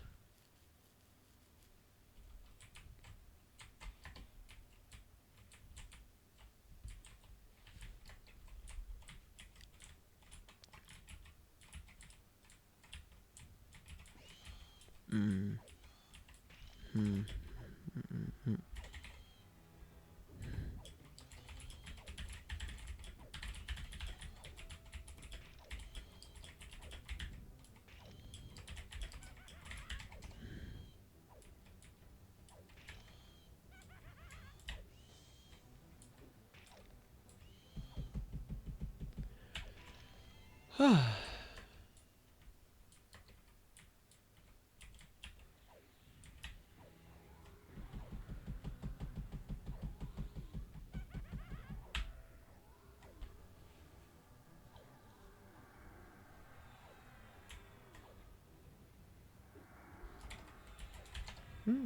1054. Okay. Now we're getting...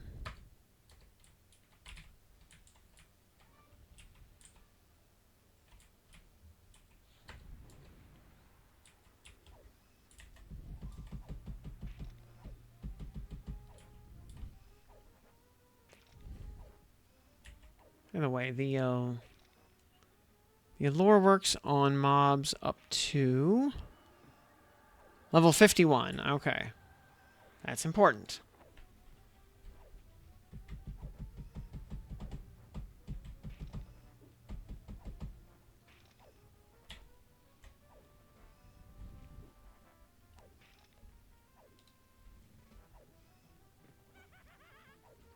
It is instant cast also, so if they resist, we can basically just spam it until it lands.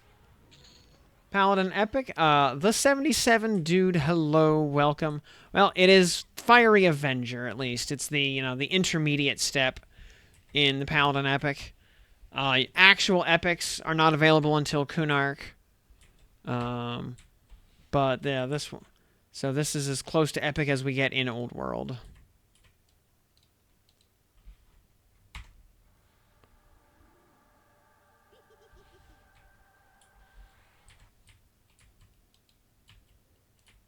Okay, we're going to carefully... Well, that's probably going to pull everything. And it's... Yep. That's pulling absolutely everything. So we're gonna do the smart thing here. We're gonna run... getting stuck on geometry. Gonna go through here. We're gonna close the door.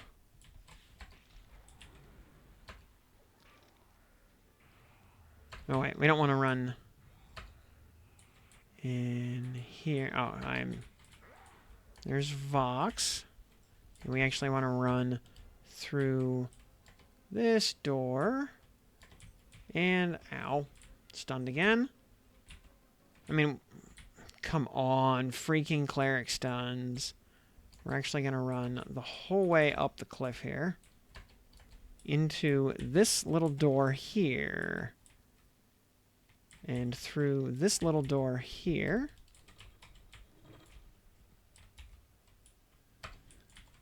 And now, they are going to just break on pathing. Yeah. And as they manage to...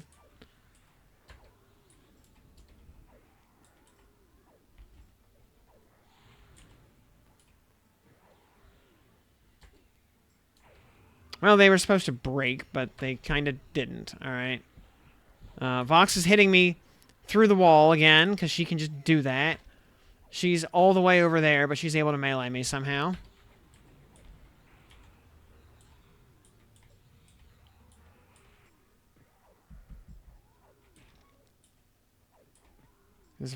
She can't breathe on me, at least.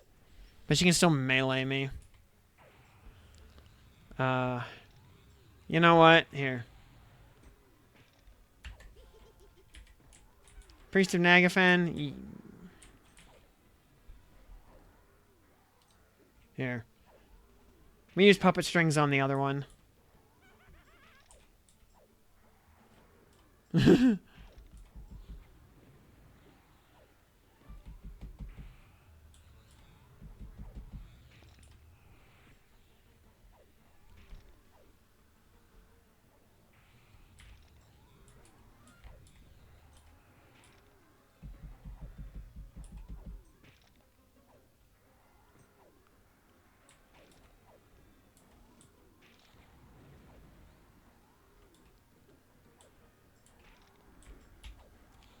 Ooh.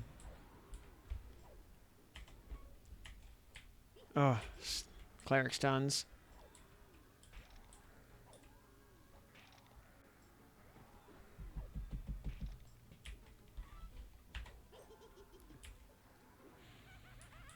We recharmed the Ice Giant Priest. Just for funsies. Oh yeah, it broke charm early, because that just happens. Alright, Priest of Nagafen. Hey, Vox.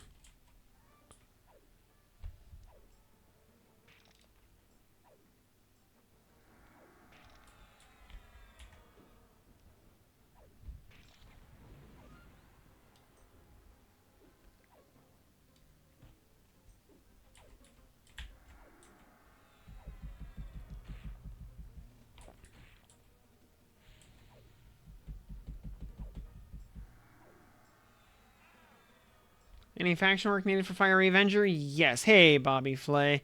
Yes, there definitely is. Alright. So, first question is, do you have a Soulfire yet? Because that's, like, the precursor that you need to do.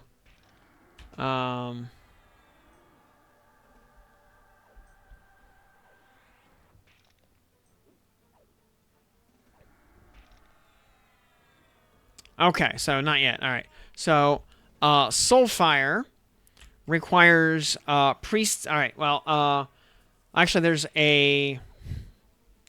Before we even talk about Soulfire, we're going to talk about Lucan Delir.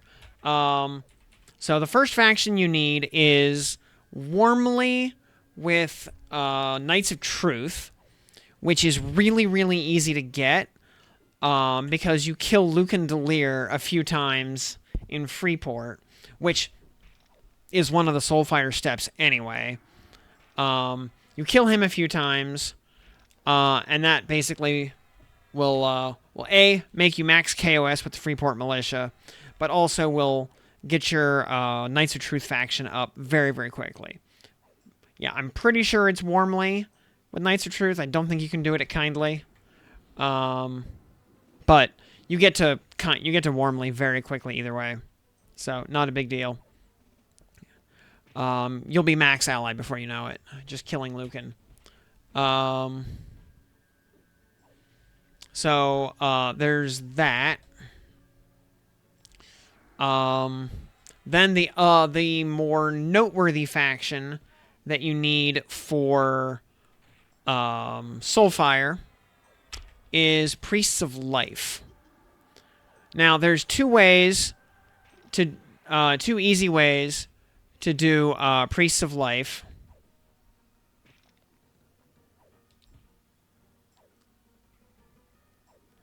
Vox is completely out of mana. Good. Is the pet actually hitting her? Ice Giant, yep, hits Vox for a bit of damage. Yeah, it's helping. So, step 1 is you give 2 gold at a time to Lash and Novashine in North Kinos. With the fact that faction adjusts are now minimum 5 points, is great, because that is normally 1 faction per point. And again, you need to get to high Warmly, might as well call it ally faction with Priests of Life to obtain Soulfire. So that's one way to do it. If you want to just turn your brain off and give yourself carpal tunnel, you can just hand 2 gold at a time to Lash and Novashine. Sadly, you cannot stack 100 gold and get 50 intervals of credit. It's got to be exactly 2 gold at a time for, hours. It sucks, but it works. The better method, that would not have been viable on vanilla, but works on Legends because quest items are not lore. Hey, there we go. There's Vox dead. Oh, and I guess we should probably kill the giant now. Pet leave. Yeah, just pet. Yeah, pet get lost. Bracelet +2. We'll just merge those in. Crystalline Spear +2. We'll merge that in. A bag. We'll loot that. Vaxius's Horn. Sure. Yeah, the I think much better way to do Priest of Life faction is you go into the Kino sewers and you find Beggar Wylan, who is a level 5 technically named mob. He has on Legends, he has a nearly 100% spawn rate. It's like 75 to actually probably more like 80 to 90% spawn rate, compared to the PH that can be in his place. So you kill him, he will drop his head. On vanilla, his head would be lore. You'd have to run it back and turn it in. But here, take a couple of backpacks with you, fill 3 or 4 backpacks with his head. He drops it every time. He has a 72-second respawn time. So, and figure, 72-second repop, about 80 or 90% spawn chance. Figure every like 84 seconds probably on average, you're getting a head. So fill, so figure, even call it 90 seconds, a minute and a half per head, just to be conservative. And fill 3 or 4 backpacks. So 24, maybe 30 drops. Should take you an hour to do.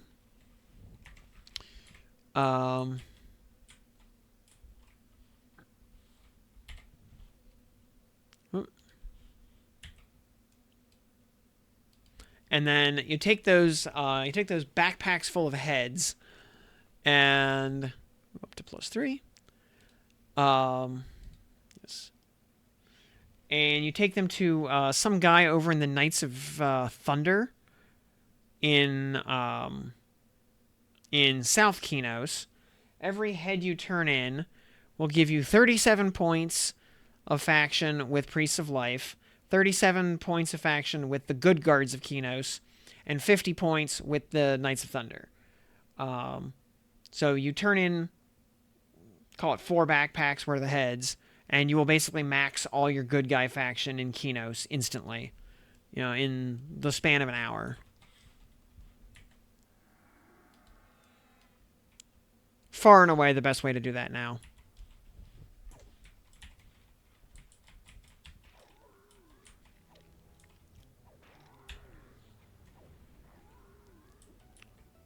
Now, so those two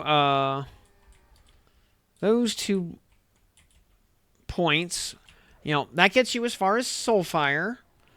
And, if you want to be cheeky, you can stack up, you could farm up several sets of turn-ins and go pick up multiple Soulfires at one time, so that you could also stack up multiple Fiery Avenger sets at one time, go turn them in all in one shot.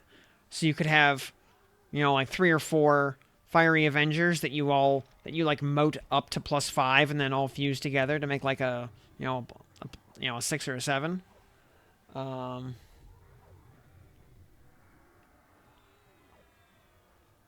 But, not necessary. That's only if you really want to go hard in the paint.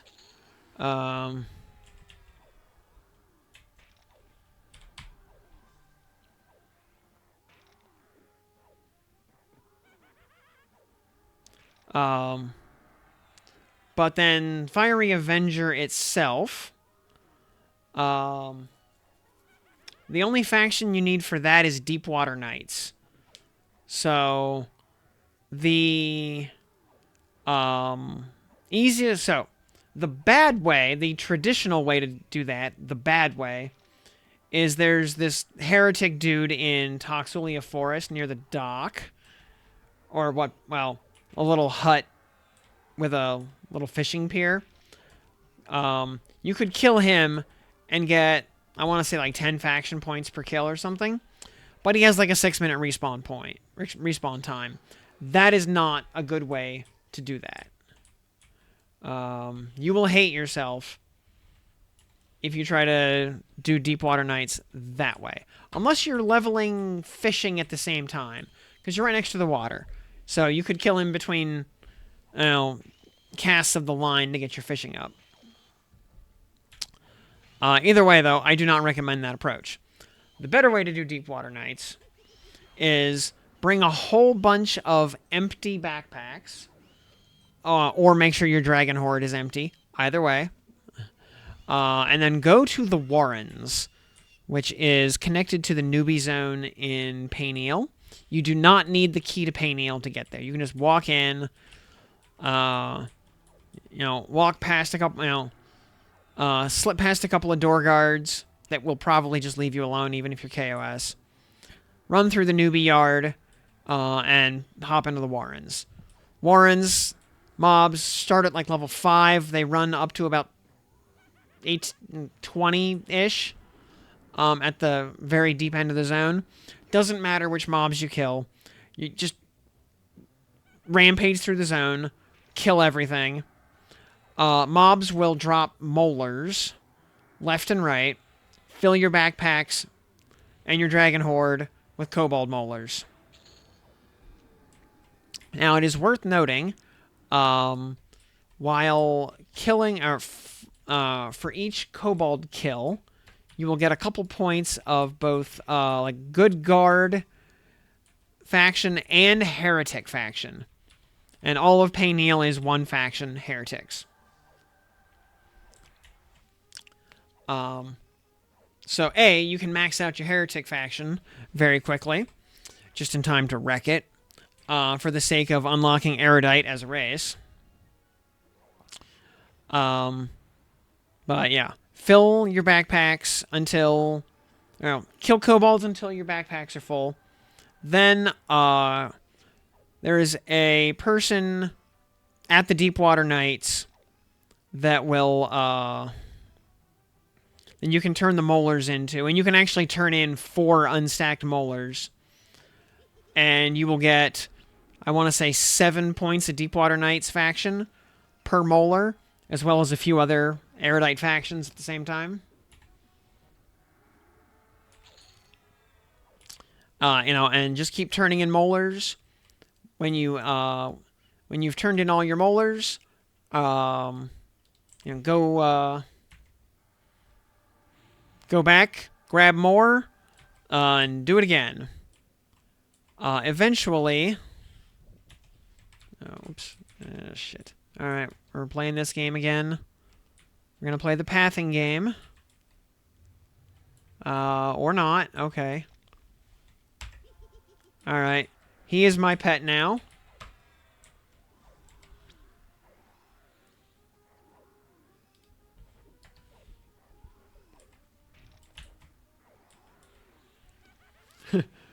Yeah.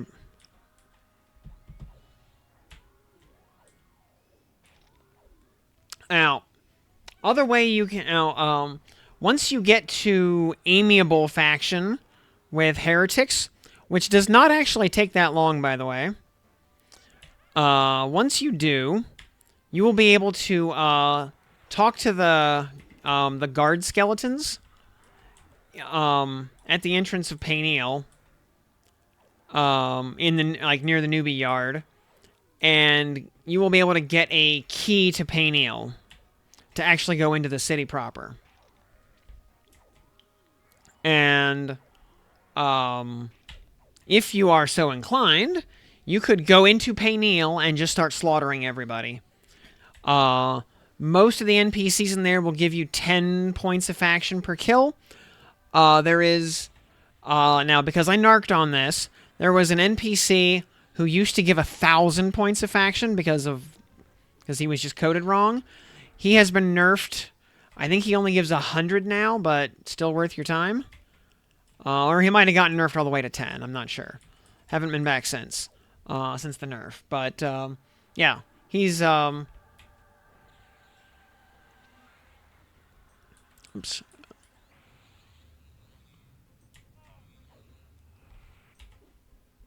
Oh, she's a freaking beast lord? Oh, I'm slowed. Rip. Can I... Does she hit slow enough that I can prep a spell? Heals. Cure. Remove. Yes. I absolutely was able to prep counteract disease to cure my slow. Takes 2 casts, but worth it.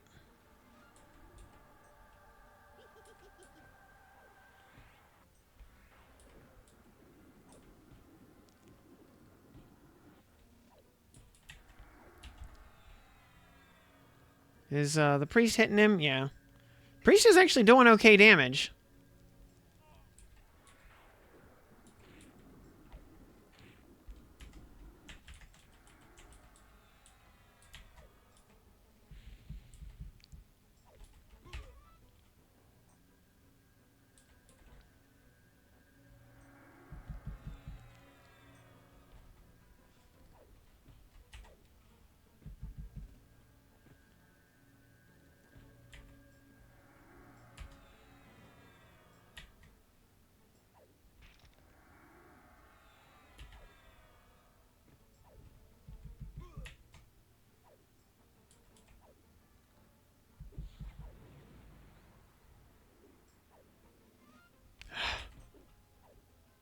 Again with the slows.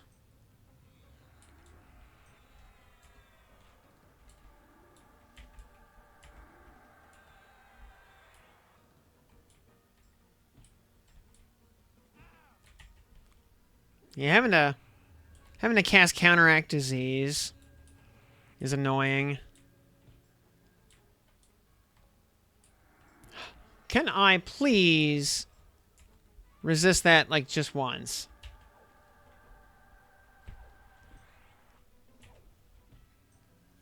Now, once she runs out of mana, it'll be fine.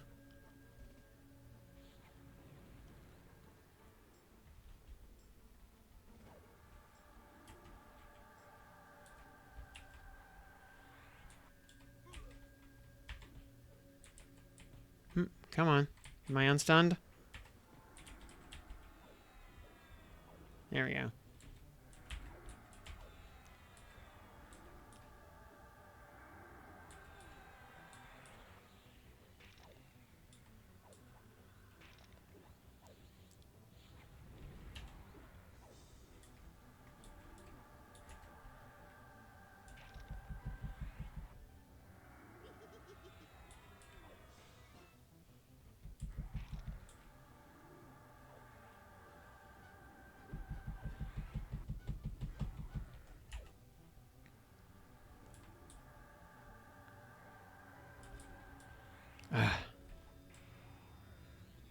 Why am I,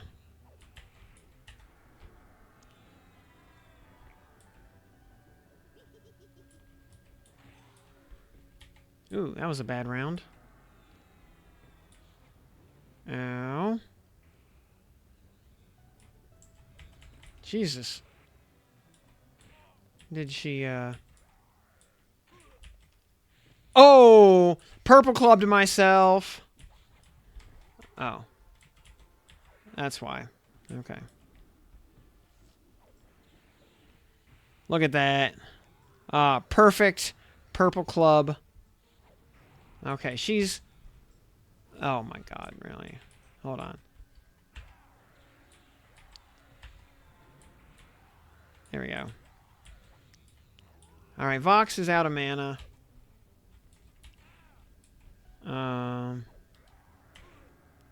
Ugh. Cripes. Priest and Nagafen. Stay charmed, idiot.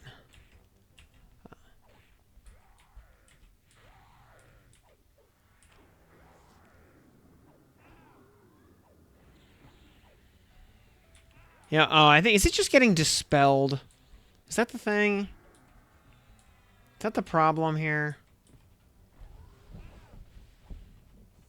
Oh my god. It's the...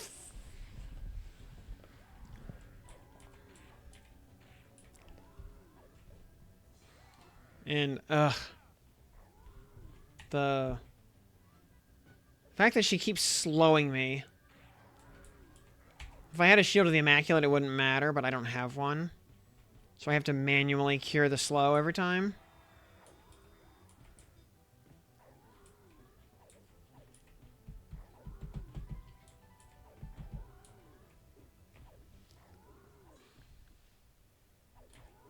Priest is trolling a bit, yeah.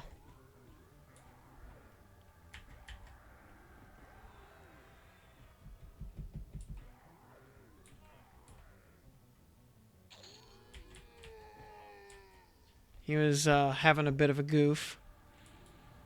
Ugh. I'm tired of getting slowed.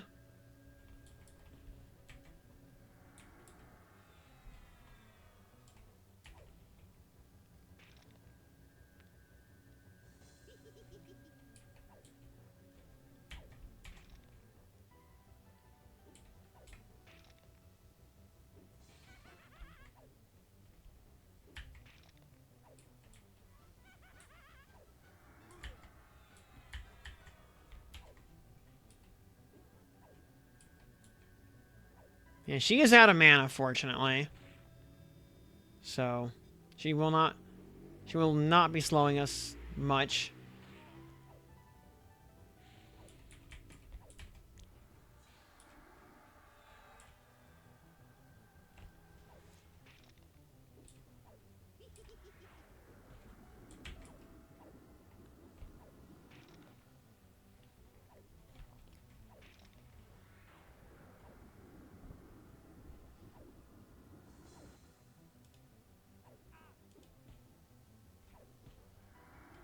So wait, let me PR first. Okay. Then deal with the slow.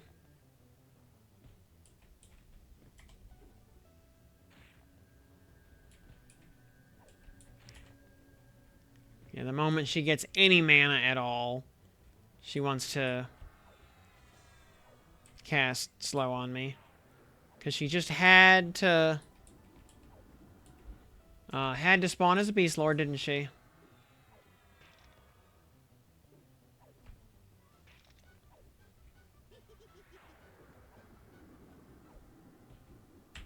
Yeah, I mean, she's casting the right spell, basically. But it takes 2 counteract diseases to get rid of it.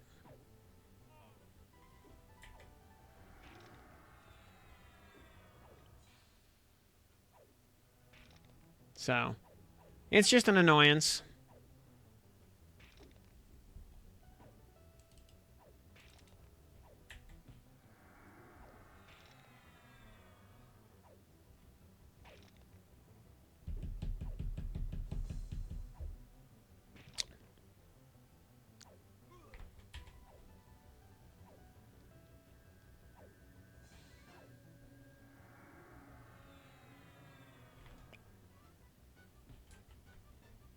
And she slowed me again. At least we resisted the Frost Breath. That's nice. That's always very nice. 15. Good. Resisted Frost Breath again.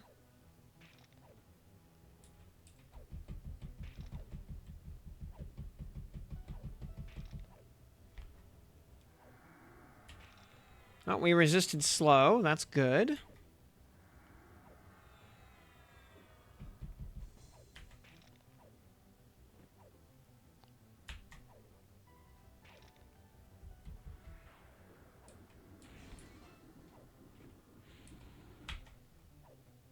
Oh, Smite keeps missing.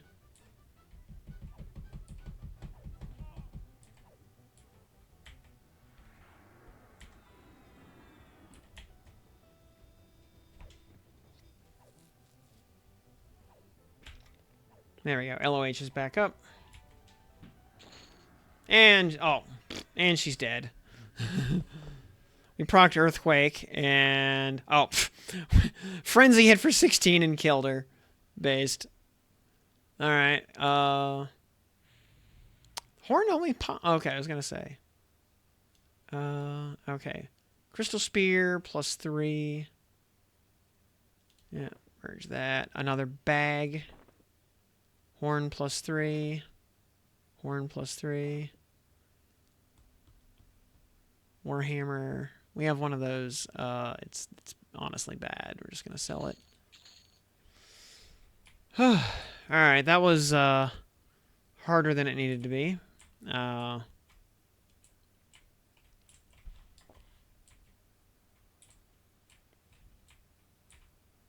we got through it, but man, that was annoying. Yeah. Yep, Charmin with palette. Yep, puppet strings. Yep, very useful item. You get 10 clicks every time you get a drop, and it's not super uncommon off of Kha'Zix. So, I mean, honestly, this fight right here is probably the best application for puppet strings in the game. Excuse me. There's just not that many other... Can you recharge? Nope. But you can just kill Kha'Zix and get more of them. So...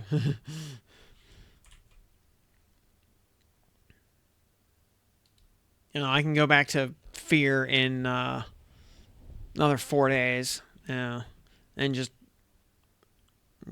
blow it up and get more of them.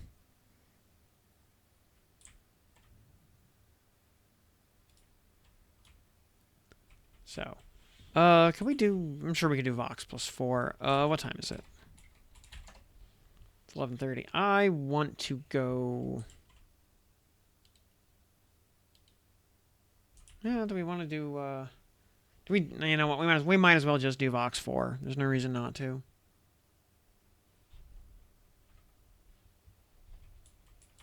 As annoying as that was, it also didn't help that she was also a mage.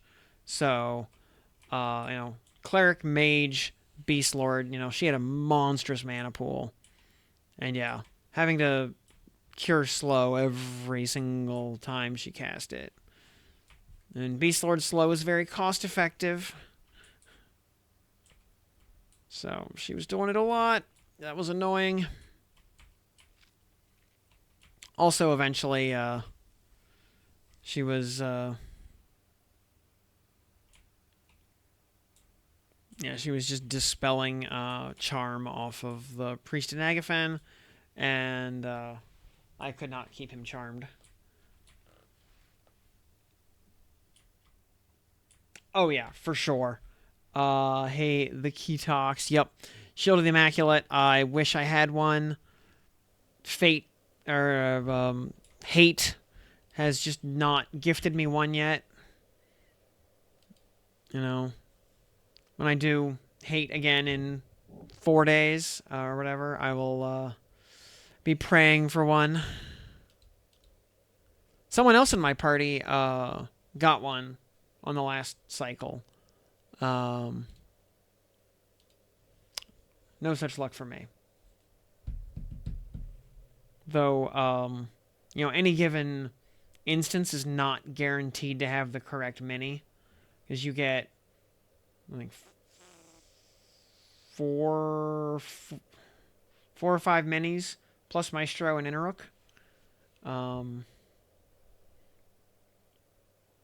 Though, admittedly, I don't need Maestro and Inneruk. I could just go do Hate. Just spawn a solo instance, or I guess technically multiplayer instance, and just kill all the other mobs.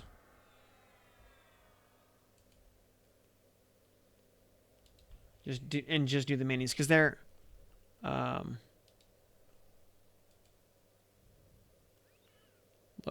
The minis are just part of the generic 20-hour zone timer.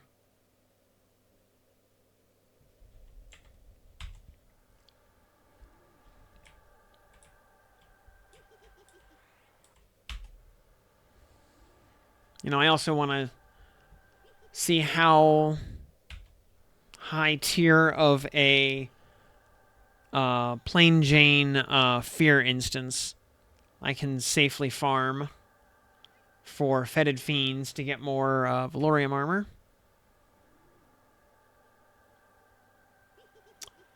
Beggar, alright, Beggar Wyllin, Wyllin. Beggar Wyllin is the guy that you want to be killing.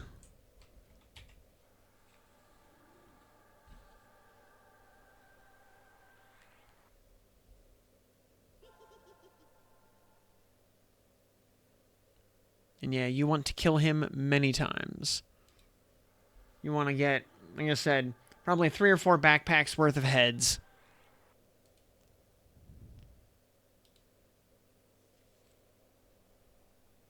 You technically only need to be high warmly, but you might as well just go for ally. Yeah. Again, the whole Priest of Life faction should take you an hour, tops. Hour and a half, worst case.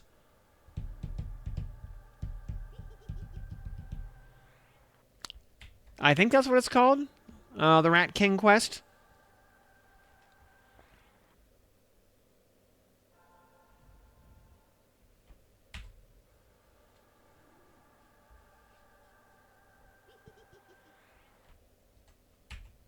Yeah, because it'll just tell you to take Beggar Wyland's head to some guy at the Knights of Thunder, and that's the whole quest.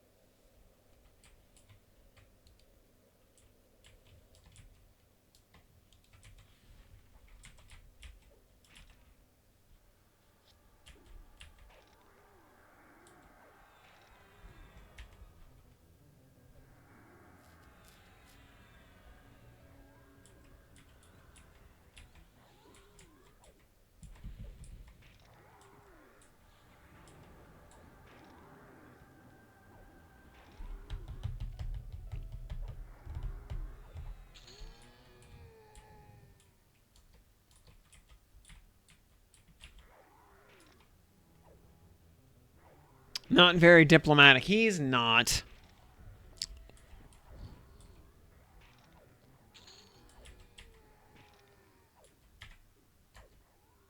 Yeah, this Ice Shine gets to be level 50.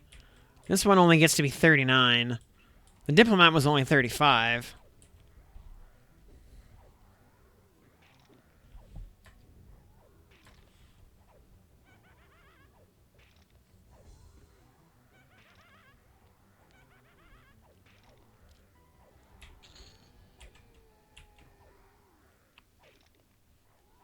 Uh, 40 to 50, Guck. Yeah, lower Guck, absolutely. You know, down around the Ghoul Lord and Frenzy. Yeah, I did lower Guck all the way to 50.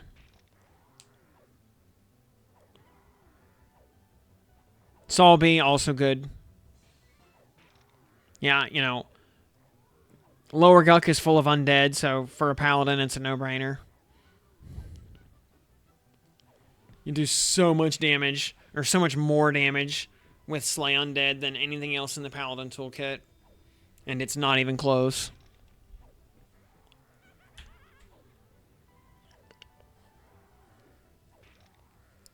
Yeah, other good point. Guck has personal instances currently. Sol B doesn't.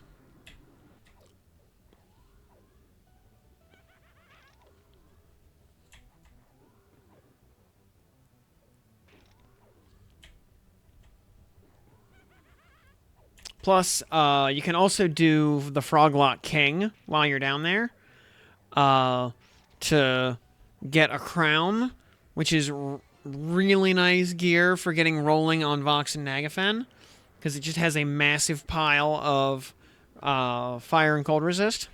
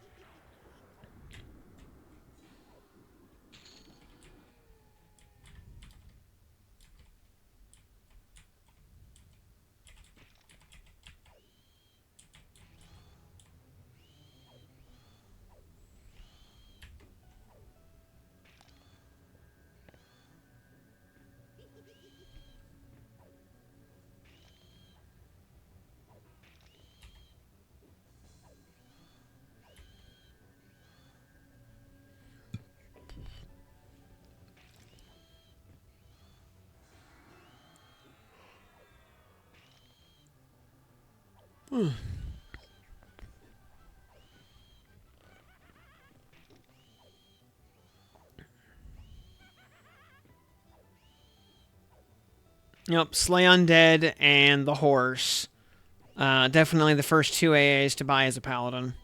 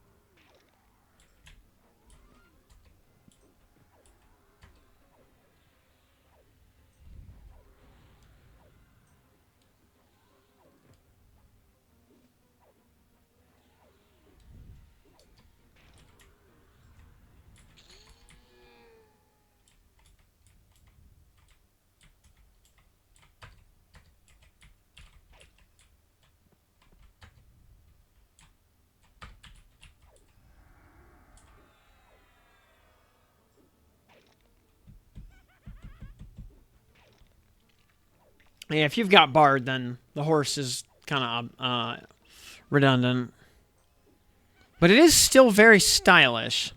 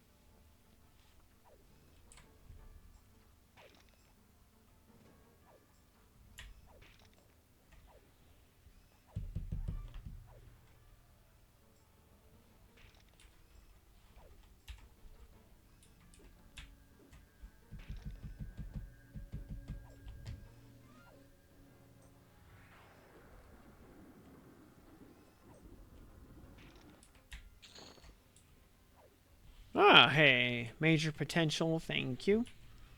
Alright. I think what we're gonna... how we're gonna handle this. We'll let mana get up a bit. And I think this time we will actually try the strat of run through the lair, go through the tunnel, go through the goblin room, go up and through the doors, basically to like right here. We're going to try that as a strategy.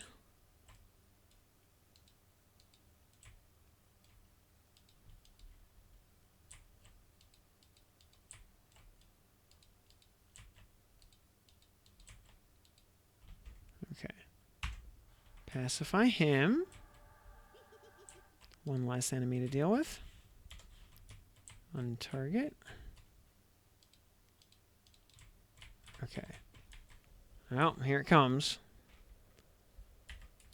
Okay.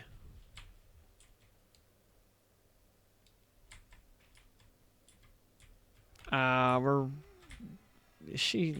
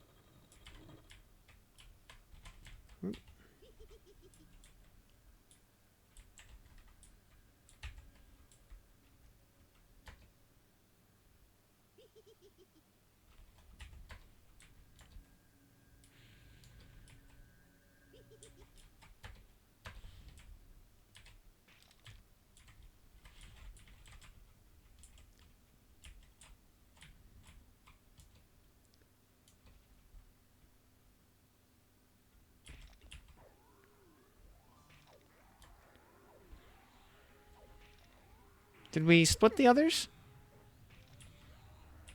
Alright, I think the others may have actually gotten lost. Cool. We could, I'm not gonna bother trying the shenanigans of charming this guy.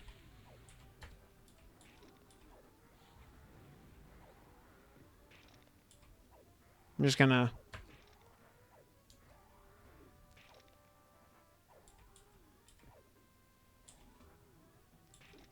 But okay, yeah, the it looks like just running through did work. Yeah, Vox can still hit me through the wall because she's a cheater, but the other Tentacle Terror and the Priest of Nagafan both just got lost in the geometry. So yeah, Vox, of all people, was able to, you know, despite having the largest hitbox, and the largest collision box, was able to figure out how to get through. Mm-hmm.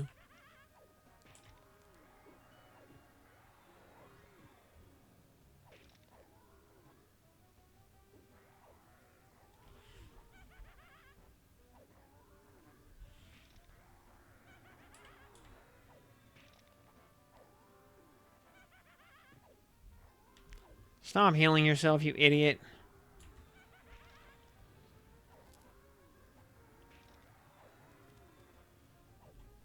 You're only delaying the inevitable.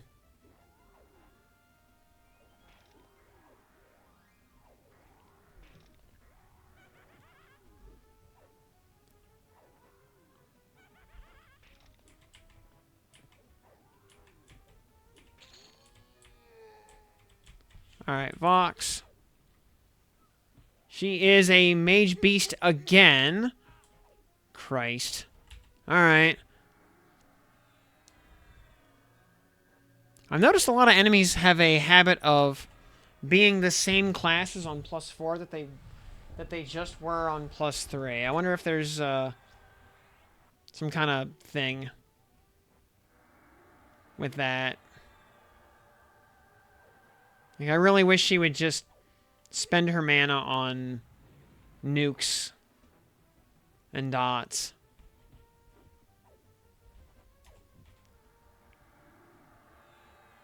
Yeah. Cast Shock of Swords.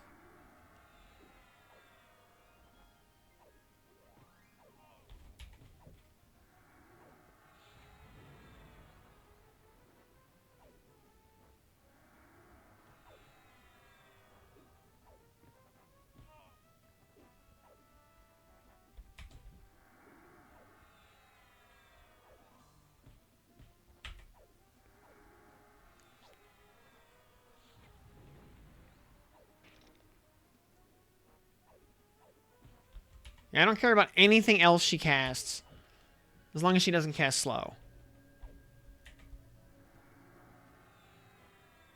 Anything else is irrelevant.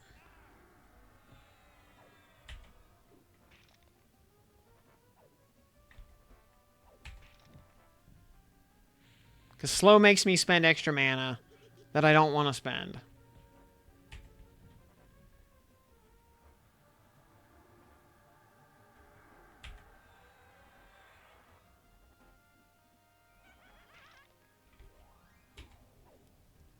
And then, yeah. Then she malaises.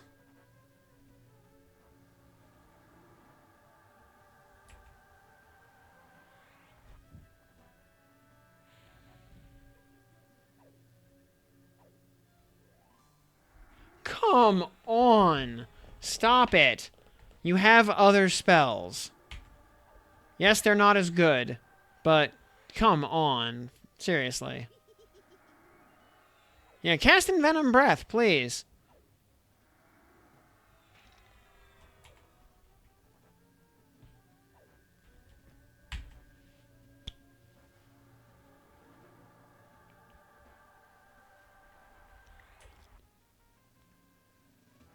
Yeah, it costs 38 mana every time I have to... Well, 38 times 2. Every time I have to cure this dumb thing. So it costs 76 mana. That I would have rather spent something else on. Oops, I'm going to have to patch heal.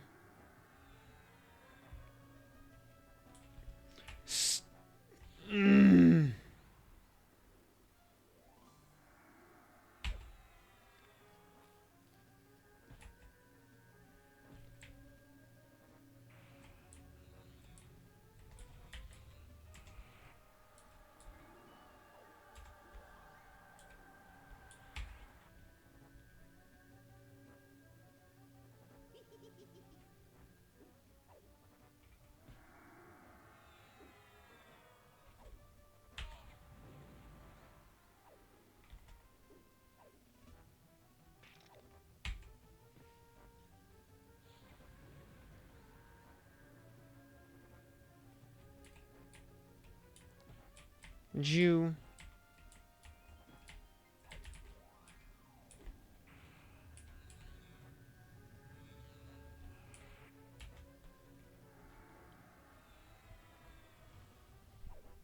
Yeah, cast Shock of Swords, please. Like, that's okay. I don't mind.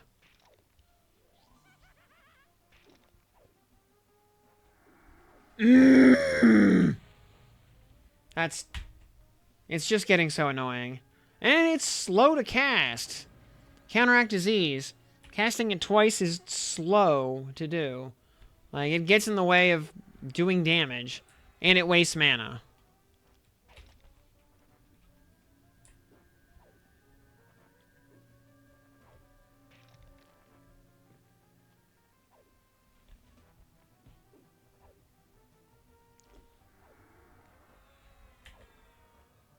Alright, she is out of mana. Oh, got some, news of the month. Anything, interesting? Because I can't look at it. Look at that. At just this instant.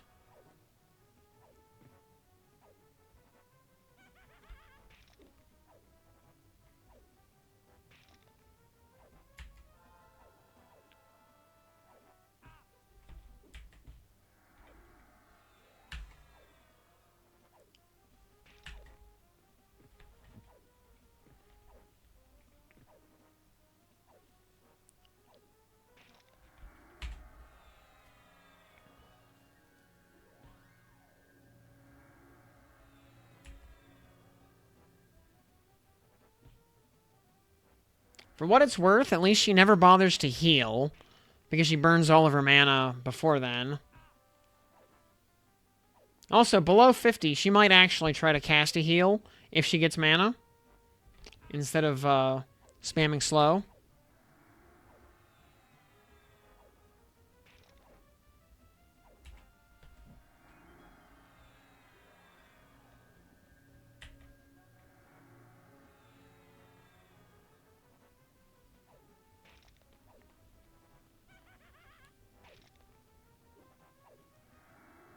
You know, wait until she's out of mana. I mean, actually, that's... On the other hand, it forces her to keep casting that instead of other stuff. So... Exo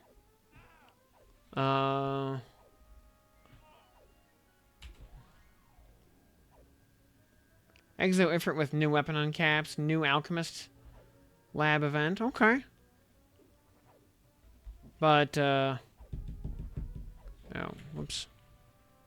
Oh, fuck, I cast Lay on Hands by mistake. I, did not mean to hit Lay on Hands there, because I was full health. Or PR was happening. I didn't... It was a misclick, either way. I mean... Yeah, also, even when she runs out of mana, as soon as she gains a tick of mana back, she recasts it again.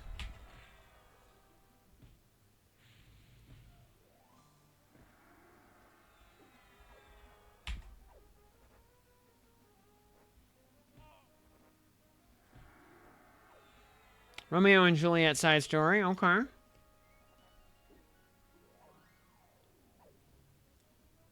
Divine General's event anniversary rerun, okay.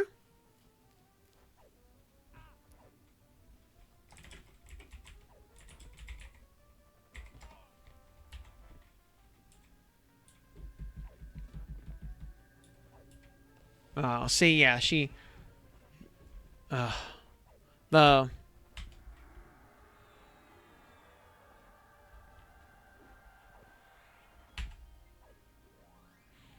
The other kind of minor struggle is the, keeping an eye on the disease stuff means I'm not multitasking mentally to properly deal with the dispels correctly. So I lost, like, all my junk buffs. Which is fine, that's what they're there for.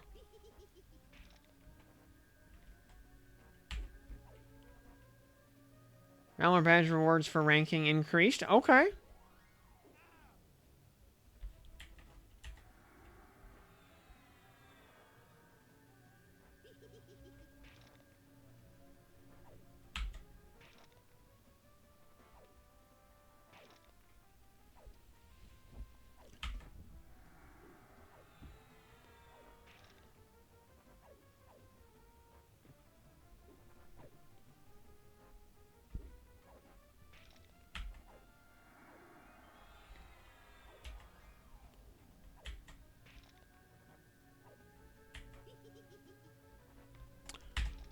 One more slow for the road, huh? Stupid lizard.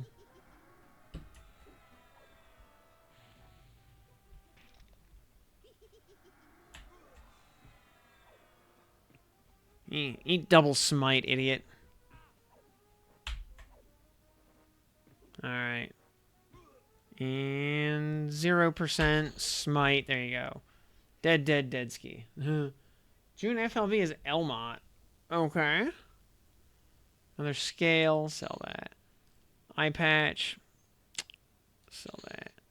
RBB +4. Okay, that's a thing. Merge that. And a crystalline spear +4. Which actually... okay, the other one is +4 already. So yeah, we'll go ahead and just merge those. Make a +5. Still only has 13 backstab damage, though. Still, very good weapon, though, for... Pause it all. Oh, Illustrious Weapon uncaps June 15th. Okay, Wait, is that right before or right after Guild Wars? I gotta actually double check. That's right before Guild Wars. Okay. Yeah, now I can, actually, let me quit the expedition here. So, yeah, Vox +4. Only hard part, as expected, was dealing with the ads, and she happened to have an annoying class combination this time around, but annoying, but not actually a problem.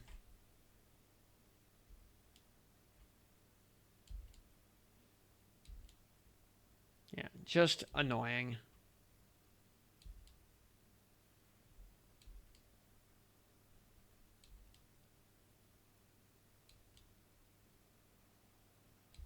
Yeah, so we're going to do some Yael next. Hope for an Idol of the Underking.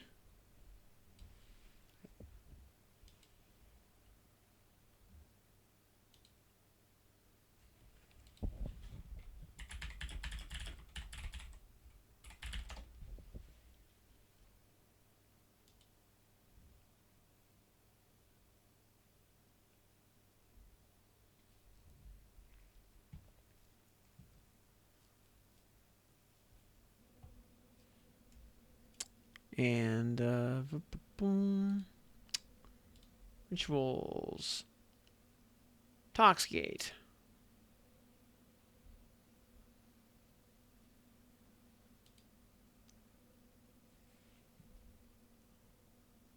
Regarding Evoker Transcendence. Okay.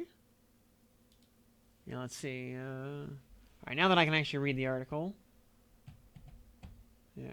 Alchemy. Okay, actually. Alchemy running most of this month. Okay. Yes. Yeah, Exo Ifrit upgrade. Yep, okay.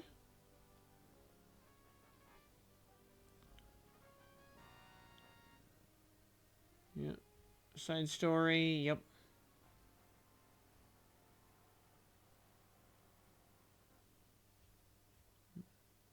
Yep. Super Sadala rerun.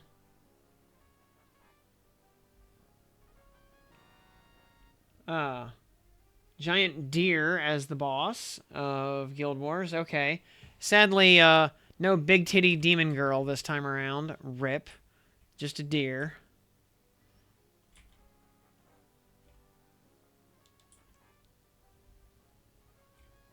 Oh.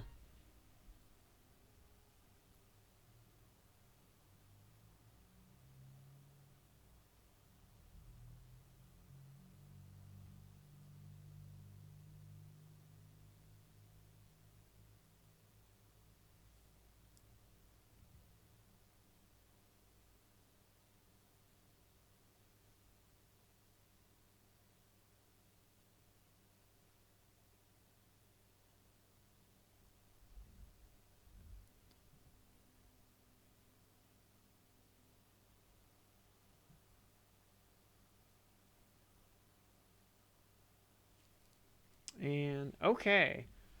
Uh Individual rankings. 1 to 100k is 110 medals. Okay, they basically just add 10 medals to everything.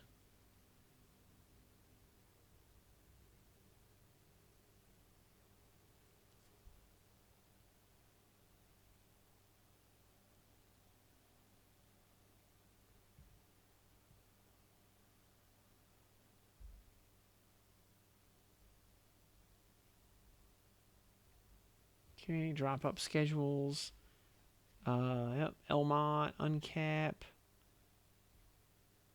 Yeah, Luminous series.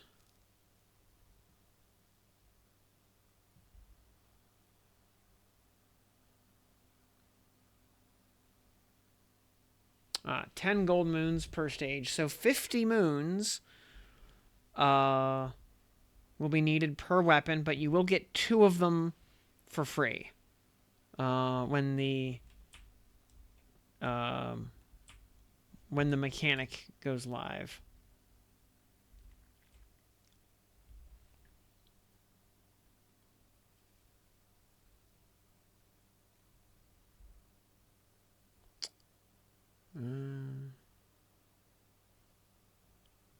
Explore map. Okay, so single player content where the object to explore map or the contents of each square change each time you start. Okay, so it's basically Arcarum 2.0.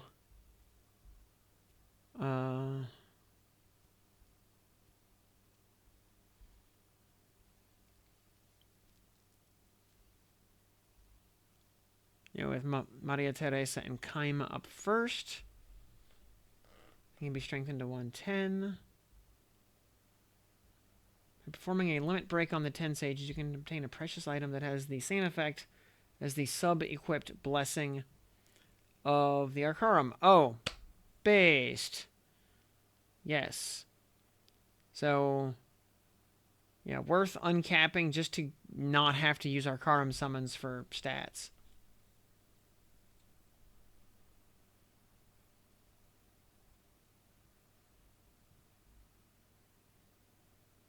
Oh, okay. And the item for Geisenberger and Nier will do both HP and damage. Okay. Also, man, Maria Teresa's transcended art is amazing.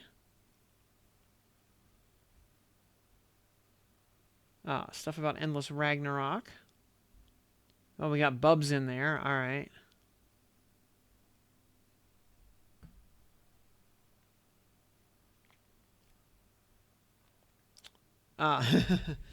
Super Adamantine Conqueror. I assume that's a promo version of Bubs.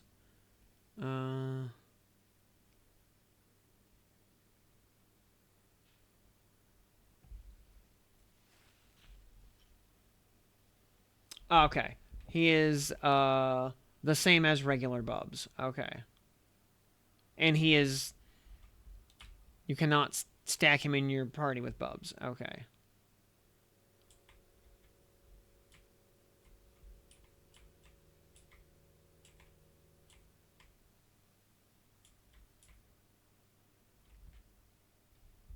Okay. More Bubs shilling.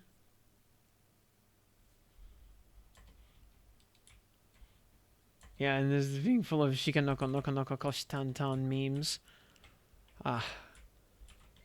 As I've said before, I hate deer so much.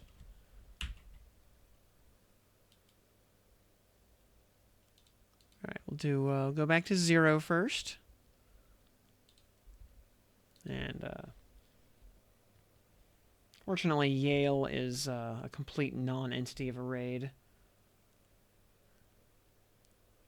He just has a lot of hit points. But as soon as he's out of mana, he is just a pinata. The one kind of goofy thing about him is you will always fight the elemental in his room alongside of him, because their aggro radiuses or radii are just totally jacked up. Maybe we'll just use a puppet string to add some damage.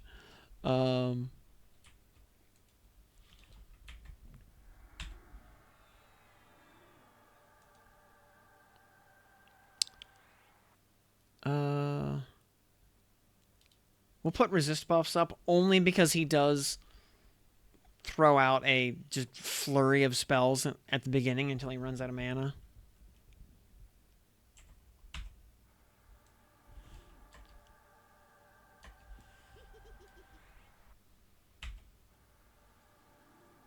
Shika.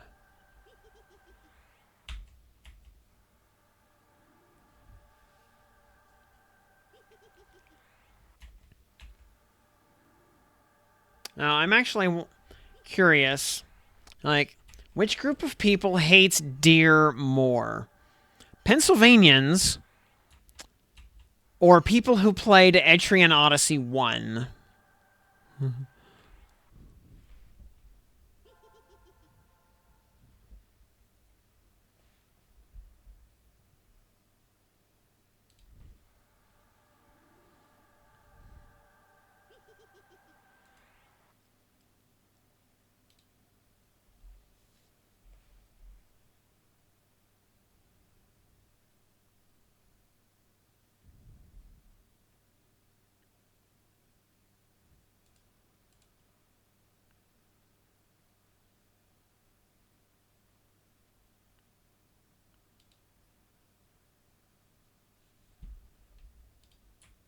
And yeah, like you really had to actually play Etrian Odyssey 1 to appreciate just how awful that stupid deer was.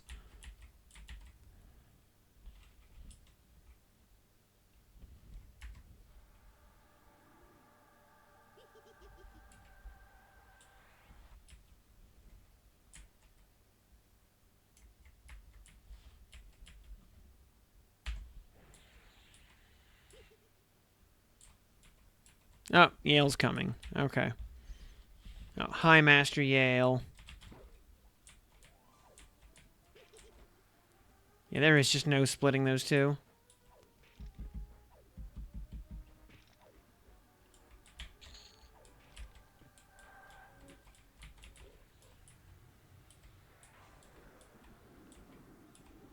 You know, these things aren't even worth the clicks to uh, to hit puppet strings. Especially on D0.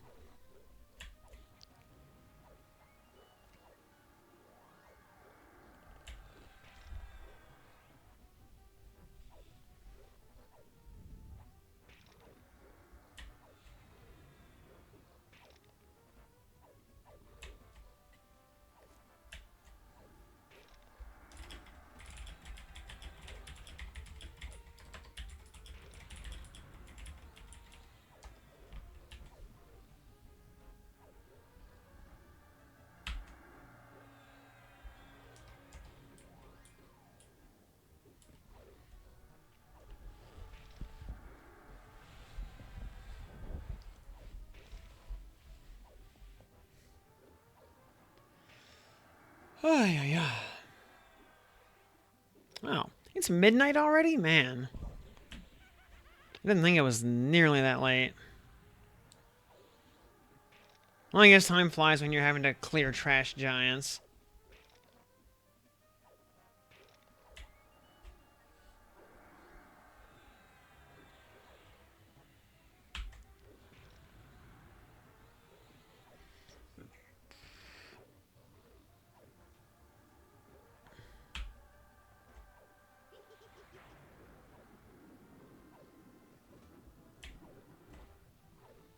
Also, yeah, you can really see the value we're getting out of Blood Rune. That is a lot of free mitigation.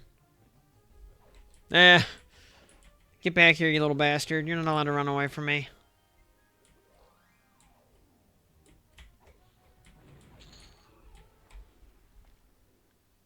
Emerald Ring. We will auto-sell that. Drop of Mercury. We'll sell that.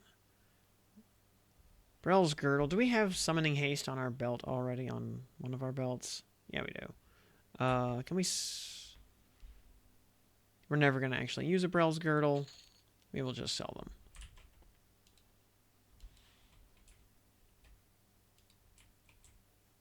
Alright. Well, D0. Total bust. Nothing good there. Also, the Flighty Fiend never aggroed somehow.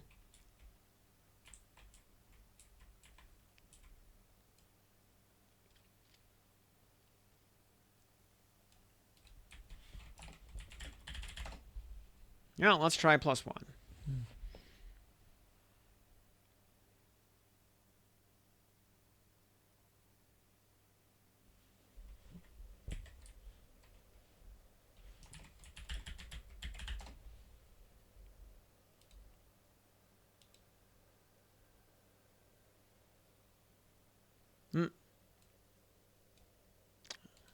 Quit. Oh, we need to just relog quick to clear our instance.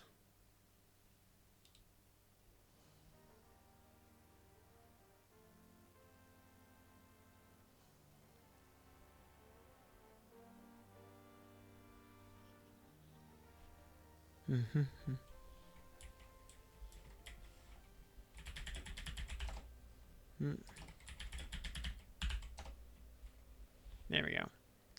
Alright, try +1. See if we can get the idol this time.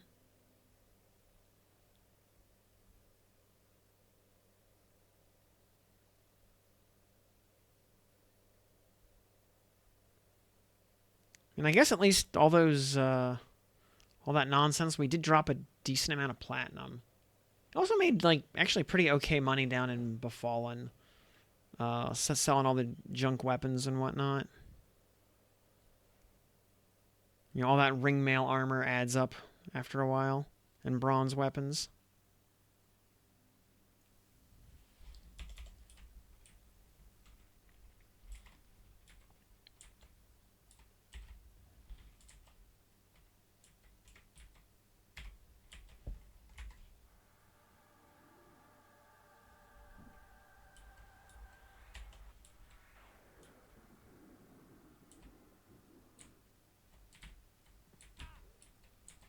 Yeah, like, this one has a normal aggro range that makes sense. The other one does not. The other one, like, no amount of pacifying matters. It will aggro Yael no matter what.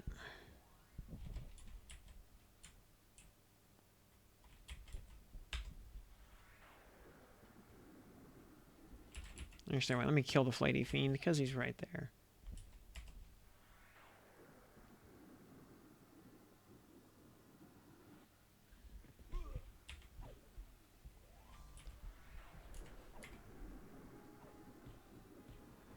Alright, Yael actually aggroed off the Flighty Fiend this time. Alright, whatever.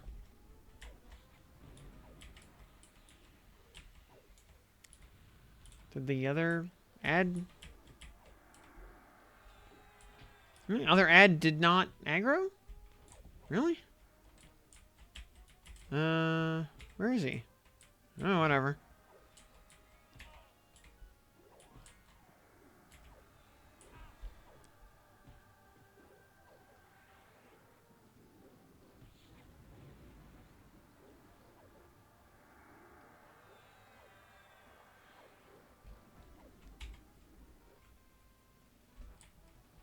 He blasted me away with his mana detonation, but then just immediately summoned me right back, so... Yeah, you know, it's all good either way. Oh, we gotta kill this idiot before he starts healing.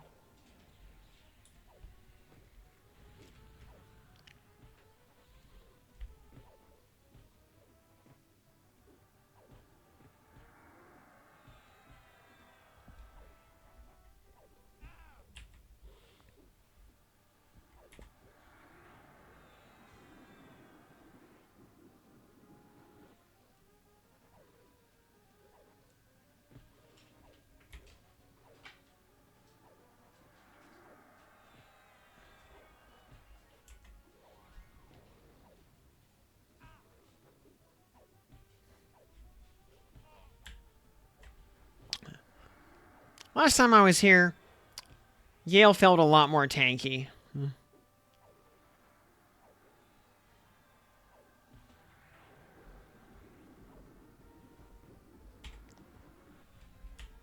Now, not so much.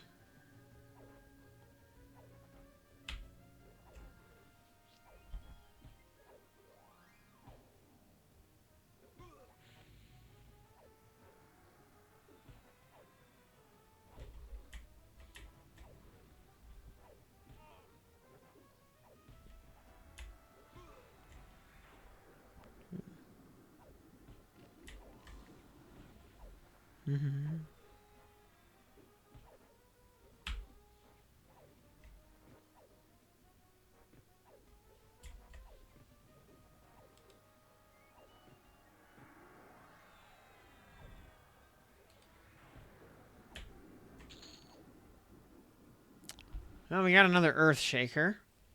In a loam-encrusted robe.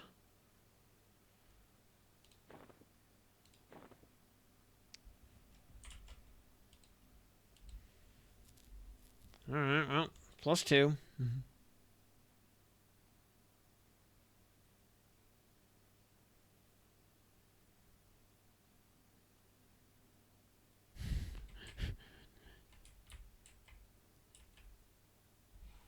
And yeah, over here is what will eventually become the entrance to the Underfoot expansion. To go to Brel's Rest. Which is where dwarves go when they die. uh, and also Knowles, and everybody else created by Brel.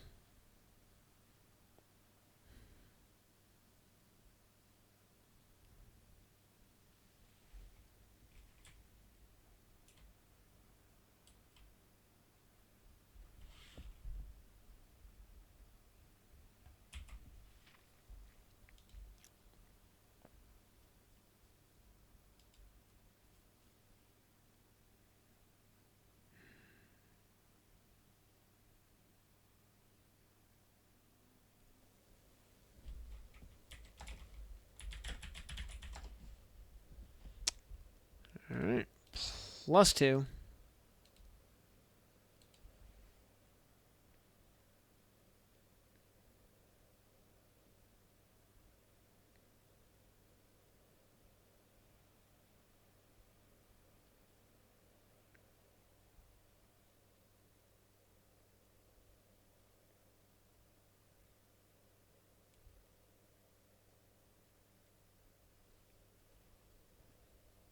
At least this one doesn't have half a dozen trash mobs to grind through. Just walk up and kill one imp, two elementals, and just move along.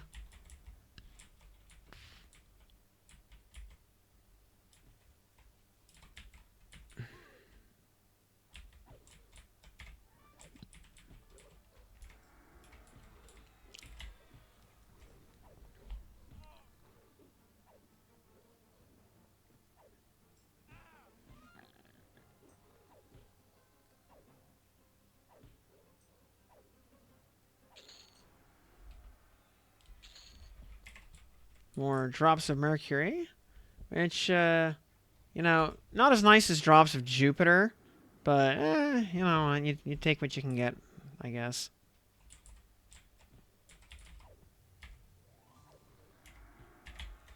Oh, he's a beast lord again.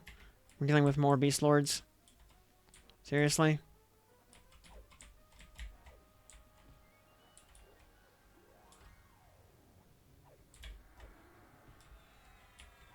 Alright, he is a wizard beast lord.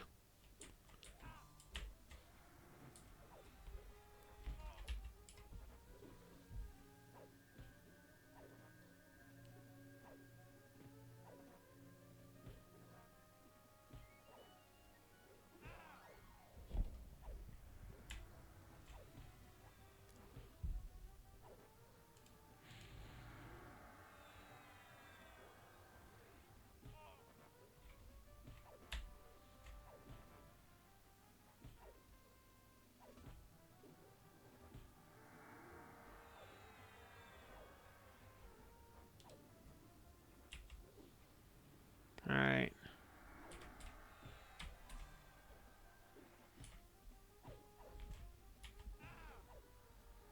Alright, because Yael actually casts other things, I'm gonna wait for him to run out of mana before I bother curing slow.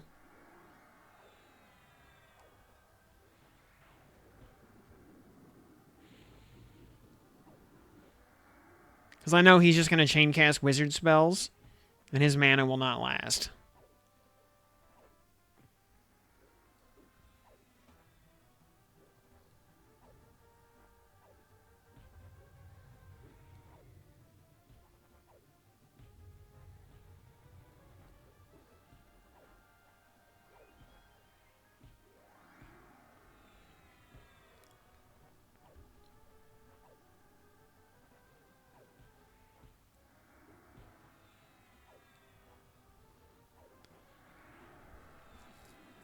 $34, and he's just slowly spamming root. Oh. Hello there, flighty fiend. We can kill you in the meantime. But nice mana detonation there.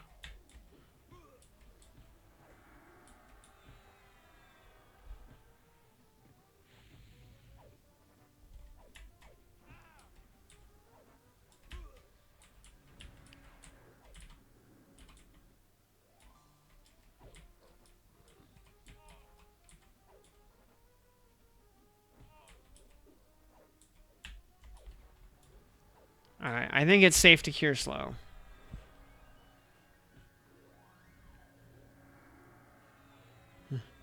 He's down to 2% mana, so yeah, he'll probably try to recast it as his mana ticks up high enough, but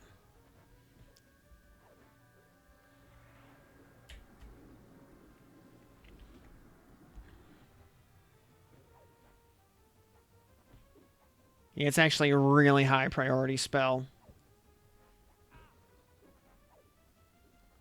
for his AI script.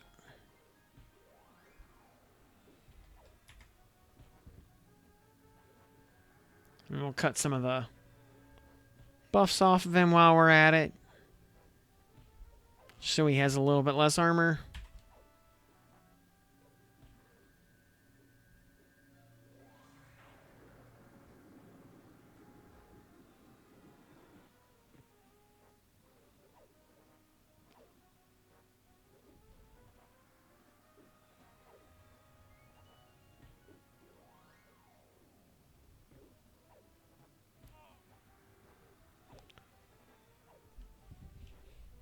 Barely. Oh my god. Well, as I was saying, you know, as soon as his mana ticks up enough, he casts it again.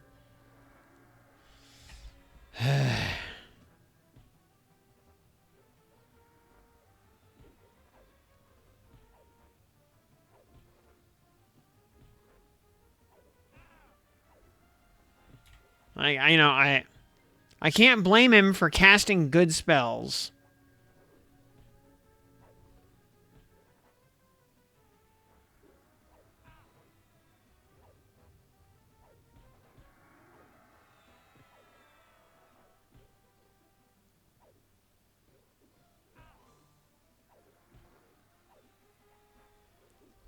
So, can I please have my heal mod, please, Mr. Yael?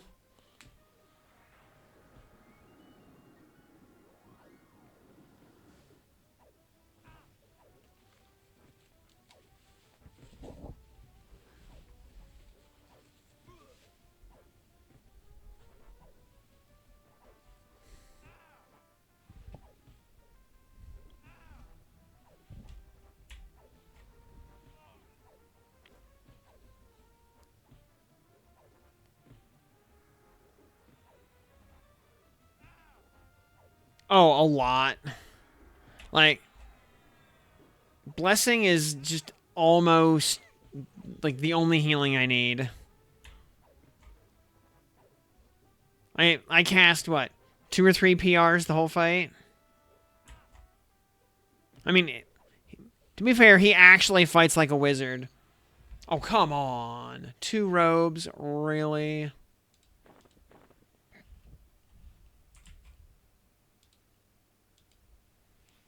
We're gonna see his whole loot table except the item I want.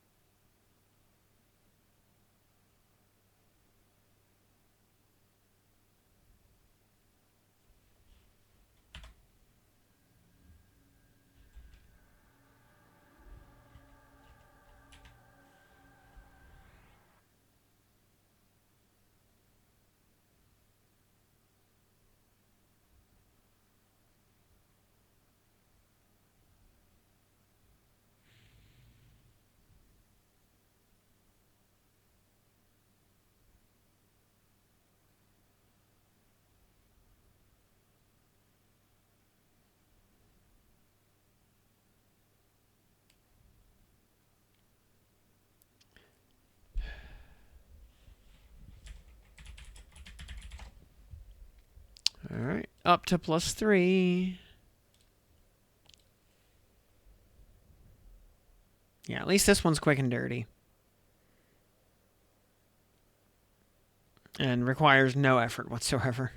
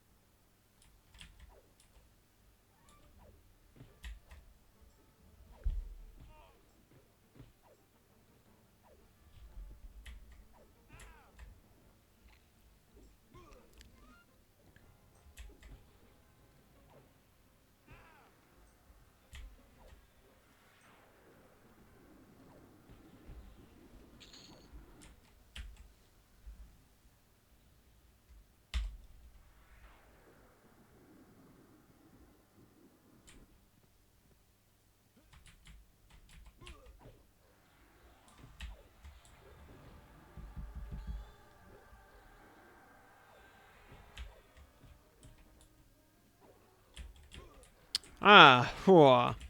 So let's see. This time Yael is a cleric, shaman, wizard, I think it said. So he's gonna have a Brazilian mana and not much else.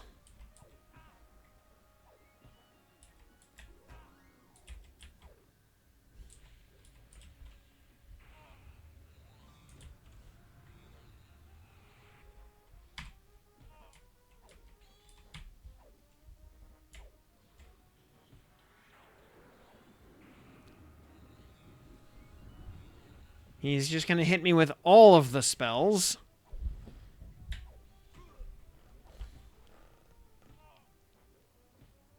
Interestingly, Shaman. Oh, he has haste. Let's fix that.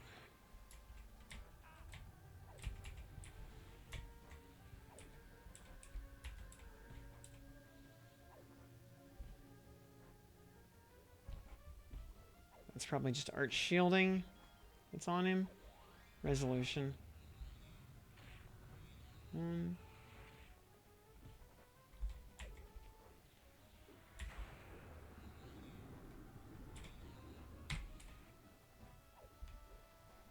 And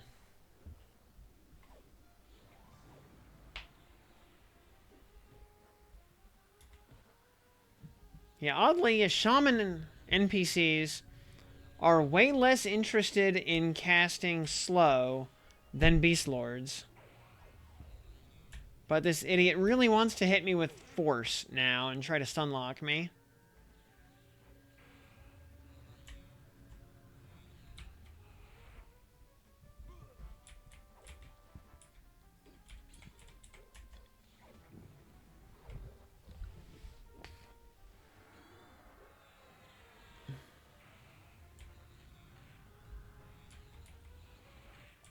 Ow. Those stuns are annoying.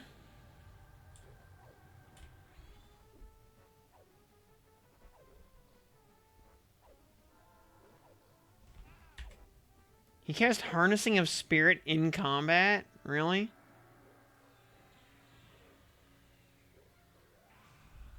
Ice Comet. Alright, well, he cast an Ice Comet. That's something.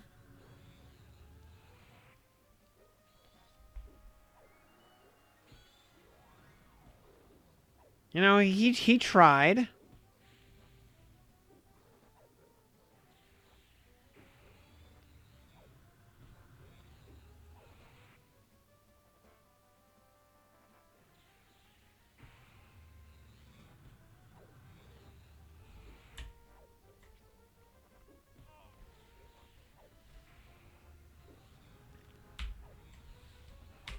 Yeah, he really wants to cast Force. Oh, snuck in and immobilize.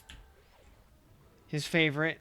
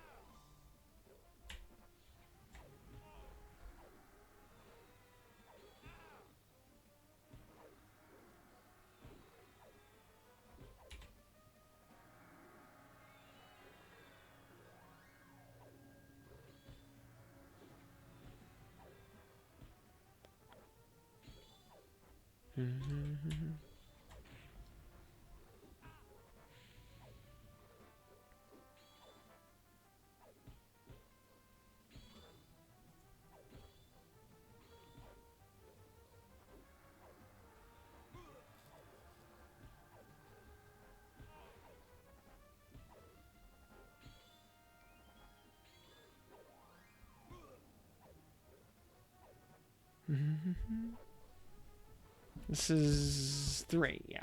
Okay.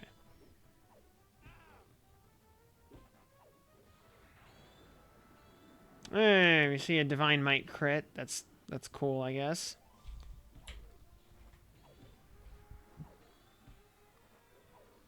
For a whole 130 damage.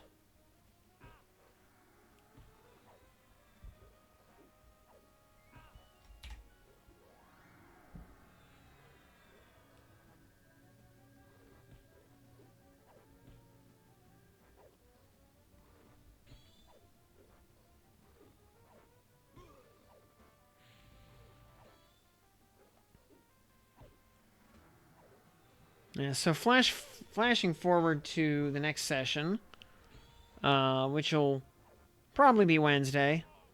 As I mentioned before, I won't be getting home until like 10 or 11 o'clock tomorrow and Tuesday, so we'll probably use what precious little time I have to try to record a video for the YouTubes. If even that much. But hey, you know what? Have those notifications turned on. You never know. Stranger things have happened. But yeah, we'll grind out more AAs. And okay, well, we got a Serpent's Tooth at least. That's a thing. That's at least something. Another Earth Shaker. All right. And a Fire Opal. We can just sell that. All right. Well, we gotta hope that the +4 drops us what we want.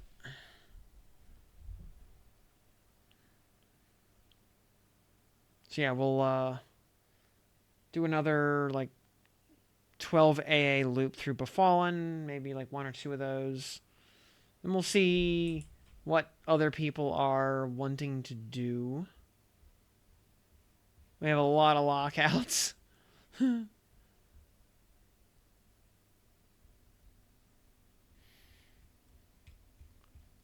We have basically every mob in the world on lockout.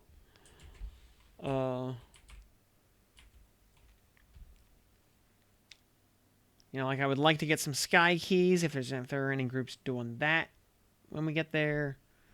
So I'd like to see how that plays out these days. What else? Well, that and yeah.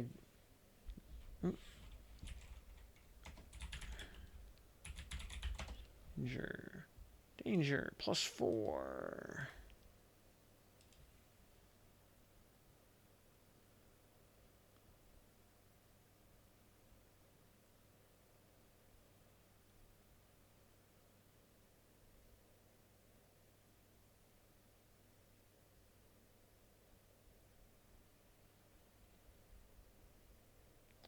Let's see if he actually is the same class combo as +3.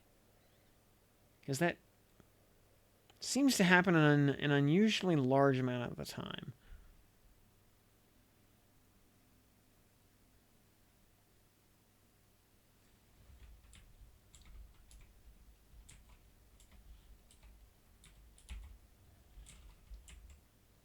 Yep, he is.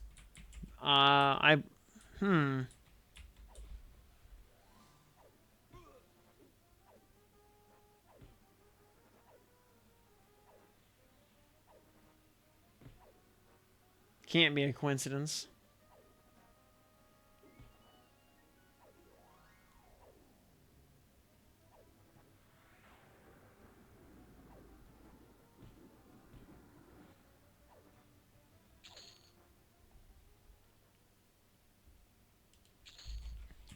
Alright, Mr. Elemental. Oh, actually, here. Hello, Mr. Flighty Fiend. Let's pull you first, because you're right here. Yeah, it aggroed Yael. Of course it did.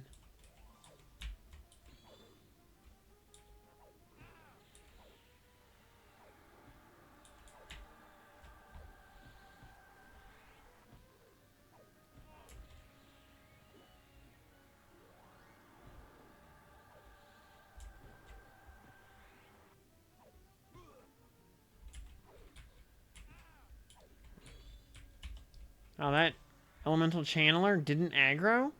Weird.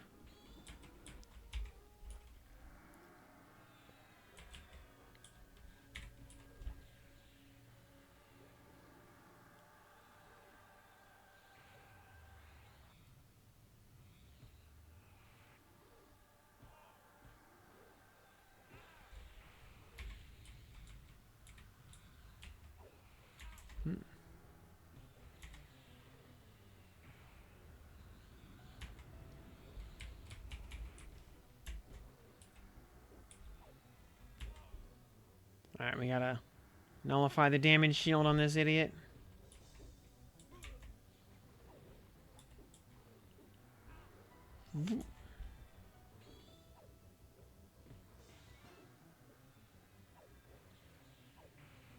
Maybe Yael will waste some mana healing this guy.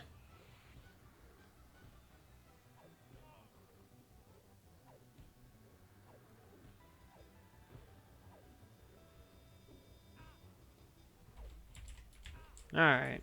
And once again, he is hasted. So we are going to get rid of that.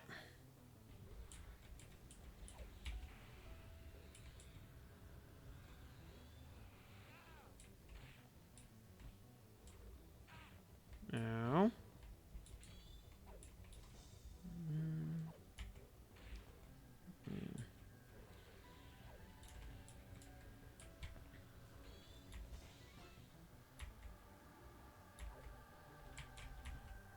Oh, he's using a, he's actually using the, Serpent's Tooth dagger.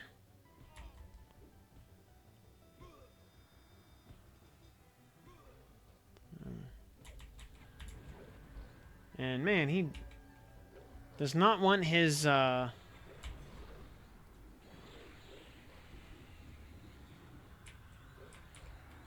he does not want his haste to be dispelled. It keeps...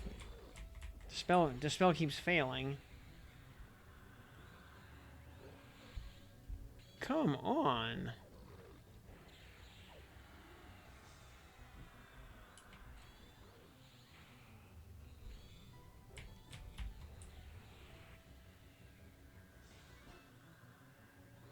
There we go. Now he's not hasted anymore.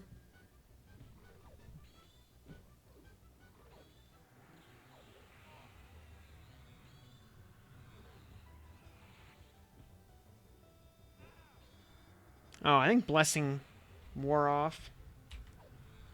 Yeah, it must have. Rip.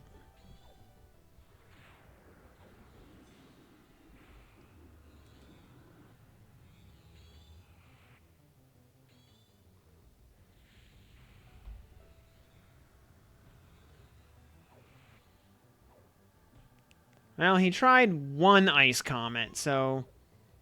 I guess E for effort.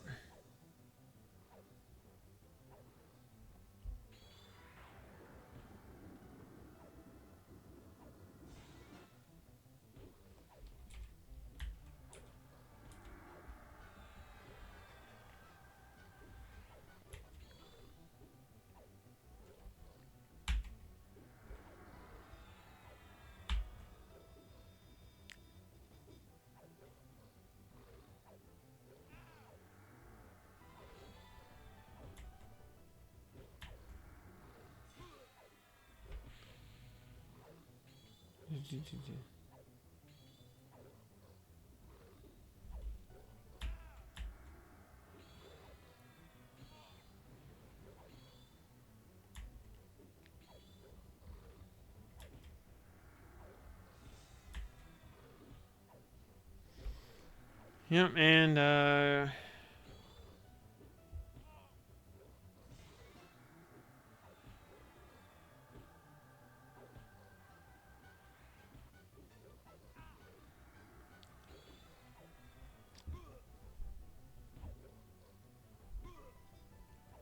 alright, can we please get an Idol of the Underking this time?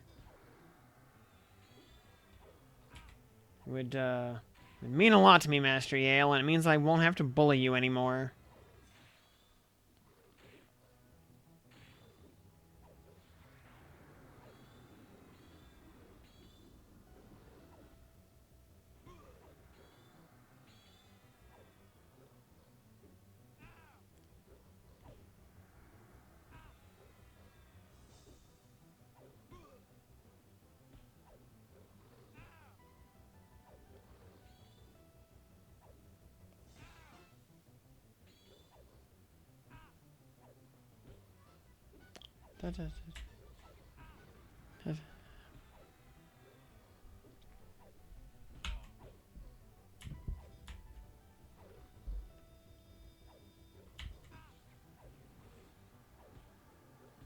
Yeah, sure, you cast Bonds of Force on me. That'll That'll accomplish something, right?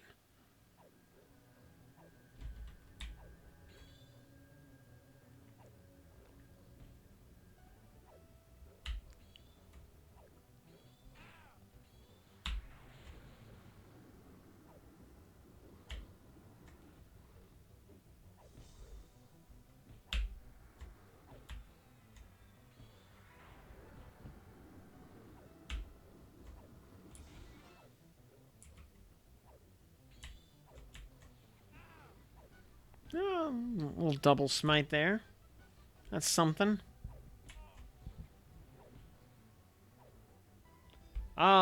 Big Wilfred, this is +4. But even on +4, Master Yael is still a total gimp.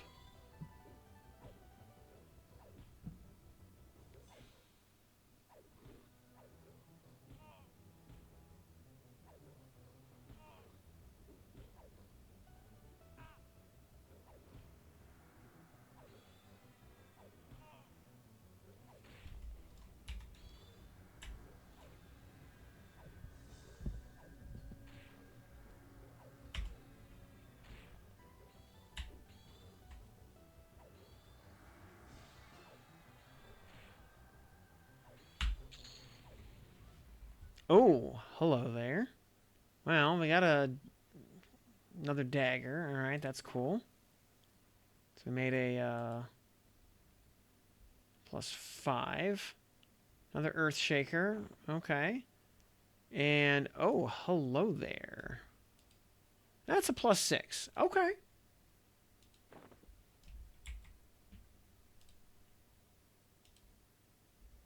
We take those. Smite on auto. I mean, I never smite on auto, just because it does burn through mana at a reasonable pace. At 2% every 7 seconds.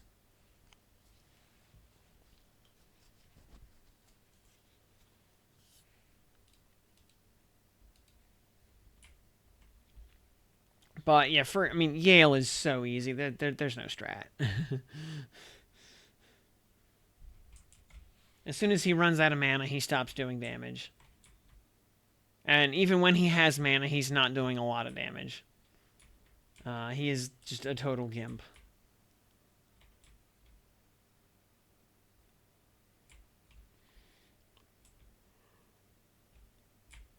I had recovery on, just in case.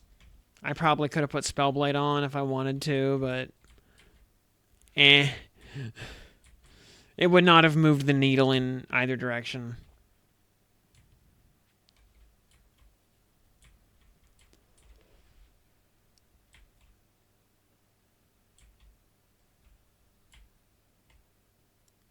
Actually, just keeping recovery stance on probably enables more damage from Smite over the course of the fight than Spellblade causes.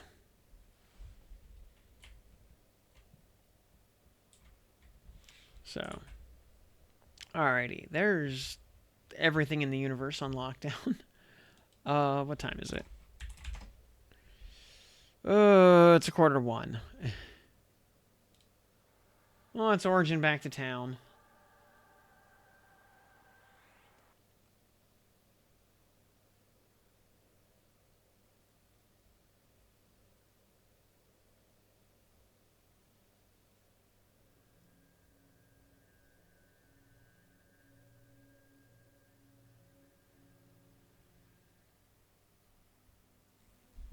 Yeah, so we gained a lot of AAs tonight.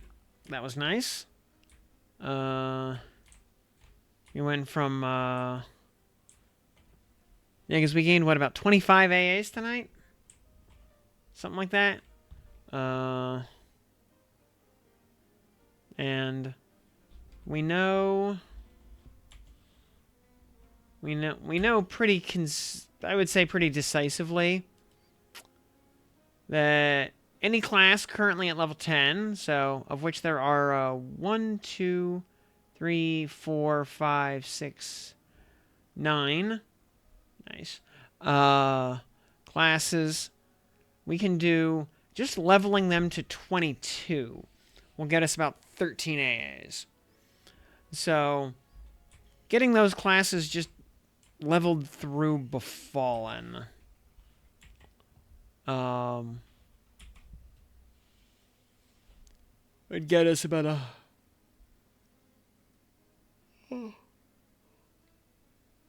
Would get us over 120 AA.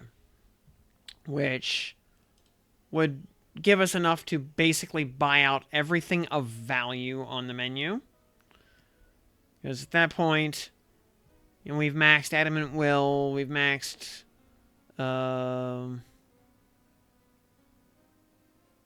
looking for anything of value here. We've maxed, like, Eminence. Hell, we probably picked up Permanent Illusion just for the hell of it. Basically cleared out the entire archetype tab at that point.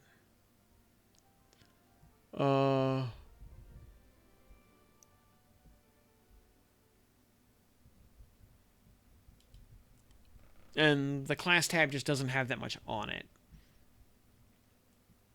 So yeah, by the time we run every class up to 22, we will basically be done with AA grinding. You know, anything after that is stuff for, like, other kits, basically. You know, class-specific stuff that's not our main trio. Because we have basically every archetype AA in the game here. With... I think we even have Crit Affliction. Yeah, I think we actually have... almost. Because we don't have dual wield. Like, there's no ambidexterity on here. We have almost every archetype AA in the game on this page. Because we have a hybrid, a pure caster, and a pure melee.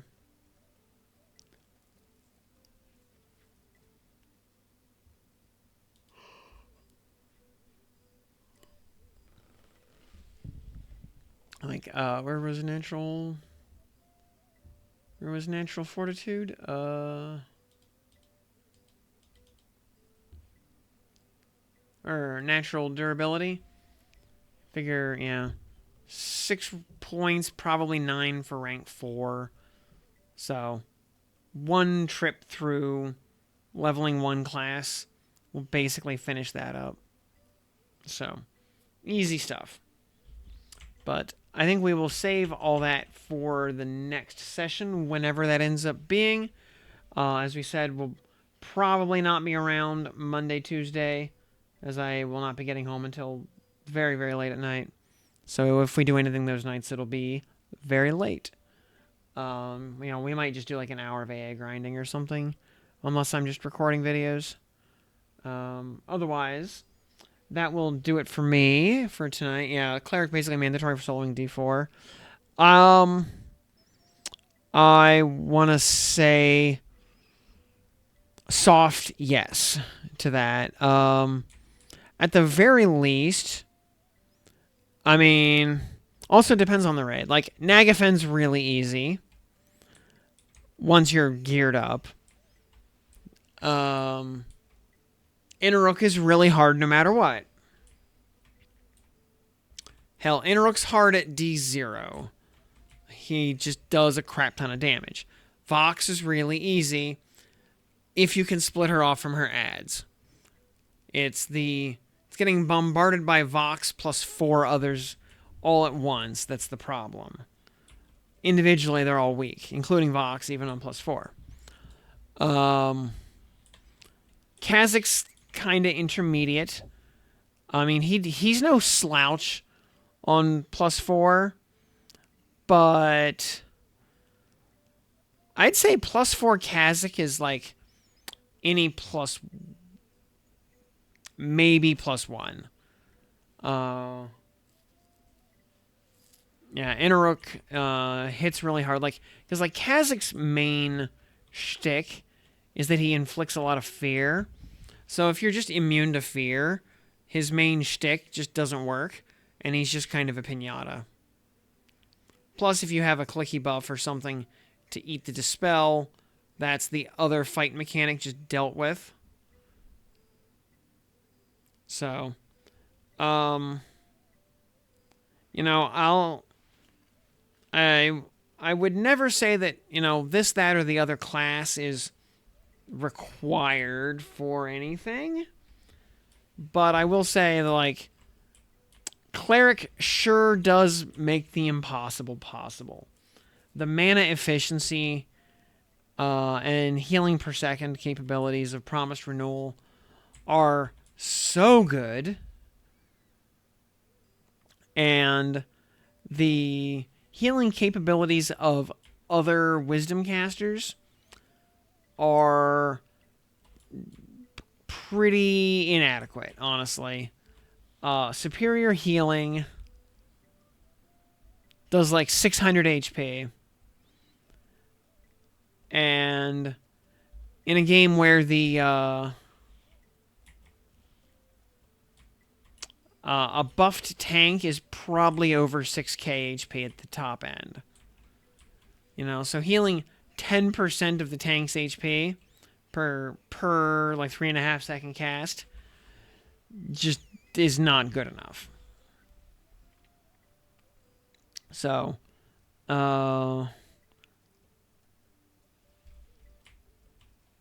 you could easily run Shaman, and to be fair, Shaman's slow, mitigates a spectacular amount of damage. +5, war about 8k. Yeah, I'd believe that. That makes sense, because they just have way more hit points than I have, especially, depends if they have, like, a second tank class or something. Or, what the rest of their kit is. And, though I will say, getting any item to +10 is a massive, massive undertaking. Getting a full deck of planar gear to +10 is a very long-term project. That is not going to happen overnight.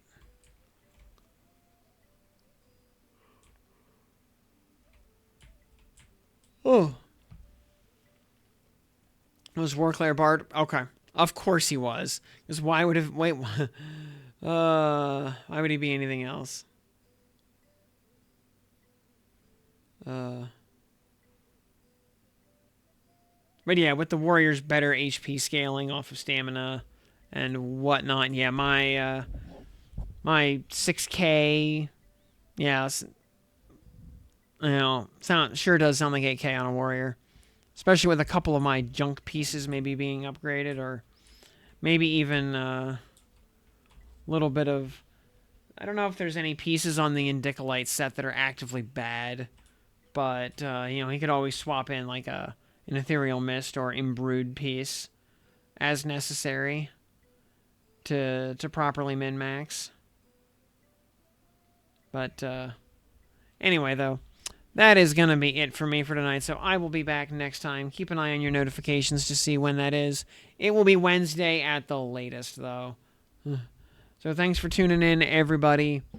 New faces and old faces alike. We'll see you next time. My name is Tim. Good night.